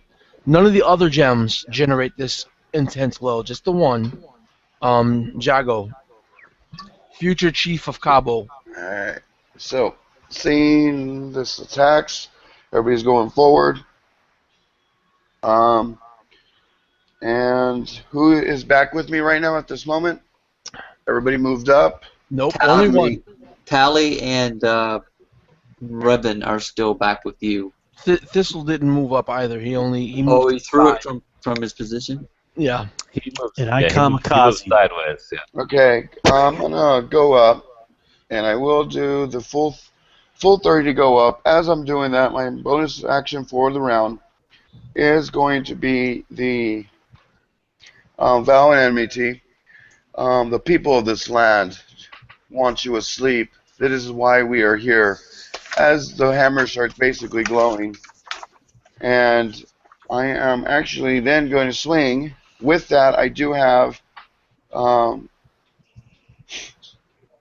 advantage on my attacks versus this creature for the next minute. Mhm. And we're gonna, and there we go. So it's gonna be 15 You plus 10, so 25. And with that, I think I will blow just to start things off, so it likes me more. I think I'm gonna start off with a 3rd level spell on it as well. So that's going to be 5d8 plus my 2d6. All right. What kind of weapon are you wielding again? A maul. Just a regular maul. No, it's a +2 maul. +2. Wow, +2. That was the item he gave me, so. Baba Ganoush. And that's 4, 5. Alright, and roll. And that's going to be 10. Let's see, that's. At 17, 18, 20. Ah, fuck! I lost the dice. Yeah, and then those. Hold on, those. I got 1, 2, 3 ones. I'm going to re-roll those ones. Why? I know why. Because you said I could. And then we got All right, so that's Nice. 12 there. So that's 10. That's 10. 17. 17 and 4 is 21. And And you'll then 3, 21 21, plus, then plus 21, 7. 31, 33. So then plus 7, so that'll be 40.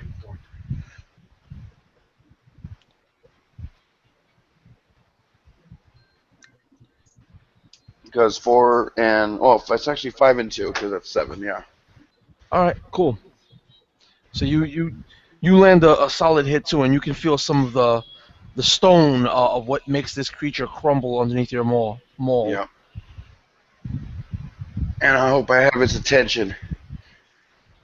And good God, indeed you do. You have a great amount of attention. Actually, the both of you have a great amount of attention. What it does is is you can hear it roar. It's just as it raises its hands, its massive hands, its stone clawed hands up into the air, and you can see just a gray glow form around his hands. He starts just pulling his hands down to the ground, not on top of you, but beside either of you. And it's like smashing the hands. The earth begins to quake underneath your feet. The ground starts shifting, and a whole lot of ground shifts up rapidly at the two of you. So let's see. This is for who is this for? This is for Jago. Okay, Jago gets crit. Uh-oh. So a 26, a crit, and we'll just cancel the last hit with the 1. All right. So so that's wait 26, right? So take 42 points of bludgeoning damage, Okay. and roll me a DC 14 strength check. Strength check. Okay. Yeah. And I have to go back to my main sheet. And I have a plus 12 to my strength checks, Anything but a 1. basically. And yeah, there we go. Okay.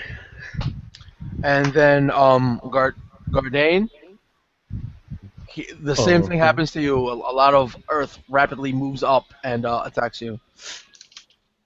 No crits, so a 19, a 16, a 20, and probably not enough. I'm at 20 right now, so. Yeah, so let's see, 3. that's a 19 doesn't hit. He said he's at a 20, right? Oh, okay. Yeah, the first one was a 19. Only one actually hits the 20. The 12 was the only one that hits the 20. So you take 14 points of bludgeoning damage. Okay. And roll me a DC 14 strength check. Okay. And I'm going to take a reaction at this point. Oh, I got it. It's a And 15. I'm actually going to swing at it with my sentinel. Oh, you're gonna piss this guy off. And I like to activate my reaction now too. So, and I made my DC. I had 15 barely. What's your reaction? My reaction is Wrath of Storm. Oh, so I gotta roll a save, right? Yeah, buddy, you need to roll a deck save for me. DC 17. He won't even. He'll just sit up. He'll just take it. I'm sure. I mean, I don't see why he would Well- be pushed back, but I don't care about that. Is it electricity damage again? No, this is going to be thunder since I've already seen that. Okay. Plus, he can't resist it. He'll just. Why can't he resist it? Go ahead. Elemental Adept. Oh wow. But he can absorb it if he has absorption ability, which we haven't determined yet. So roll your damages. Well, yeah, you roll your damage, and then Mr. Sentinel will roll his attack. I rolled the My attack. damage is. How about 10? 10 damage. Yep. All right. And I'll describe what happens afterwards. Roll your attack.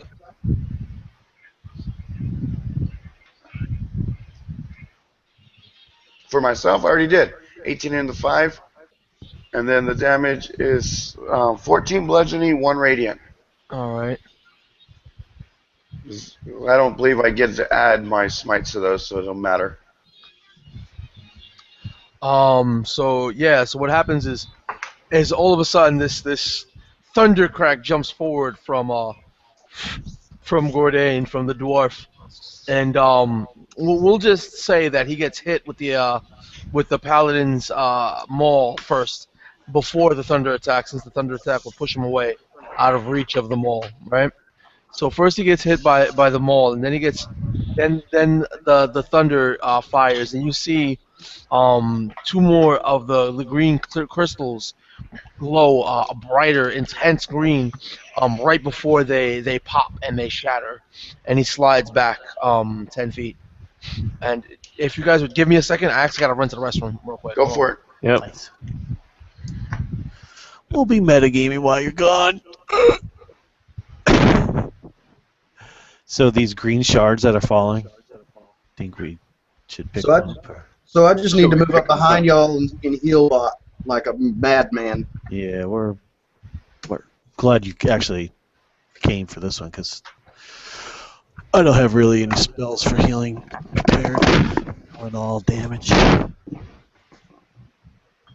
Yeah, I've got Beacon of Hope up as well, and I'm fixing to cast Cure Mass Wounds as a 6th level spell. So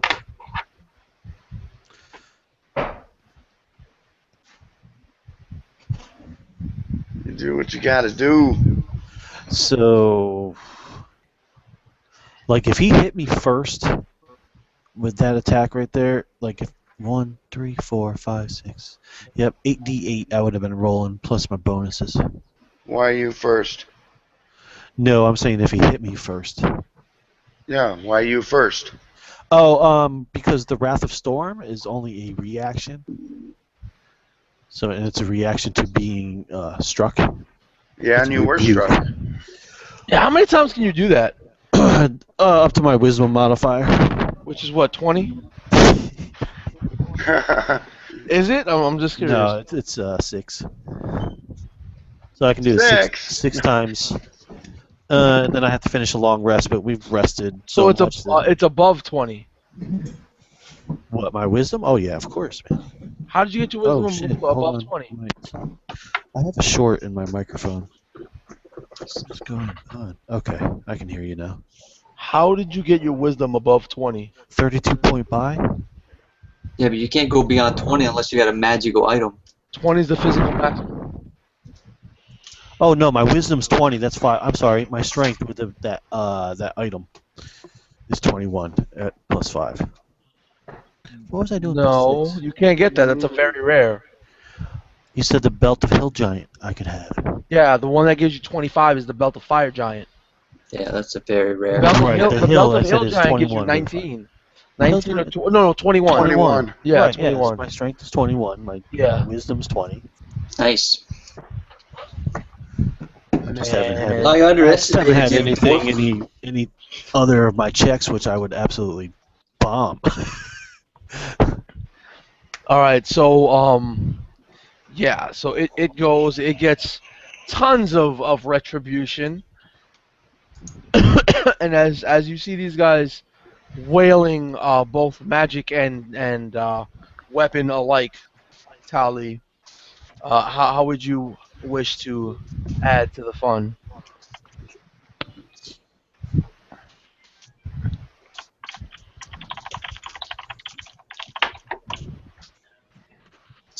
You would like to? Sorry. Yeah. Sorry about that. So, being that I see the damage that this monstrous creature is putting out and seeing my larger allies getting smashed and thrown around by these shards of stone, I'm going to continue to put up some defensive capabilities. So, I'm going to cast another spell, and you see the 4 figures of Tali suddenly start to vibrate at a very fast speed, to the point where it's difficult to tell where my physical mass is. So I'm going to cast Blur on myself. Now, if I only want to cast that if my mirror images are also blurred, or if it's just my one image. So Yeah. all my images are blurred? Yeah. Okay, so you see these 4 vibrating little halflings. I'm still staying back out of the range of this creature, hoping to not draw its attention until I'm ready to unleash the wrath. Yeah. So, good God. The squirrel So has finally yeah, flipped its nut. Rayvon. I mean, apparently you got hit really hard because not only are you seeing 4 different tallies, they're just they're just really blurry all of a sudden, and you can't tell exactly what's going on. And you've got your 2 allies that have unleashed both weapon and spell right up in the face of this giant ancient king. What do you do now? I'm going to draw my scimitar as I move forward up directly behind Gabe, Jago, and Gordain. Okay. And I'm going to cast. You're gonna I'm going cast to backstab cast. level 7? Sorry. No, I'm going to cast a 5th level spell. I'm going to cast Mass Cure Wounds, and it's maximized. So.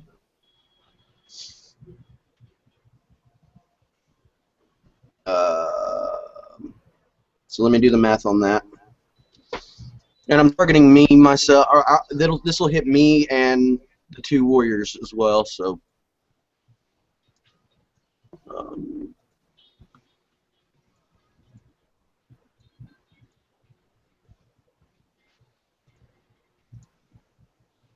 So they both get 37 hit points back. Okay. I will get 45 hit points back, so that'll put me back at full.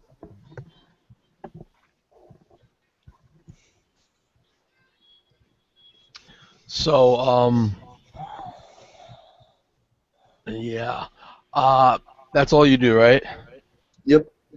So you can feel like the regenerative healing energies of this, sun worshiper sneaking up behind you, but yet invigorating you and filling you with healing light, as it were, Jago. Uh, what do you do? All right, so looking at that, feeling I have my allies' backs here with me. Um, I'm actually, let's see here. I'm going to take my reaction, and with that, I'm actually going to cast. Where's it? On the wrong page? There it is. I'm going to cast Hunter's Mark on him. That's a bonus action, not a reaction. Bonus action. That's what I meant to say. Sorry. You should have let me say, nope, you took your reaction. So I'm going to do the bonus action, do Hunter's Mark, and then I'm going to attack. And I'm going to attack twice, but I'm going to do it in one at a time. So I should clear that. But 17 and 16, 17 is going to hit. And then it's going to be 1, 2, 1. Did you move up first, or I was already there. are you swinging at air? Why, did he move? I didn't hear you say he moved. Yeah, he got knocked 10 feet back, remember? Oh, well, then I moved up 10 feet. Okay. I'm sorry, I didn't hear you say that he moved. And then, let's see here. Because of that, he moved, making me more pissed.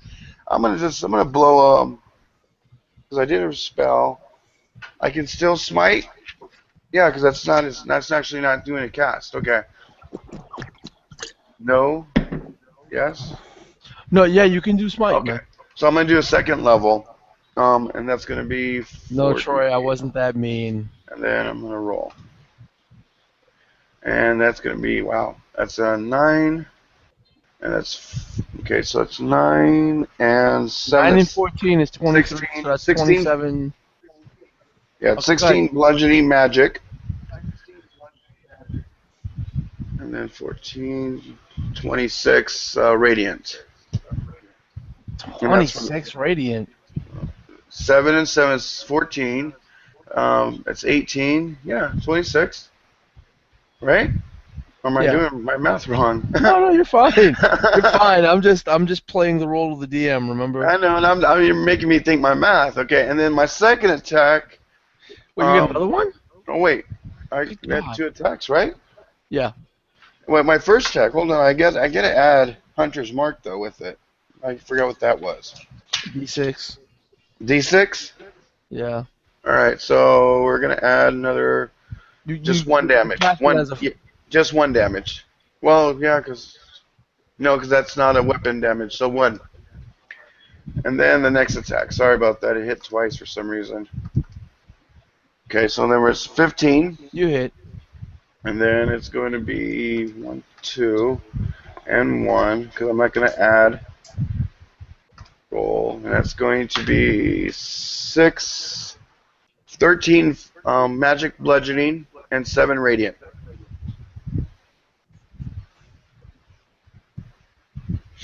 All right. And if I move 10, then that means I can move. There's no facing, is there, still? So it wouldn't matter. I'm still going to move 10 feet, probably away from the party, so that if he focuses an AoE towards me, it's gonna miss my whole team, or a lot of my team. All right. So yeah, it's his time to unleash upon you, Yes, he can. and this may or may not be fun for you. You As never know. again, he's just roaring in just fury, and he brings his arms back up into the air, and these massive arms are there. The claws, are clenched, and then when he unfurls his claws, he just flicks them open, and he has 4 claws on each hand. Once he flicks those claws open, each claw tears away and tears his arm all the way down to the shoulder, so that he now has 8 arms tipped with a single claw, and then he just shoots them rapidly down on only you. Okay. Smart move. Okay, so he got 2 crit ones, 1 crit hit. What's your AC again? 20? It is it's not that high. It's wrong sheet. It is 19. Dice stream is definitely in your guys' favor this night. Yeah. So that's a miss. That's 1 hit. Wow, only 2 hits and 1 crit. So you only take 56 points of bludgeoning damage. 56 No, bludgeoning. piercing. Sorry, my mistake. But this attack is actually piercing. Yeah. I'm sorry, DM. What's the size of this thing? Like, Huge. It's a huge monster, so we're talking like 30 feet, 40 feet in height? Yeah. Okay, I'm just trying to grasp this kind of numbers. So, wait, how much did I say you took? 56. 36. No, 50. Oh yeah, you're right. Yeah, 56. You're right. Wait, 1, 2. Let me make sure I'm doing my math right. 28 is 40. Yeah, 56. And with that, after just rapidly attacking, he flings all 4 on either side, all 4 of these spider-like arms tipped with these, spiky claw, single claw bits. He flicks them out, and then as he does so, when these arms, 4 on his left, 4 on his right, reach its apex, his arms snap back together to these huge masses, and he has his claws again, and he just looks down on you and is screaming again in this foreign language, and that's what he gets done. And as you see, like this huge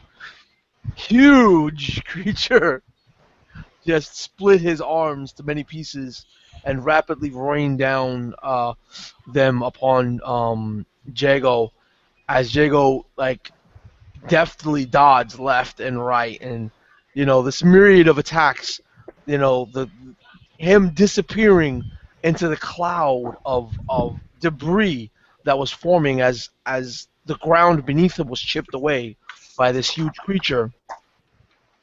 Seeing that he survived, this onslaught. His armor, only pierced in but a few places, and then the creature snapping his arms back to their original form. Tali, what do you do? So you see Tally, she's having an in-depth conversation with the squirrel that's running up and down her arm. The squirrel is quite frantic at this point. And you hear Tally say to the squirrel, "Patience, mother. If you taught me anything as a child, you taught me patience." And the squirrel gets very, very, very excitable and runs down to her hand and bites into the fleshy part of her thumb. At that moment, Tally thinks back to her childhood when her mother was teaching her how to throw bones and how to do divination magic to see in the future, to see the what's going to happen to her tribe. And Tally would always be playing with fire cantrips and stuff. And as a result, her mother would slap her in the wrist, across the hand, to get her back to attention, in the same area that she just got bit by this damn squirrel. So with that, Tally comes out of her daydream as she thinks back to her childhood. She's like, "Very well, mother. No more time for patience." And you see her as she puts her hands together in front of her in a ball-like fashion, and there's a little spark of fire. And as she spreads her hands out slowly, the spark of fire becomes bigger and bigger and bigger. Being that this creature is 30 feet high, she's going to throw forth the fireball to the upper regions of this creature so that it doesn't ignite her allies that are at its feet. So I'm going to cast Fireball on the big giant mountain.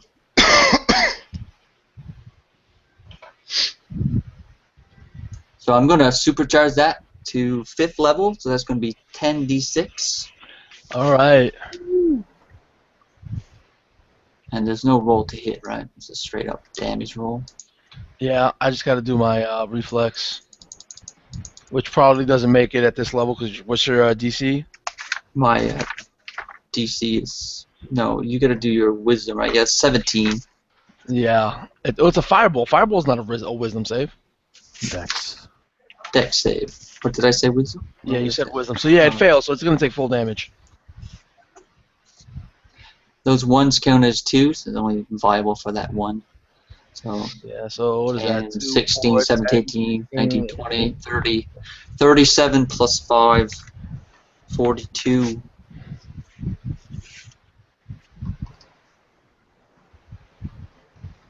So 42. So this fireball grows in my hands and gets unleashed and explodes into the upper extremities of this mountain giant. Yeah, as it blasts in its upper torso and face area, it sort of shakes its head, like almost surprised. It reels back its head for a second, in a very surprised fashion, as it did not expect to be hit, in this manner. Like it just totally took it aback. I'm assuming it doesn't have anything flammable, being that it's a mountain. Yeah, it's not really. It's got some vines and some plant life in it, but it doesn't actually ignite. Cool. So it's a nice move. Rayovan, the sneaky healer. Reuven will smile and he'll just move forward just slightly, just close enough to reach out and kind of touch the back of his comrade with the flat of his blade to do his thing that he's going to do, which is going to be cast Cure Wounds as a 2nd level spell. Which comrade, you know? That would be Jago. So you moved up to melee range to cast a spell? Again, yeah. Or is it No, ranged? I'm directly behind him, so Oh, okay.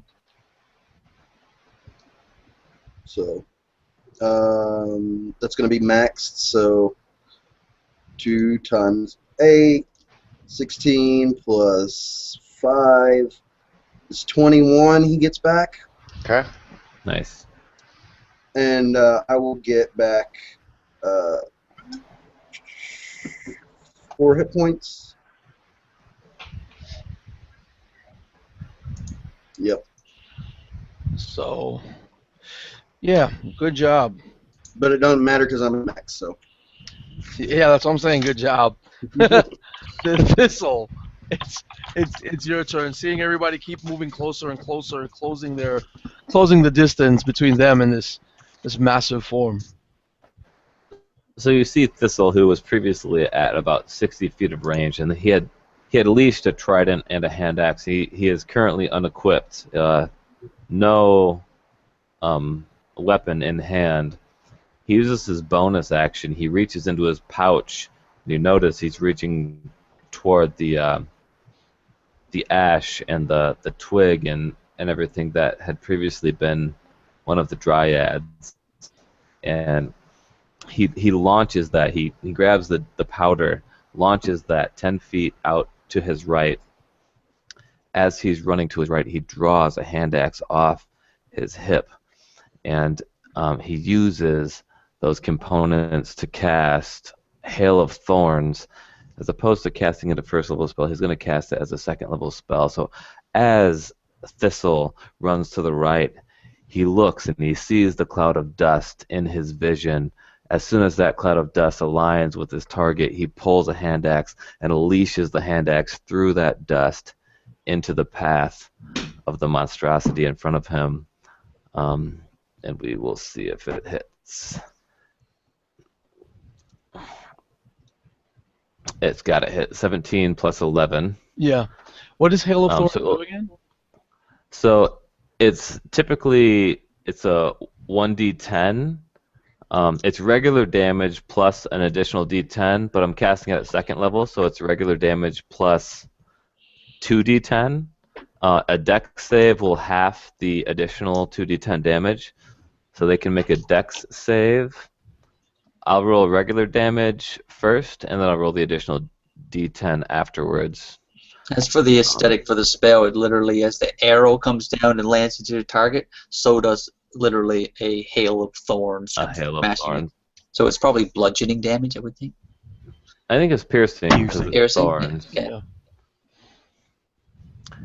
So the original damage that will hit him will be 2 plus 5, so 7 slashing damage, and then let me roll the 2d10. 10 piercing damage on top of the slashing damage, but if he makes a dex save, DC He failed. 16. He failed. Okay, so it's Yeah. 10 piercing damage plus 7 slashing damage. All right, so you threw this axe through this cloud, and the cloud followed the axe, and it just formed itself into a facsimile of your woman, your dryad, and she flew forward with the axe, and almost like a Valkyrie came down upon this ancient king, hitting it repeatedly as it rained down a hail of blows with your hand axe, leaving it sticking between the cracks of the stone before falling back to a cloud of ash and dissipating away. Nice. And with that, Gardain, oh no, Dwarven Tempest. Yes.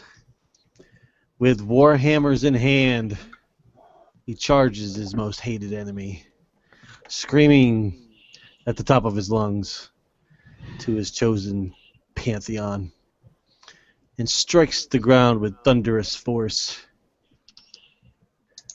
And this time, it's going to be Radiant and Thunder. So it's maximized because I invoked my divine. And so it's 30 thunder damage and 30 radiant damage. And a Constitution save, please. Constitution save. Yeah, buddy. Come on, fail it. Constitution save, dude. This guy's made of stone and rock and And mountain it makes sense, and too. jungle. because As you move closer, you notice that my scimitar is actually set aflame by some magical means. So what's the DC? Oh, 17. Oh God. Okay, I fail. He is knocked prone. I knocked him on his ass. Wait, you know what? I got everything written down here, don't I? Look, can he be knocked prone? I What do you think, would Cam? say Yeah. no because he's like All right, so just test. monstrosity. Okay, roll your damage because he gets knocked back a few. Oh, it's knocked back maximized. a few So feet. it's 30 thunder, Radiant 30 too. radiant. Maximize your radiant damage. I can maximize the spell. Period. It's a tempest spell, so I just divine inspiration kind of thing. I don't know about all that. So how much is it? 30 of each, radiant 30. and thunder. None of it resisted. Oh, damn.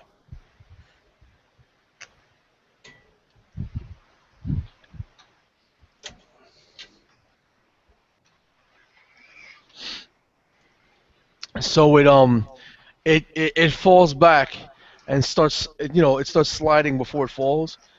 Let's see who's next. Jago, as it's in the middle of falling and sliding away from you, let's just say it's about 5 feet. So you can just step up, right? And unleash whatever you're gonna unleash on it.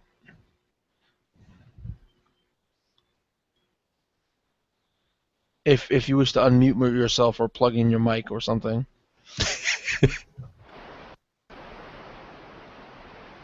Uh-oh. Technical difficulties. Yeah, we cannot hear you, brother.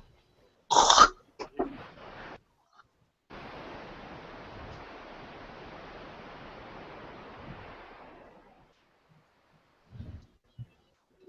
Uh-oh. DC. Okay, so he doesn't get to add his massive amounts of damage. I'm happy about that. So yeah, we'll just say that he's back. Good. You got me? Yeah. Alright, that was weird. Because I wasn't showing that I was muted. Anyway, so I take that 5 foot forward. And I actually, and because I have great athlete, which I was in the middle of going to, I can make a 5-foot movement and actually do a running, basically doing a high jump. With that, basically going to just jump on him. And I'm actually going to aim for the jewels that are on his head. Okay. That seems to me that's where his power is really coming from, and that's where my target's going to be. And since, well, I don't need the prone to be advantaged, let me get to the dice roller real quick. It's going to be a 9 and a 4. So the 9, well, 9 plus 11 is, Hits. yeah. All right, so we're going to do 1, 2. I'm going to blow up my last 3rd level spell. So that's going to be 1, 2, 3, 4, 5. And I'm going to roll that. Alright, so that's... Alright, so... 14... 17, 23... 31 radiant damage.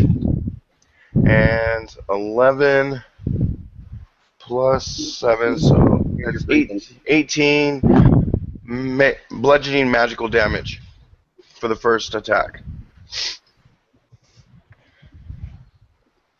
All right. And then 3rd level spells is done. My second attack is going to be 10 and 11 is 21. Okay, so let me clear that up. And that's going to be 1, 2. 1, 2. Now, you said I could, right? So it's going to be 3, 4. So I'm going to burst the 2nd level, which is my second last one. You love me, right? Take my resources away. And that's going to be 4, 6. I'm going to roll that. And I'm going to re-roll those 2. Alright, so that's 16. Wow, I can't even do math right now. 16, 21, 27 radiant. And then 4 is 11 bludgeoning magical damage. right? Basically, and on where those gems are, or things.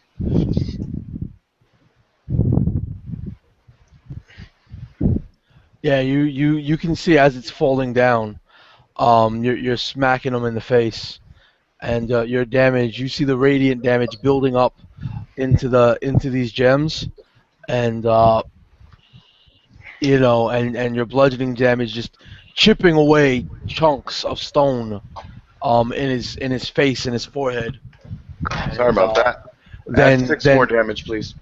Hunter's mark. and just as he's fall right before he hits the ground, you see that the large gem just gets one swift little crack in it, and as he hits the ground and you're on his form, you don't even feel his body hit the ground. Uh, it it just washes into the ground and disappears, and you stop and feel the ground under your feet, but you didn't feel the Colossus. Yeah. The ancient king. This huge creature is now he's gone. He's disappeared.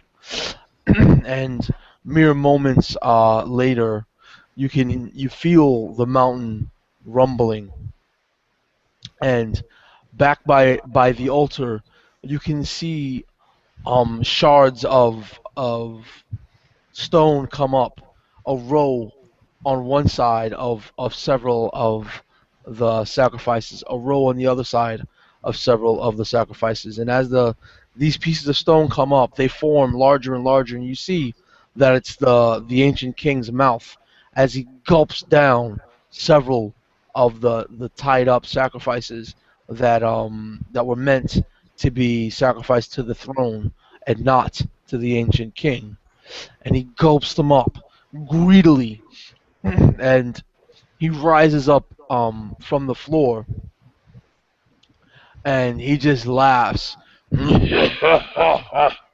And you see the blood come out from all these corpses, and again several pairs of different limbs and maybe torsos, and occasional heads of these women and children and elderly just spilling out of his mouth. And then you see viney of tongue. His tongue is just dozens of vines that go out and lick up the blood. And then he pounds on his chest, and you see that as he's pounding on his chest, every time he pounds, every gem on his body, all the gems in his head begin to glow, and when they glow, you see the crack is very pronounced, and at the last time he pounds his chest, the crack goes away, and that's his turn. Nice.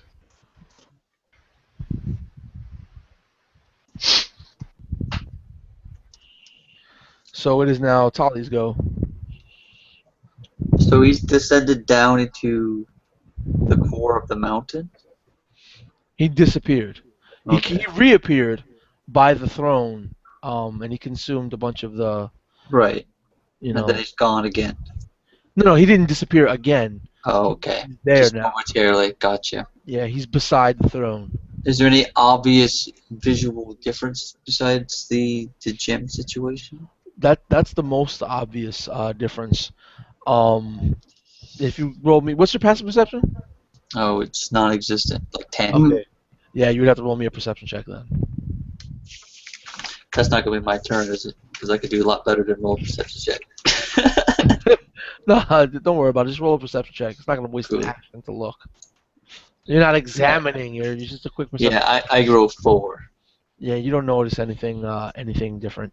I can't see through all my blurring and rotating images. Yeah. All You right, are so obscuring yourself. I am going to cast another fire-based spell, so I'm going to cast my supercharged Scorching Ray again, because that seems like the logical thing to do here. So I'm going to cast a standard 3, and I'm going to supercharge it for 3 additional, so 6 d20. I'm going to clear this one so we don't have any mistakes. Alright, so you see Tally step forth now, actually getting a little closer to the area combat range, and she unleashes from her two hands extended forward what appears to be a lot more firebolts than what there is, because it seems like all the mirror images are also shooting firebolts or scorching rays. That's a +9 to hit on each of those, so that's a 21, a 20, 21, and a 17. You said a 20, 21. Sorry, it's a +9, so 22, 11, 20, 17, 21. So that's 4 hits. Alright, so again, I'm going to get the +5 to the 4, so I'm at 20, +20 currently. Mm-hmm. 4 hits. Each hit does what? 2d6. Alright, So that's 8d6. Just give me the d6. I already wrote down your bonus damage. very good. These ones count as 2s. All right.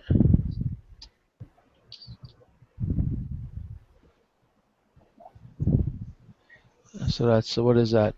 30. 2, 7, 30? All right. Yeah. So 50 damage. Oh! So from my hands you see these flaming spheres lash into this large creature as he reappeared and start eating up all these sacrifices. Yeah, it takes several hits from these scorching rays as they fly to him, peppering him one after the other throughout center of his mass. And after each one, he gets hit, and he seems to just look down at it. And then the other one hits, and he's looking down and jerking, like almost in a surprise-like motion. There's no look of surprise on his face because his face, the construction of its head and face is very foreign to you. But the jerk, and then the other, and then the other, and then the other, and you hear him not yelling or taunting you, but in his foreign language, you can hear him muttering to himself. And are you moving with that, or are you done? You just muted yourself. I'm going to back up to my full range. All right. So with that, Ravon, Reuven. muted. Yeah, Reuven will just cast another Cure Wounds on Jago, and follow his comrade. Like basically, his move action is following Jago around pretty much. So if he decides to move, I would like to move with him if that's possible. If not, then that's fine too. You can only hold a move action if you hold an action to dash. Okay. So you're spending your action to cure? Yeah, I'm doing another 21 hit points for him and another pointless 4 for myself. All right. So if that's it, Thistle, the mighty Thistle. Okay. Yeah, exactly, the mighty thistle. That's good. I like that. So, once again, Thistle, as a bonus action, will look to the sky, and if he can find a cloud, he will highlight that cloud, and he will put one hand into the air and snap, and as he snaps, you'll see a burst, like a spark, generate from that cloud, and that cloud will send a bolt of lightning down into his trident, which he holds into his right hand right now, imbuing it with lightning arrow. As he runs, or as he throws that trident, he starts to strafe to his left. So he'll have to make the first attack action, which will be D20 plus 11. 22? Yeah. Okay, so if it hits, it is 4d8 lightning damage. Yes. Let me roll that. 6, 3, 7, 5. So 12, 15, 21 damage, 21 lightning damage. After he hurls this trident towards the enemy in front of him, he starts to strafe to his left once again, and he grabs a hand axe from his belt, a second hand axe. He has 5 of them, and rolls another attack roll after moving 20 feet. 10 plus 11 would be 21. Yes. I'll just be a d6 plus 5. 8 damage. So he rolls 12, 15, 21 lightning damage and 8 slashing damage. Then, as he settles himself, he looks towards the monstrosity to see what occurs, but he has no weapon in hand, still wielding his shield. The monstrosity, as he hits this monstrosity with his trident and his axe, it's Gordane's going. As Gordain is going, the monstrosity turns to Thistle, and its teeth smile as you see every green gem on this monstrosity's body pulse more brightly for a second, and it smiles at you and nods. And Gordain, it's your go. Now, how far is he? Like, he moved to the dais now, right? Or the throne. Yes. No, it's how far away? How far away was it? You can move to him. It's fine. Yeah, I think I'm just gonna do a normal double weapon attack on him.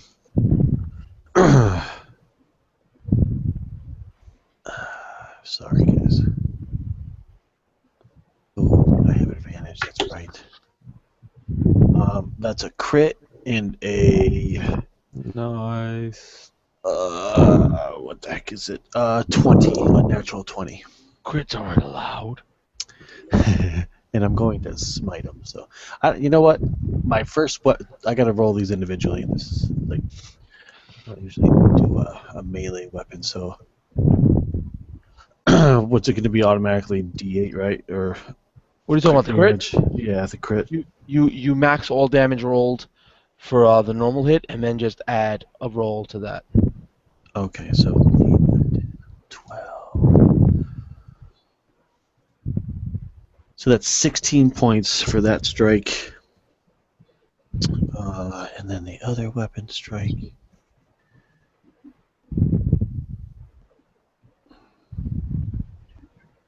Oh, you want them individually, don't you? The damage types. Yeah, okay, so Thunder is 8. Nice. Smite.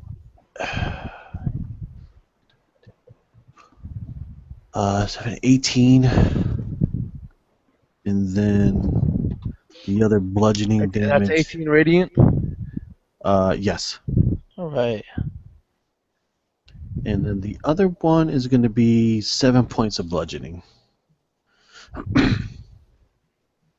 And the first crit stuff was bludgeoning.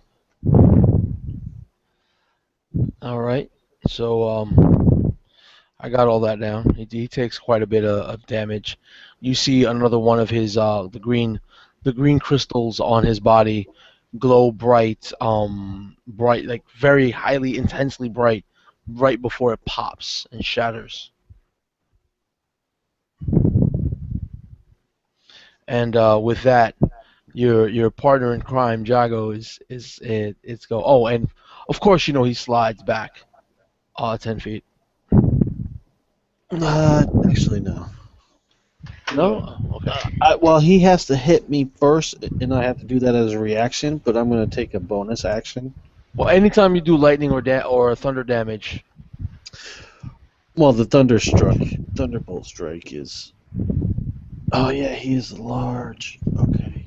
Yep. But yeah, go ahead, Jago, Jago. Alright. I get up from the basically where he pounded him, and then basically my hammer landing on the ground. Getting the hill, I'm breathing very heavily. Sembria, ungara rasuka kaila brufa. And this is actually in Sylvan, if anybody knows that. But I'm casting Bane on him. So he has to do a will save, and I had it written down here, of 15 for a will save. He fails. And now he has to, any attack he does, he has to take away a d4. And I will move up my 30 feet, or if I go all the way up to him as much as I can, being the primary target in melee. You can tell me what the Sylvan meant, because this thing will understand Sylvan. Oh, I don't know. I just made up the letters. But it's basically casting Bane, you can say. It sounded good in my head, so when I actually said it out loud, it sounded better. Yeah. So, I thought there was a actual, like, you had a meaning. it's Sylvan, but also in the orcish, like their gutter, that they have. So that's why it wasn't the sweet, innocent, flowy like the elves do. With oh god, Bane. Now you're gonna have to do work. Oh man, you guys. Okay, here's what happens.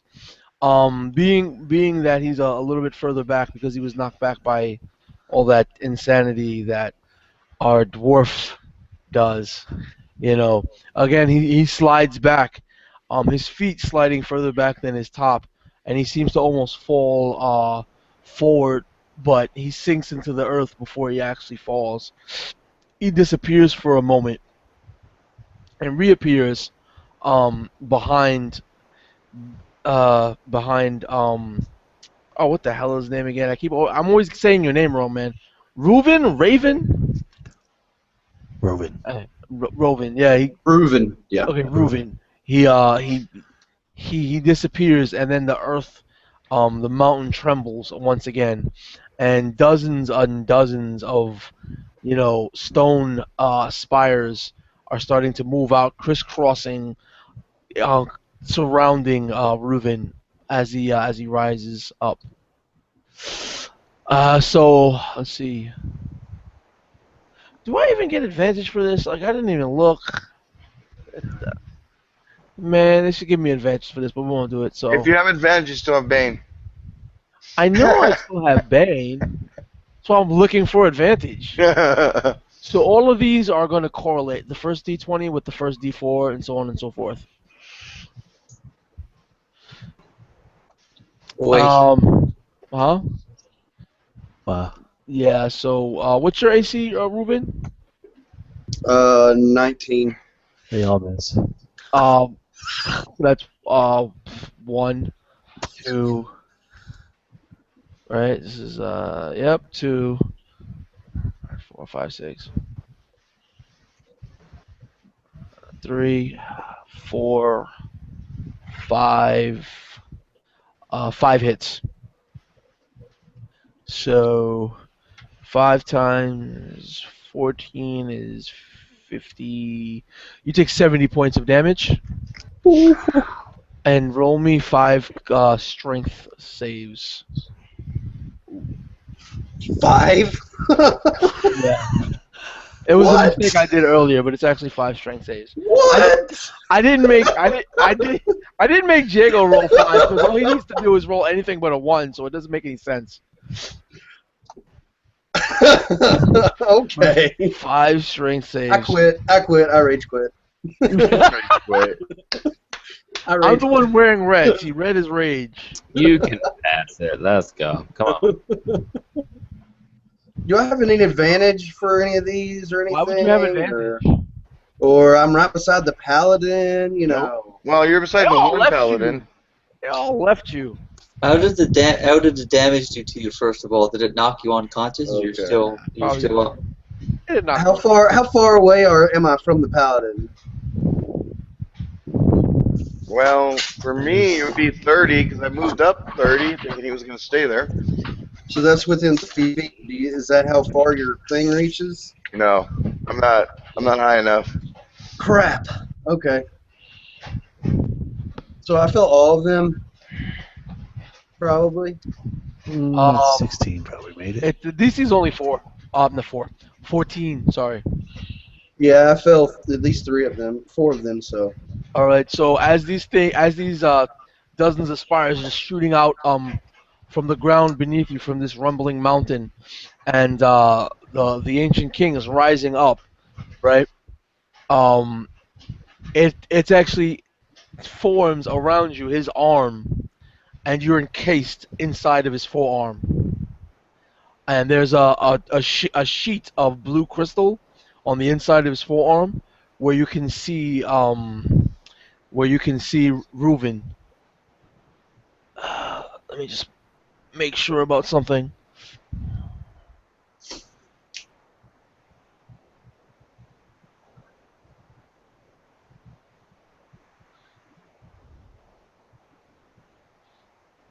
Okay, at the start of each of his rounds. All right. So it's encased and it's pressing into it, crushing him and suffocating him, and that's the ancient king's go. So once again, Tally, it's your go.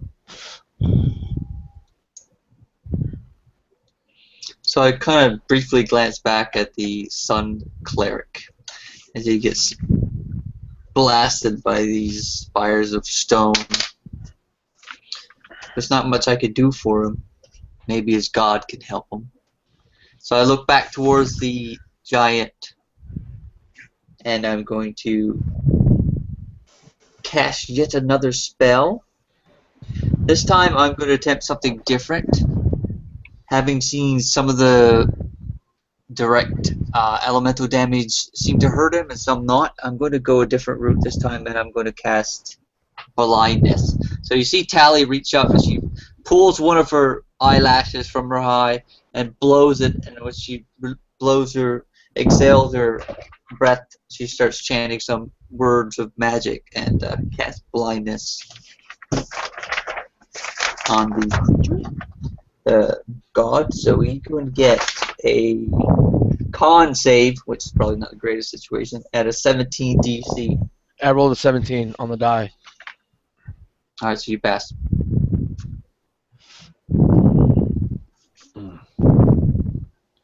That would have been nice too. Roll a d4 too, please. He's baned. Oh, yes. Good call. Good Well, call. Tally did.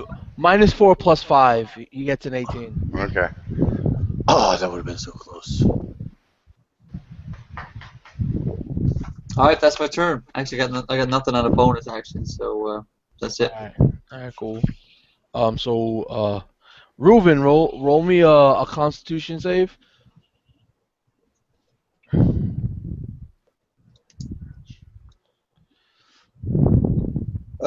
15. Okay, you're fine. You're managing to stave off the crushing pressures of the ancient king's forearm. Don't you get a save to escape? Probably not to the beginning of his turn. Yeah, the beginning of his turn, probably the end of his turn. It doesn't say here, so we'll just give you a save to escape. Just give me another DC 14 strength check. See if you can burst free.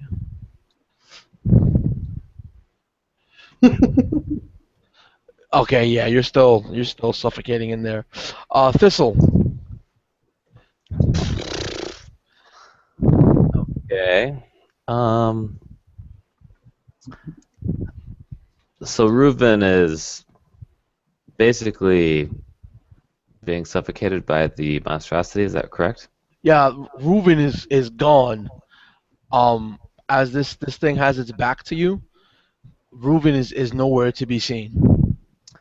Okay. Well, seeing as how his compatriot in the Dryad Love is being enveloped in this monstrosity, Thistle decides he's going balls deep on this bitch. And he currently has no weapons equipped because he used all of them during his last action. As he charges at the back of this monster, he pops a trident, third trident off his back. He's going to attack two-handed and try to jab this trident into the back of the beast as best he can. All right. Can you move? Can you move 40? No, I can move 30. What about what's the charge do in 5e? I'm not sure. Nothing really. There's not one. There's Unless no you take there's a no feat. double move. Yeah, there's a feat that allows you to double move and attack, but in 5e, Okay. yeah. Then never mind. He's going to expend his last third level spell. Once again, he's going to look to the sky, find a cloud, and he will call down lightning upon his trident and imbue the strength of lightning into the trident. Step forth 20 feet and hurl this trident at the back of the beast and see if he can hit. The roll is a 24. Yeah, that's a hit. The damage will be 48. 48 points of damage. No. 4d8. I wish. I wish. It'll actually be 19 points of damage as a lightning bolt bursts into the back of the beast.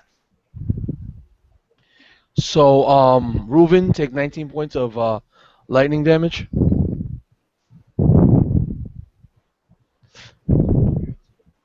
And as this thing hits him, you see every green area pulse brighter for a second.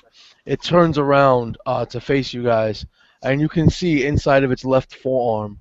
The inside of the forearm is now encased, has an inset crystal, about 7 feet tall, and you see that your ally, once the crystal pulses and the light grows dim, right before it grows completely dark, you see Reuven inside.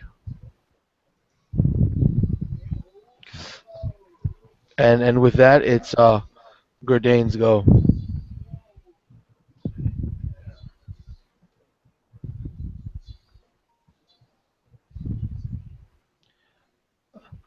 You want to call it? Yeah, I mean, I would hate to say it, but it's 2:40 in the morning. I'm pretty damn tired. It's 3:30. I'm not kill him because I'm not quitting Kill him? halfway between a boss fight. I'm sorry. It's I ridiculous. mean, I just don't think we are Yeah. going to. Like, he doesn't even. Oh, we're doing something. We can push through. I hate to be in the middle of this. Yeah. I'll go for as long as you guys want to go. I'm just trying to think of. All right. I'll go solo if I have to. Just really don't know what else. You can take your long rest. Tricks. What other tricks I have up my sleeve? Let's see, I've only smited twice. Do I have another smite? I do. All right, so I'm gonna do my full attack again. Go dice stream, please be nice to me. How about first one is a 18 and the second one is a 25. They both hit. So here we go again. Thunder is nice 6 plus 5, 11 points. 11 points of what? Thunder. Okay. Now we have the Radiant. Oh yeah, 8, 16, 17. 17 points of Radiant. And 18 points of bludgeoning.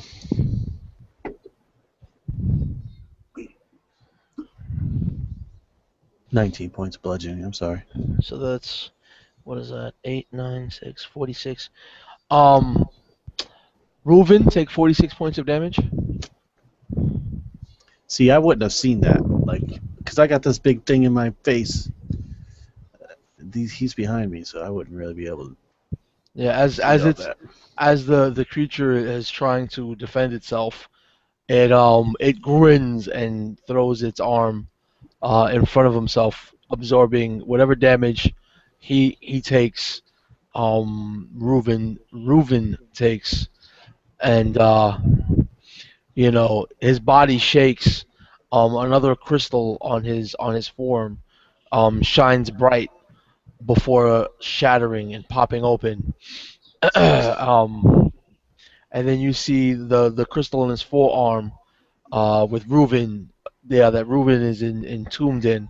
It shines brightly, and the it shakes and crushes as Reuven shares the damage that it takes. And with that, it's Jago's go.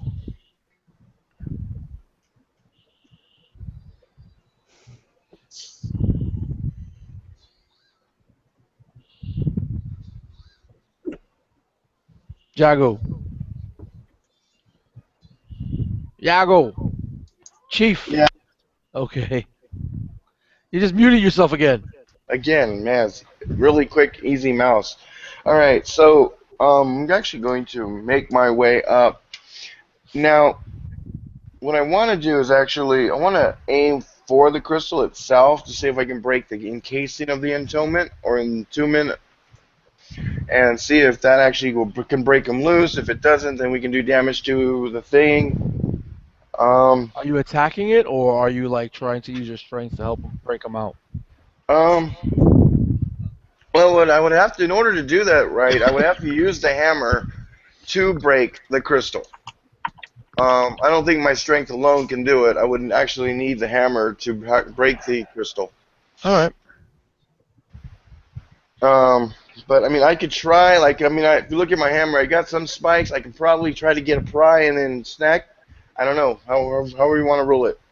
That's you tell me what you're doing. Well, I'm using my weapon, my maul. You can see the spikes. I'm actually going to try to see if I can latch in, and then maybe pull using my leverage to maybe pop it out, or I'll try something like that. All right. So then you got to tell me how you're going to get up onto its forearm to do that. Okay. Well, let's see. One, I am an athlete. So that makes climbing easy. If I need to. Otherwise, I can try to. It's on his forearm, right? It's on his forearm, yes. All right. And how is he standing? I mean, give me a visual of how he's standing. Is he kind of hunched? Does he have his knees straight? Are they bent a little bit? They're bent a little bit so that he could.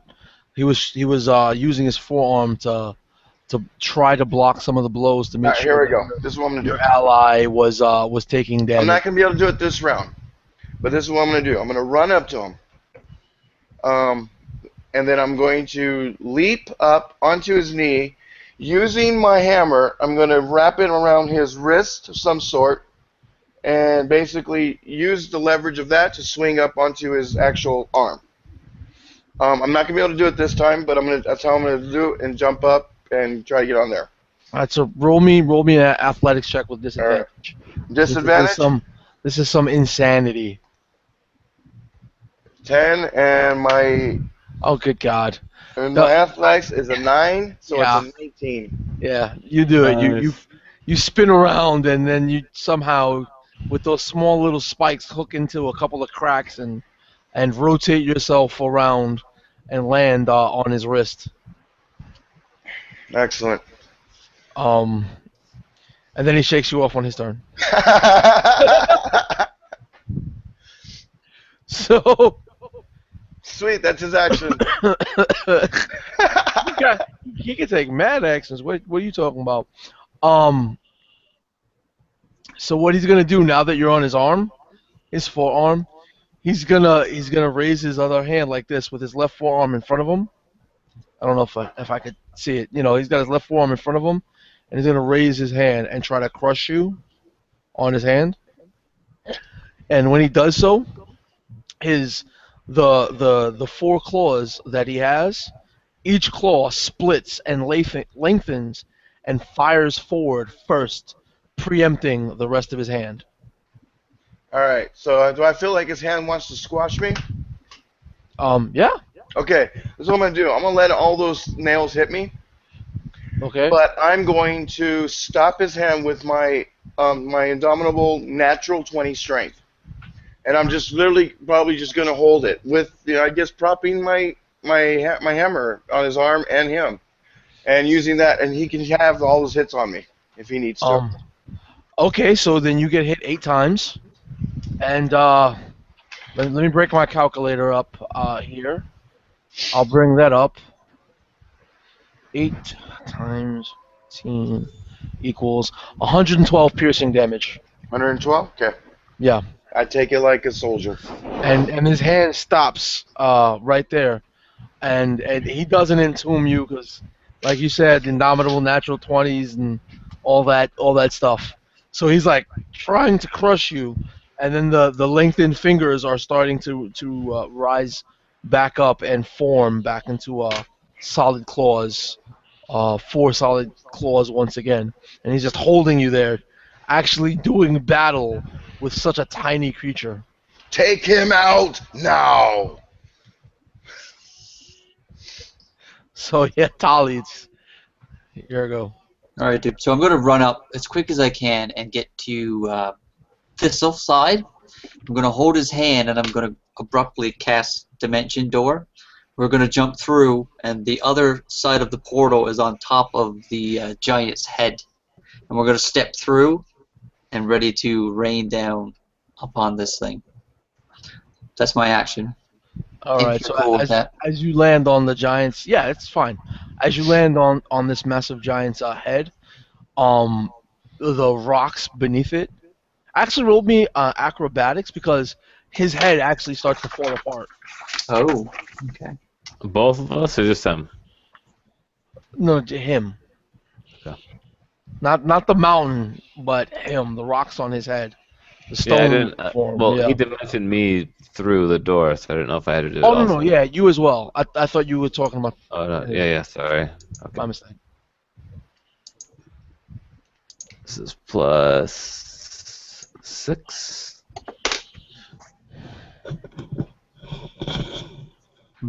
I got a All you need 21. is yeah, 21 is fine. Did you get a 15? If you got a 15, you're good. I got 15 13. plus, yeah. Okay, so you. No, I got lucky, so I'm going to cash that in right now because of my halfling feat, or being a halfling. Halfling, you only reroll ones. Yep. Oh, is that what it is lucky? Yeah, that's Get to lucky. reroll once? Ah, You boo, get to boo. reroll any one on a d20. Good call. So I failed. So you fall 30 feet. Oh, And you you take- fucker. and you take 3d6.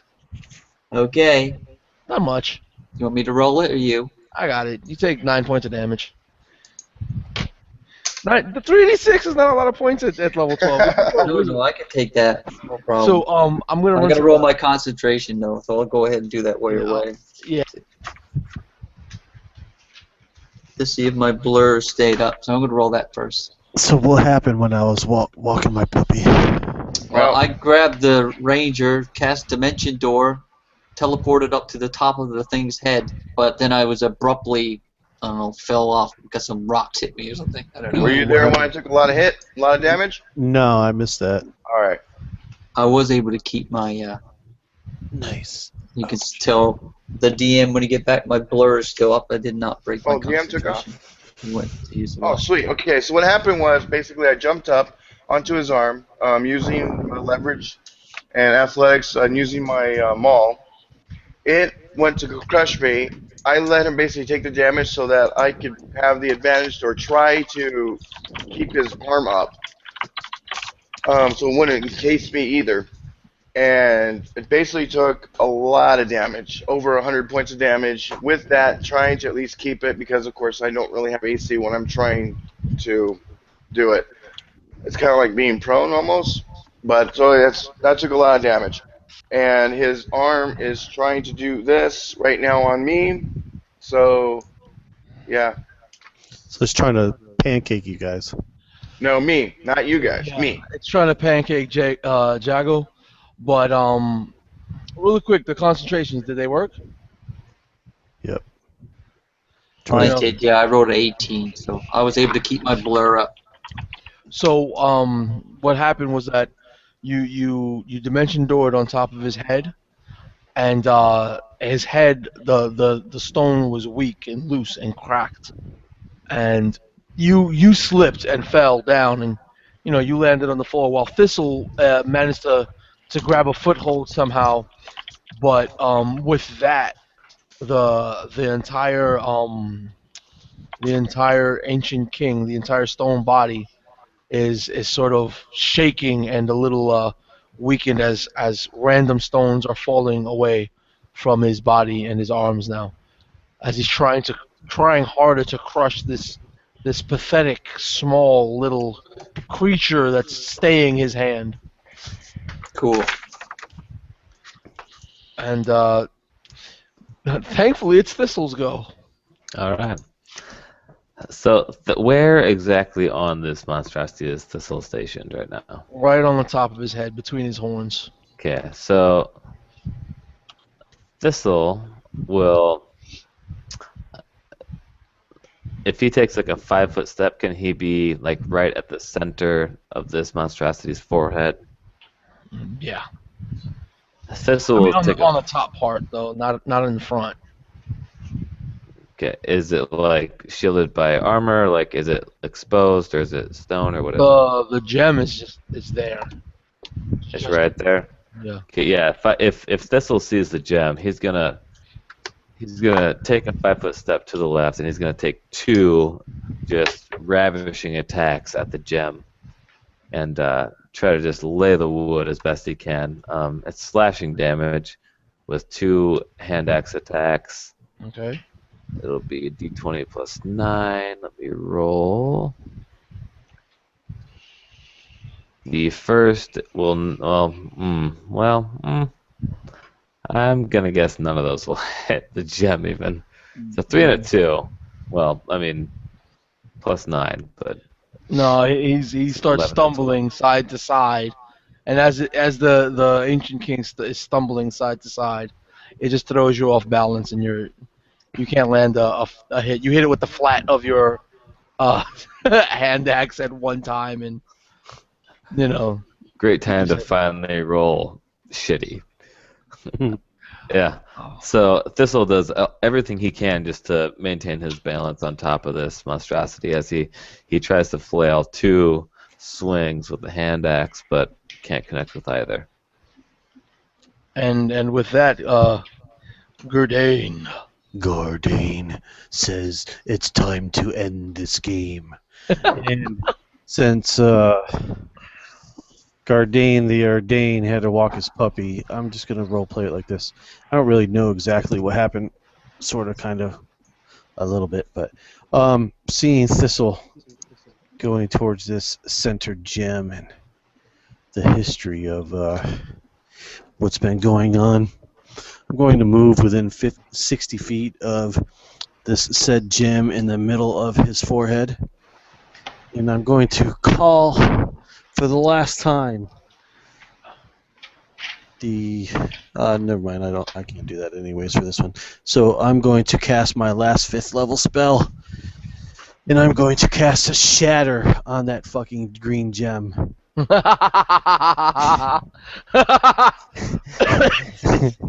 too late for me to be laughing like that, man. What the hell? Sorry. All right, what does shatter do again? Just refresh my You want memory. me to read it to you? Hold on, page 295, I believe it is. My little cheat sheet. It's ridiculous right now because it's at 5th level, but 295. Well, that's not the right page. All right, here we go. Sort of. Look, Oh on the wrong yeah, page number. Rayovan was here, Share. wasn't he? A sudden loud ringing noise, painfully intense, erupts from a point you center on each creature in a 10-foot radius. So he's going to take it too. That kind of sucks. Has to make a Constitution saving throw. So, Thristle, you need to make a Constitution saving throw too. So 17 is what I get for the con save. That is not enough. Actually, well, I think my DC is 17. So you But you kill. got that D4. You got that kill me. D4. You got to erase. Oh yeah, that's right. Yeah, buddy. So you don't So make it. yeah, 14. 3, 4. So this is going to be 5d8. What type of damage does it do? I would think this is like nature. Thunder. Yep. Okay. And that's what I thought. Okay. Yeah, 'cause it's sound based. Yeah. So I'm dead. Well, yeah. Well, see, I hate to do it, but I'm in melee range. I wouldn't see all that shit that's happening behind me. 8. Yeah, but you knew what we were doing. Yeah, you did. So whatever. So yeah, Thistle, you rolled a con save for the shatter. Oh, I did not yet. Casting but I the will. shatter at the center gem where you're right at. It's only Okay. 21 points of Sorry. damage. I can. 21. Yeah. That kills me outright. No. Yep. I You're roll not dead, you're just unconscious. 15. That No, doesn't- it that kills me doesn't- outright. No, that doesn't affect you. Because Doesn't kill you outright. it's not within the AOE, and he doesn't bring his hand up to block it because he's too busy trying to crush. Me, I have his eye hand busy. What was the DC? I think it was 17. Yeah, DC Okay, 17. I failed as Constitution? well. All right. So you take 21 points of thunder damage. Okay. And as a bonus action. Oh, no one's around me. Never mind. I was going to cast Healing Ward, but. No Do one's it. around me. We're near you. There's people near I'm you. gonna call for divine intervention Okay. here. I'm above you. I may not be right next to you, but I am on his arm. I'll check out the radius of it, and then I'll let you know so someone else can go. I thought he just said it was a 10-foot radius. No. All right. Well, check that out for now. Ward is, I'm sorry, it's Mass Healing Ward is 60 foot. Yeah, see, there's all kinds of people near you. Oh, that's what you're. I thought we were still talking about shatter. Oh, no, that's done and did. So that's So- maxed. His heal is maxed because I still have concentration on my spell, correct? So that would be 24. Beacon of Hope is still active, so 8, 9, 10, 11, 12. 13 points of damage to everybody. 13? Yeah. I mean, 13 points of healing. Healing. I just. I've done the same thing.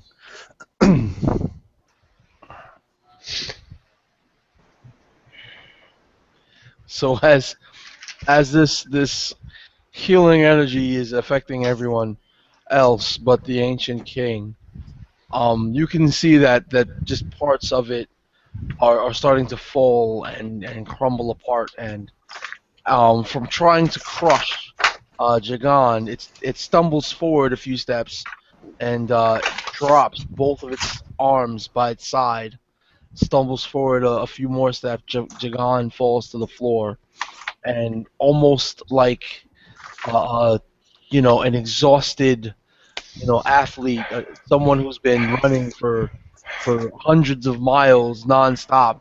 He almost starts to breathe, but all you hear is the rumble of rocks. And he goes to sit on the throne. He raises up his hands as he gets in front of the throne. He falls back, and just before his arms fall down to the throne, the inside of his forearms flat, which is where Brack's character is. Brack, as he said, called for divine intervention. His arms drop to the the sides of the throne, seemingly trapping Brack for eternity, except that both of his forearms shatter and crumble, and Brack is left unconscious, laying down, whining in pain at the arm of the throne. And the ancient king slumbers once again. That's right, he does. Oh, That bitch to rest. Talek Thule. Yeah, all the green gems just sort of fade. And with that, as I do that, take that seat or whatever it is, I'm calling on Talek Thule, and radiant light comes around me, and just heals me. Well, in game wise, 60 hit points, just right back. Go up to this ancient king, and you will slumber more. If you do awake, my son will come, and he will defeat you, as we have. And with that day, he will take the throne. And I feel like this. My dad did the exact same thing. And I'm just like, I walk back in head held high that you've ever seen any nobleman in any city. And he knows his place in the world. And Thistle, who was stationed atop the monstrosity's head, falls back. He probably takes, I don't know, a couple d6 of damage or something. He takes some damage. He's lying flat on his back, kind of just right above the head of this monstrosity that has fallen, and stands up. He says, "Well, you need, huh? No, you just, you just let my jungle be, and walks down to his compatriots, who the first people that he has developed any natural bond within the last 14 years, walks down to his compatriots and says, "We did it." We did. So you see Tally next. She's at the foot of this creature as it crumbled to ruins after falling off its head. She kind of dusts herself off and walks out to the central platform where everyone's standing. She reaches in her pocket, pulls out the squirrel that she's carried with her through this entire time, calling Mother, as it's a conduit through which her mother can see her actions. You see Tally extend out her hand holding the squirrel, and then you see her cast a spell, and forth from her fingers comes a spray of fire, and as the squirrel ignites in flame, she says, "You will look upon me no further, Mother. My life is my own. You will see me never again." And she scorches this thing, kills it, puts it on the ground, like knocks it out, puts the flames out, picks up the dead carcass, and adds it to the ones already tied to her waist, and just walks off unceremoniously without talking to any of her companions, back towards the area she came. I'll let anyone else give their final decree before I react to what just happened with Tully.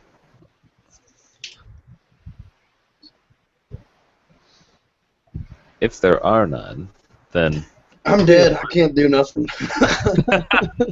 Oh, you're not quite dead. You're not dead, but you're currently unconscious. I might as well be. I'm trapped for eternity, says GM. No, remember the arms shatter. You're laying. You called for your divine intervention. Yeah. You're laying on the arm of this throne. You're not encased anymore. Remember? Okay. I think Okay. I think he misunderstood you. Yeah, you're just unconscious currently. But is there anybody else that wants to do their mini outro? I would. Well, I think my character would definitely. He would go over to. Hold on 1 second.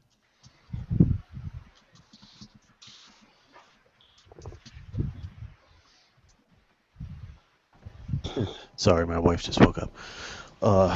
He would first go over to Sam's character and kind of pick him up and dust him off and kind of give him a little healing love and basically just walk out now that his dreams and his vision of life eternal with a woman and being at peace and married and children have been completely and utterly perversed and used against them. He would just walk out and not really say anything to anybody, not even going back to the main city to look for his reward. You have to go back Which to would the be main. his Get a dryad. lives. Dude, go back to the main city. It'll be awesome. Trust me. And get a dryad. So, as I awake, I He'll be a immediately loner the rest of his life. Thanks, guys. I'm- Appreciate it. thank you. Sorry. As I awake, I just kneel and place the shield before me, and in a prayer, Reuven just smiles and looks up to the sun, trying to see the bright shining rays, and they're shining down onto the shield. And as they shine down onto the shield, he knows that the only way he could have done this is through the strength of the sun itself. And he prays, "Thank you, Saren Ray. Thank you for your gifts. Thank you for everything you have done today. Now people may live in peace. You have done a great deed today. And let us all feel the warmth of your sun, your bright, burning orb in the sky." And as he does this, he's casting Beacon of Hope once again, and he's going to follow that up with a 6th level Mass Cure Wounds, affecting everyone within range. Poor Tully, get back here. So, yeah, so that's everybody, right? Yeah. Well, as Thistle sees Tali hold a squirrel up to a flame that she produces in her own arm, and Thistle, and as Tali starts to walk away, he scurries over that way and kind of butts up next. He goes, "Ooh, a good a recipe for squirrel stew is good. I have and he's like, look, the jungle, my home, has been saved. So This day I call you all, even as Tully's walking away, my clansmen, you are welcomed. Wow, I got a brain fart, sorry.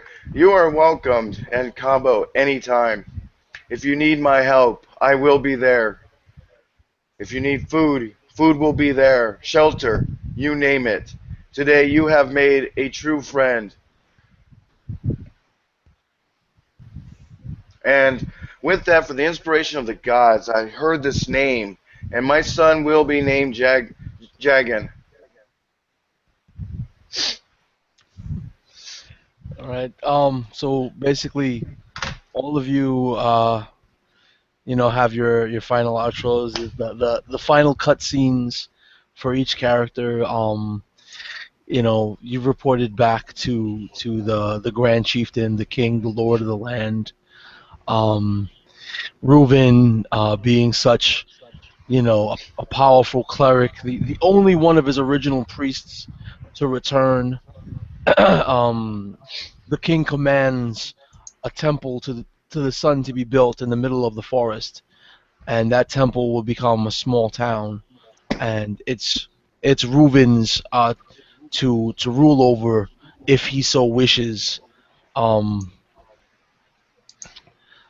Jagan is back in his tribe, now taking the mantle of chieftain. Everyone's in celebration, calling his name, much as his vision entailed, except that there is no queen by his side. But there is no queen needed to lead a king, as a king leads his people. Tali simply, at dusk, in the jungle, walks alone into the shadows of the jungle, and you see nothing but flares of fire and laughter as Tali fades to black. Thistle manages to live again in the jungle, as the jungle sort of thins out and the brush and everything recedes and starts returning back to normal. Thistle sees the dryad that he had such hopes for and had his heart broken, and almost in a weakened state, she rises up from the ground and hugs him one last time and whispers in his ears in Elven, the mountain sleeps, and now I must go. I can never show you my love, but I can give myself to you. As she withers away and forms a quarterstaff, um, in the facsimile of her shape, the head of the quarterstaff being her face. Um, this guy Gurdane. Gurdane, I hope you go back to the to the king, because if you were to go back to the king and be presented with his harem and the two jaguars, the two giant jaguars wearing golden armor, um, the one that was growling at you, uh, you could tell because of the pattern of the spots and the different look, while the other one looked more like a panther than a jaguar. This large jaguar, this huge creature, both of them end their wild shapes and become two humanoids. The one that was growling at you, the one that you called your pet, transforms into a dwarven female, and then she kneels at your feet and looks up at you and says, "Your pet I will be if you so wish." And yeah, with that, everybody's end cutscene sort of fade to black, and Nice. that's been game. That's a good game. Beautiful. For all you out there, thanks for hanging out and watching us. Yeah, the this fact that we marathon. actually have viewers at this time is crazy. Nice. Really? How Dude, many do Like we an have? actual game session, not even a one shot. Yeah. What was that? 6 hours? Yeah, Yeah. had to be. I really don't know Yeah. how to railroad people. Five? Yeah, Five, yeah. 6 hours for sure. So yeah, it's been a blast. I've been Nelson. This is Infinite Roleplay. These are my players. You can once again just introduce yourselves and plug your channels, and then we'll be out. Sure, I'm Troy Spencer. My channel is DMT Tabletop Gaming. I'm here by way of the One Shot group on Facebook. Check it out. Lots of good players, lots of good games. Thanks, Nelson. All right, Yeah, Troy, definitely. thank you. Have a good night. Yeah, definitely go check out DMT Tabletop Gaming. Like and subscribe to his stuff. He's a really cool dude. Also, go like and subscribe to Infinite Roleplay. This is where y'all found this game, so go watch the rest of his games. They're all pretty damn good. And I'm Brack Orwin on YouTube, so go like and subscribe to me as well if you want. I've got live plays up. I do a little video game stuff here and there too. Just finished out making Zaruda, which is a homebrew world for D&D 5th edition. So be looking forward to that. My name is Gabe, and I want to thank you all for watching. Subscribe. Be a member of the Tabletop RPG one-shot group if you want to role play. If you just want to hang out and learn new systems, this is the spot to be. There's many, many game systems, many people wanting to play. Check us out. One Tabletop RPG one-shot group. I don't know if I'm the only one left, but yeah, as everyone else had said before, I found this game through the Tabletop RPG one-shot group. I sort of have a channel. It's Die by the Die, no spaces, uppercase letter on the beginning of each word. I just started it, and it's only games I'm going to be playing in. So if you like watching this fool play Dungeons and Dragons, maybe Numenera, I'm learning the system, then maybe subscribe. I don't know. I don't know if it's worth your time, but no, I absolutely appreciate you running the game, Nelson. I had a great time, and appreciate all the time you put into it. So glad you guys enjoyed yourselves, and I'll see you next time. So yeah, thanks a lot, YouTubes, and peace. Peace out.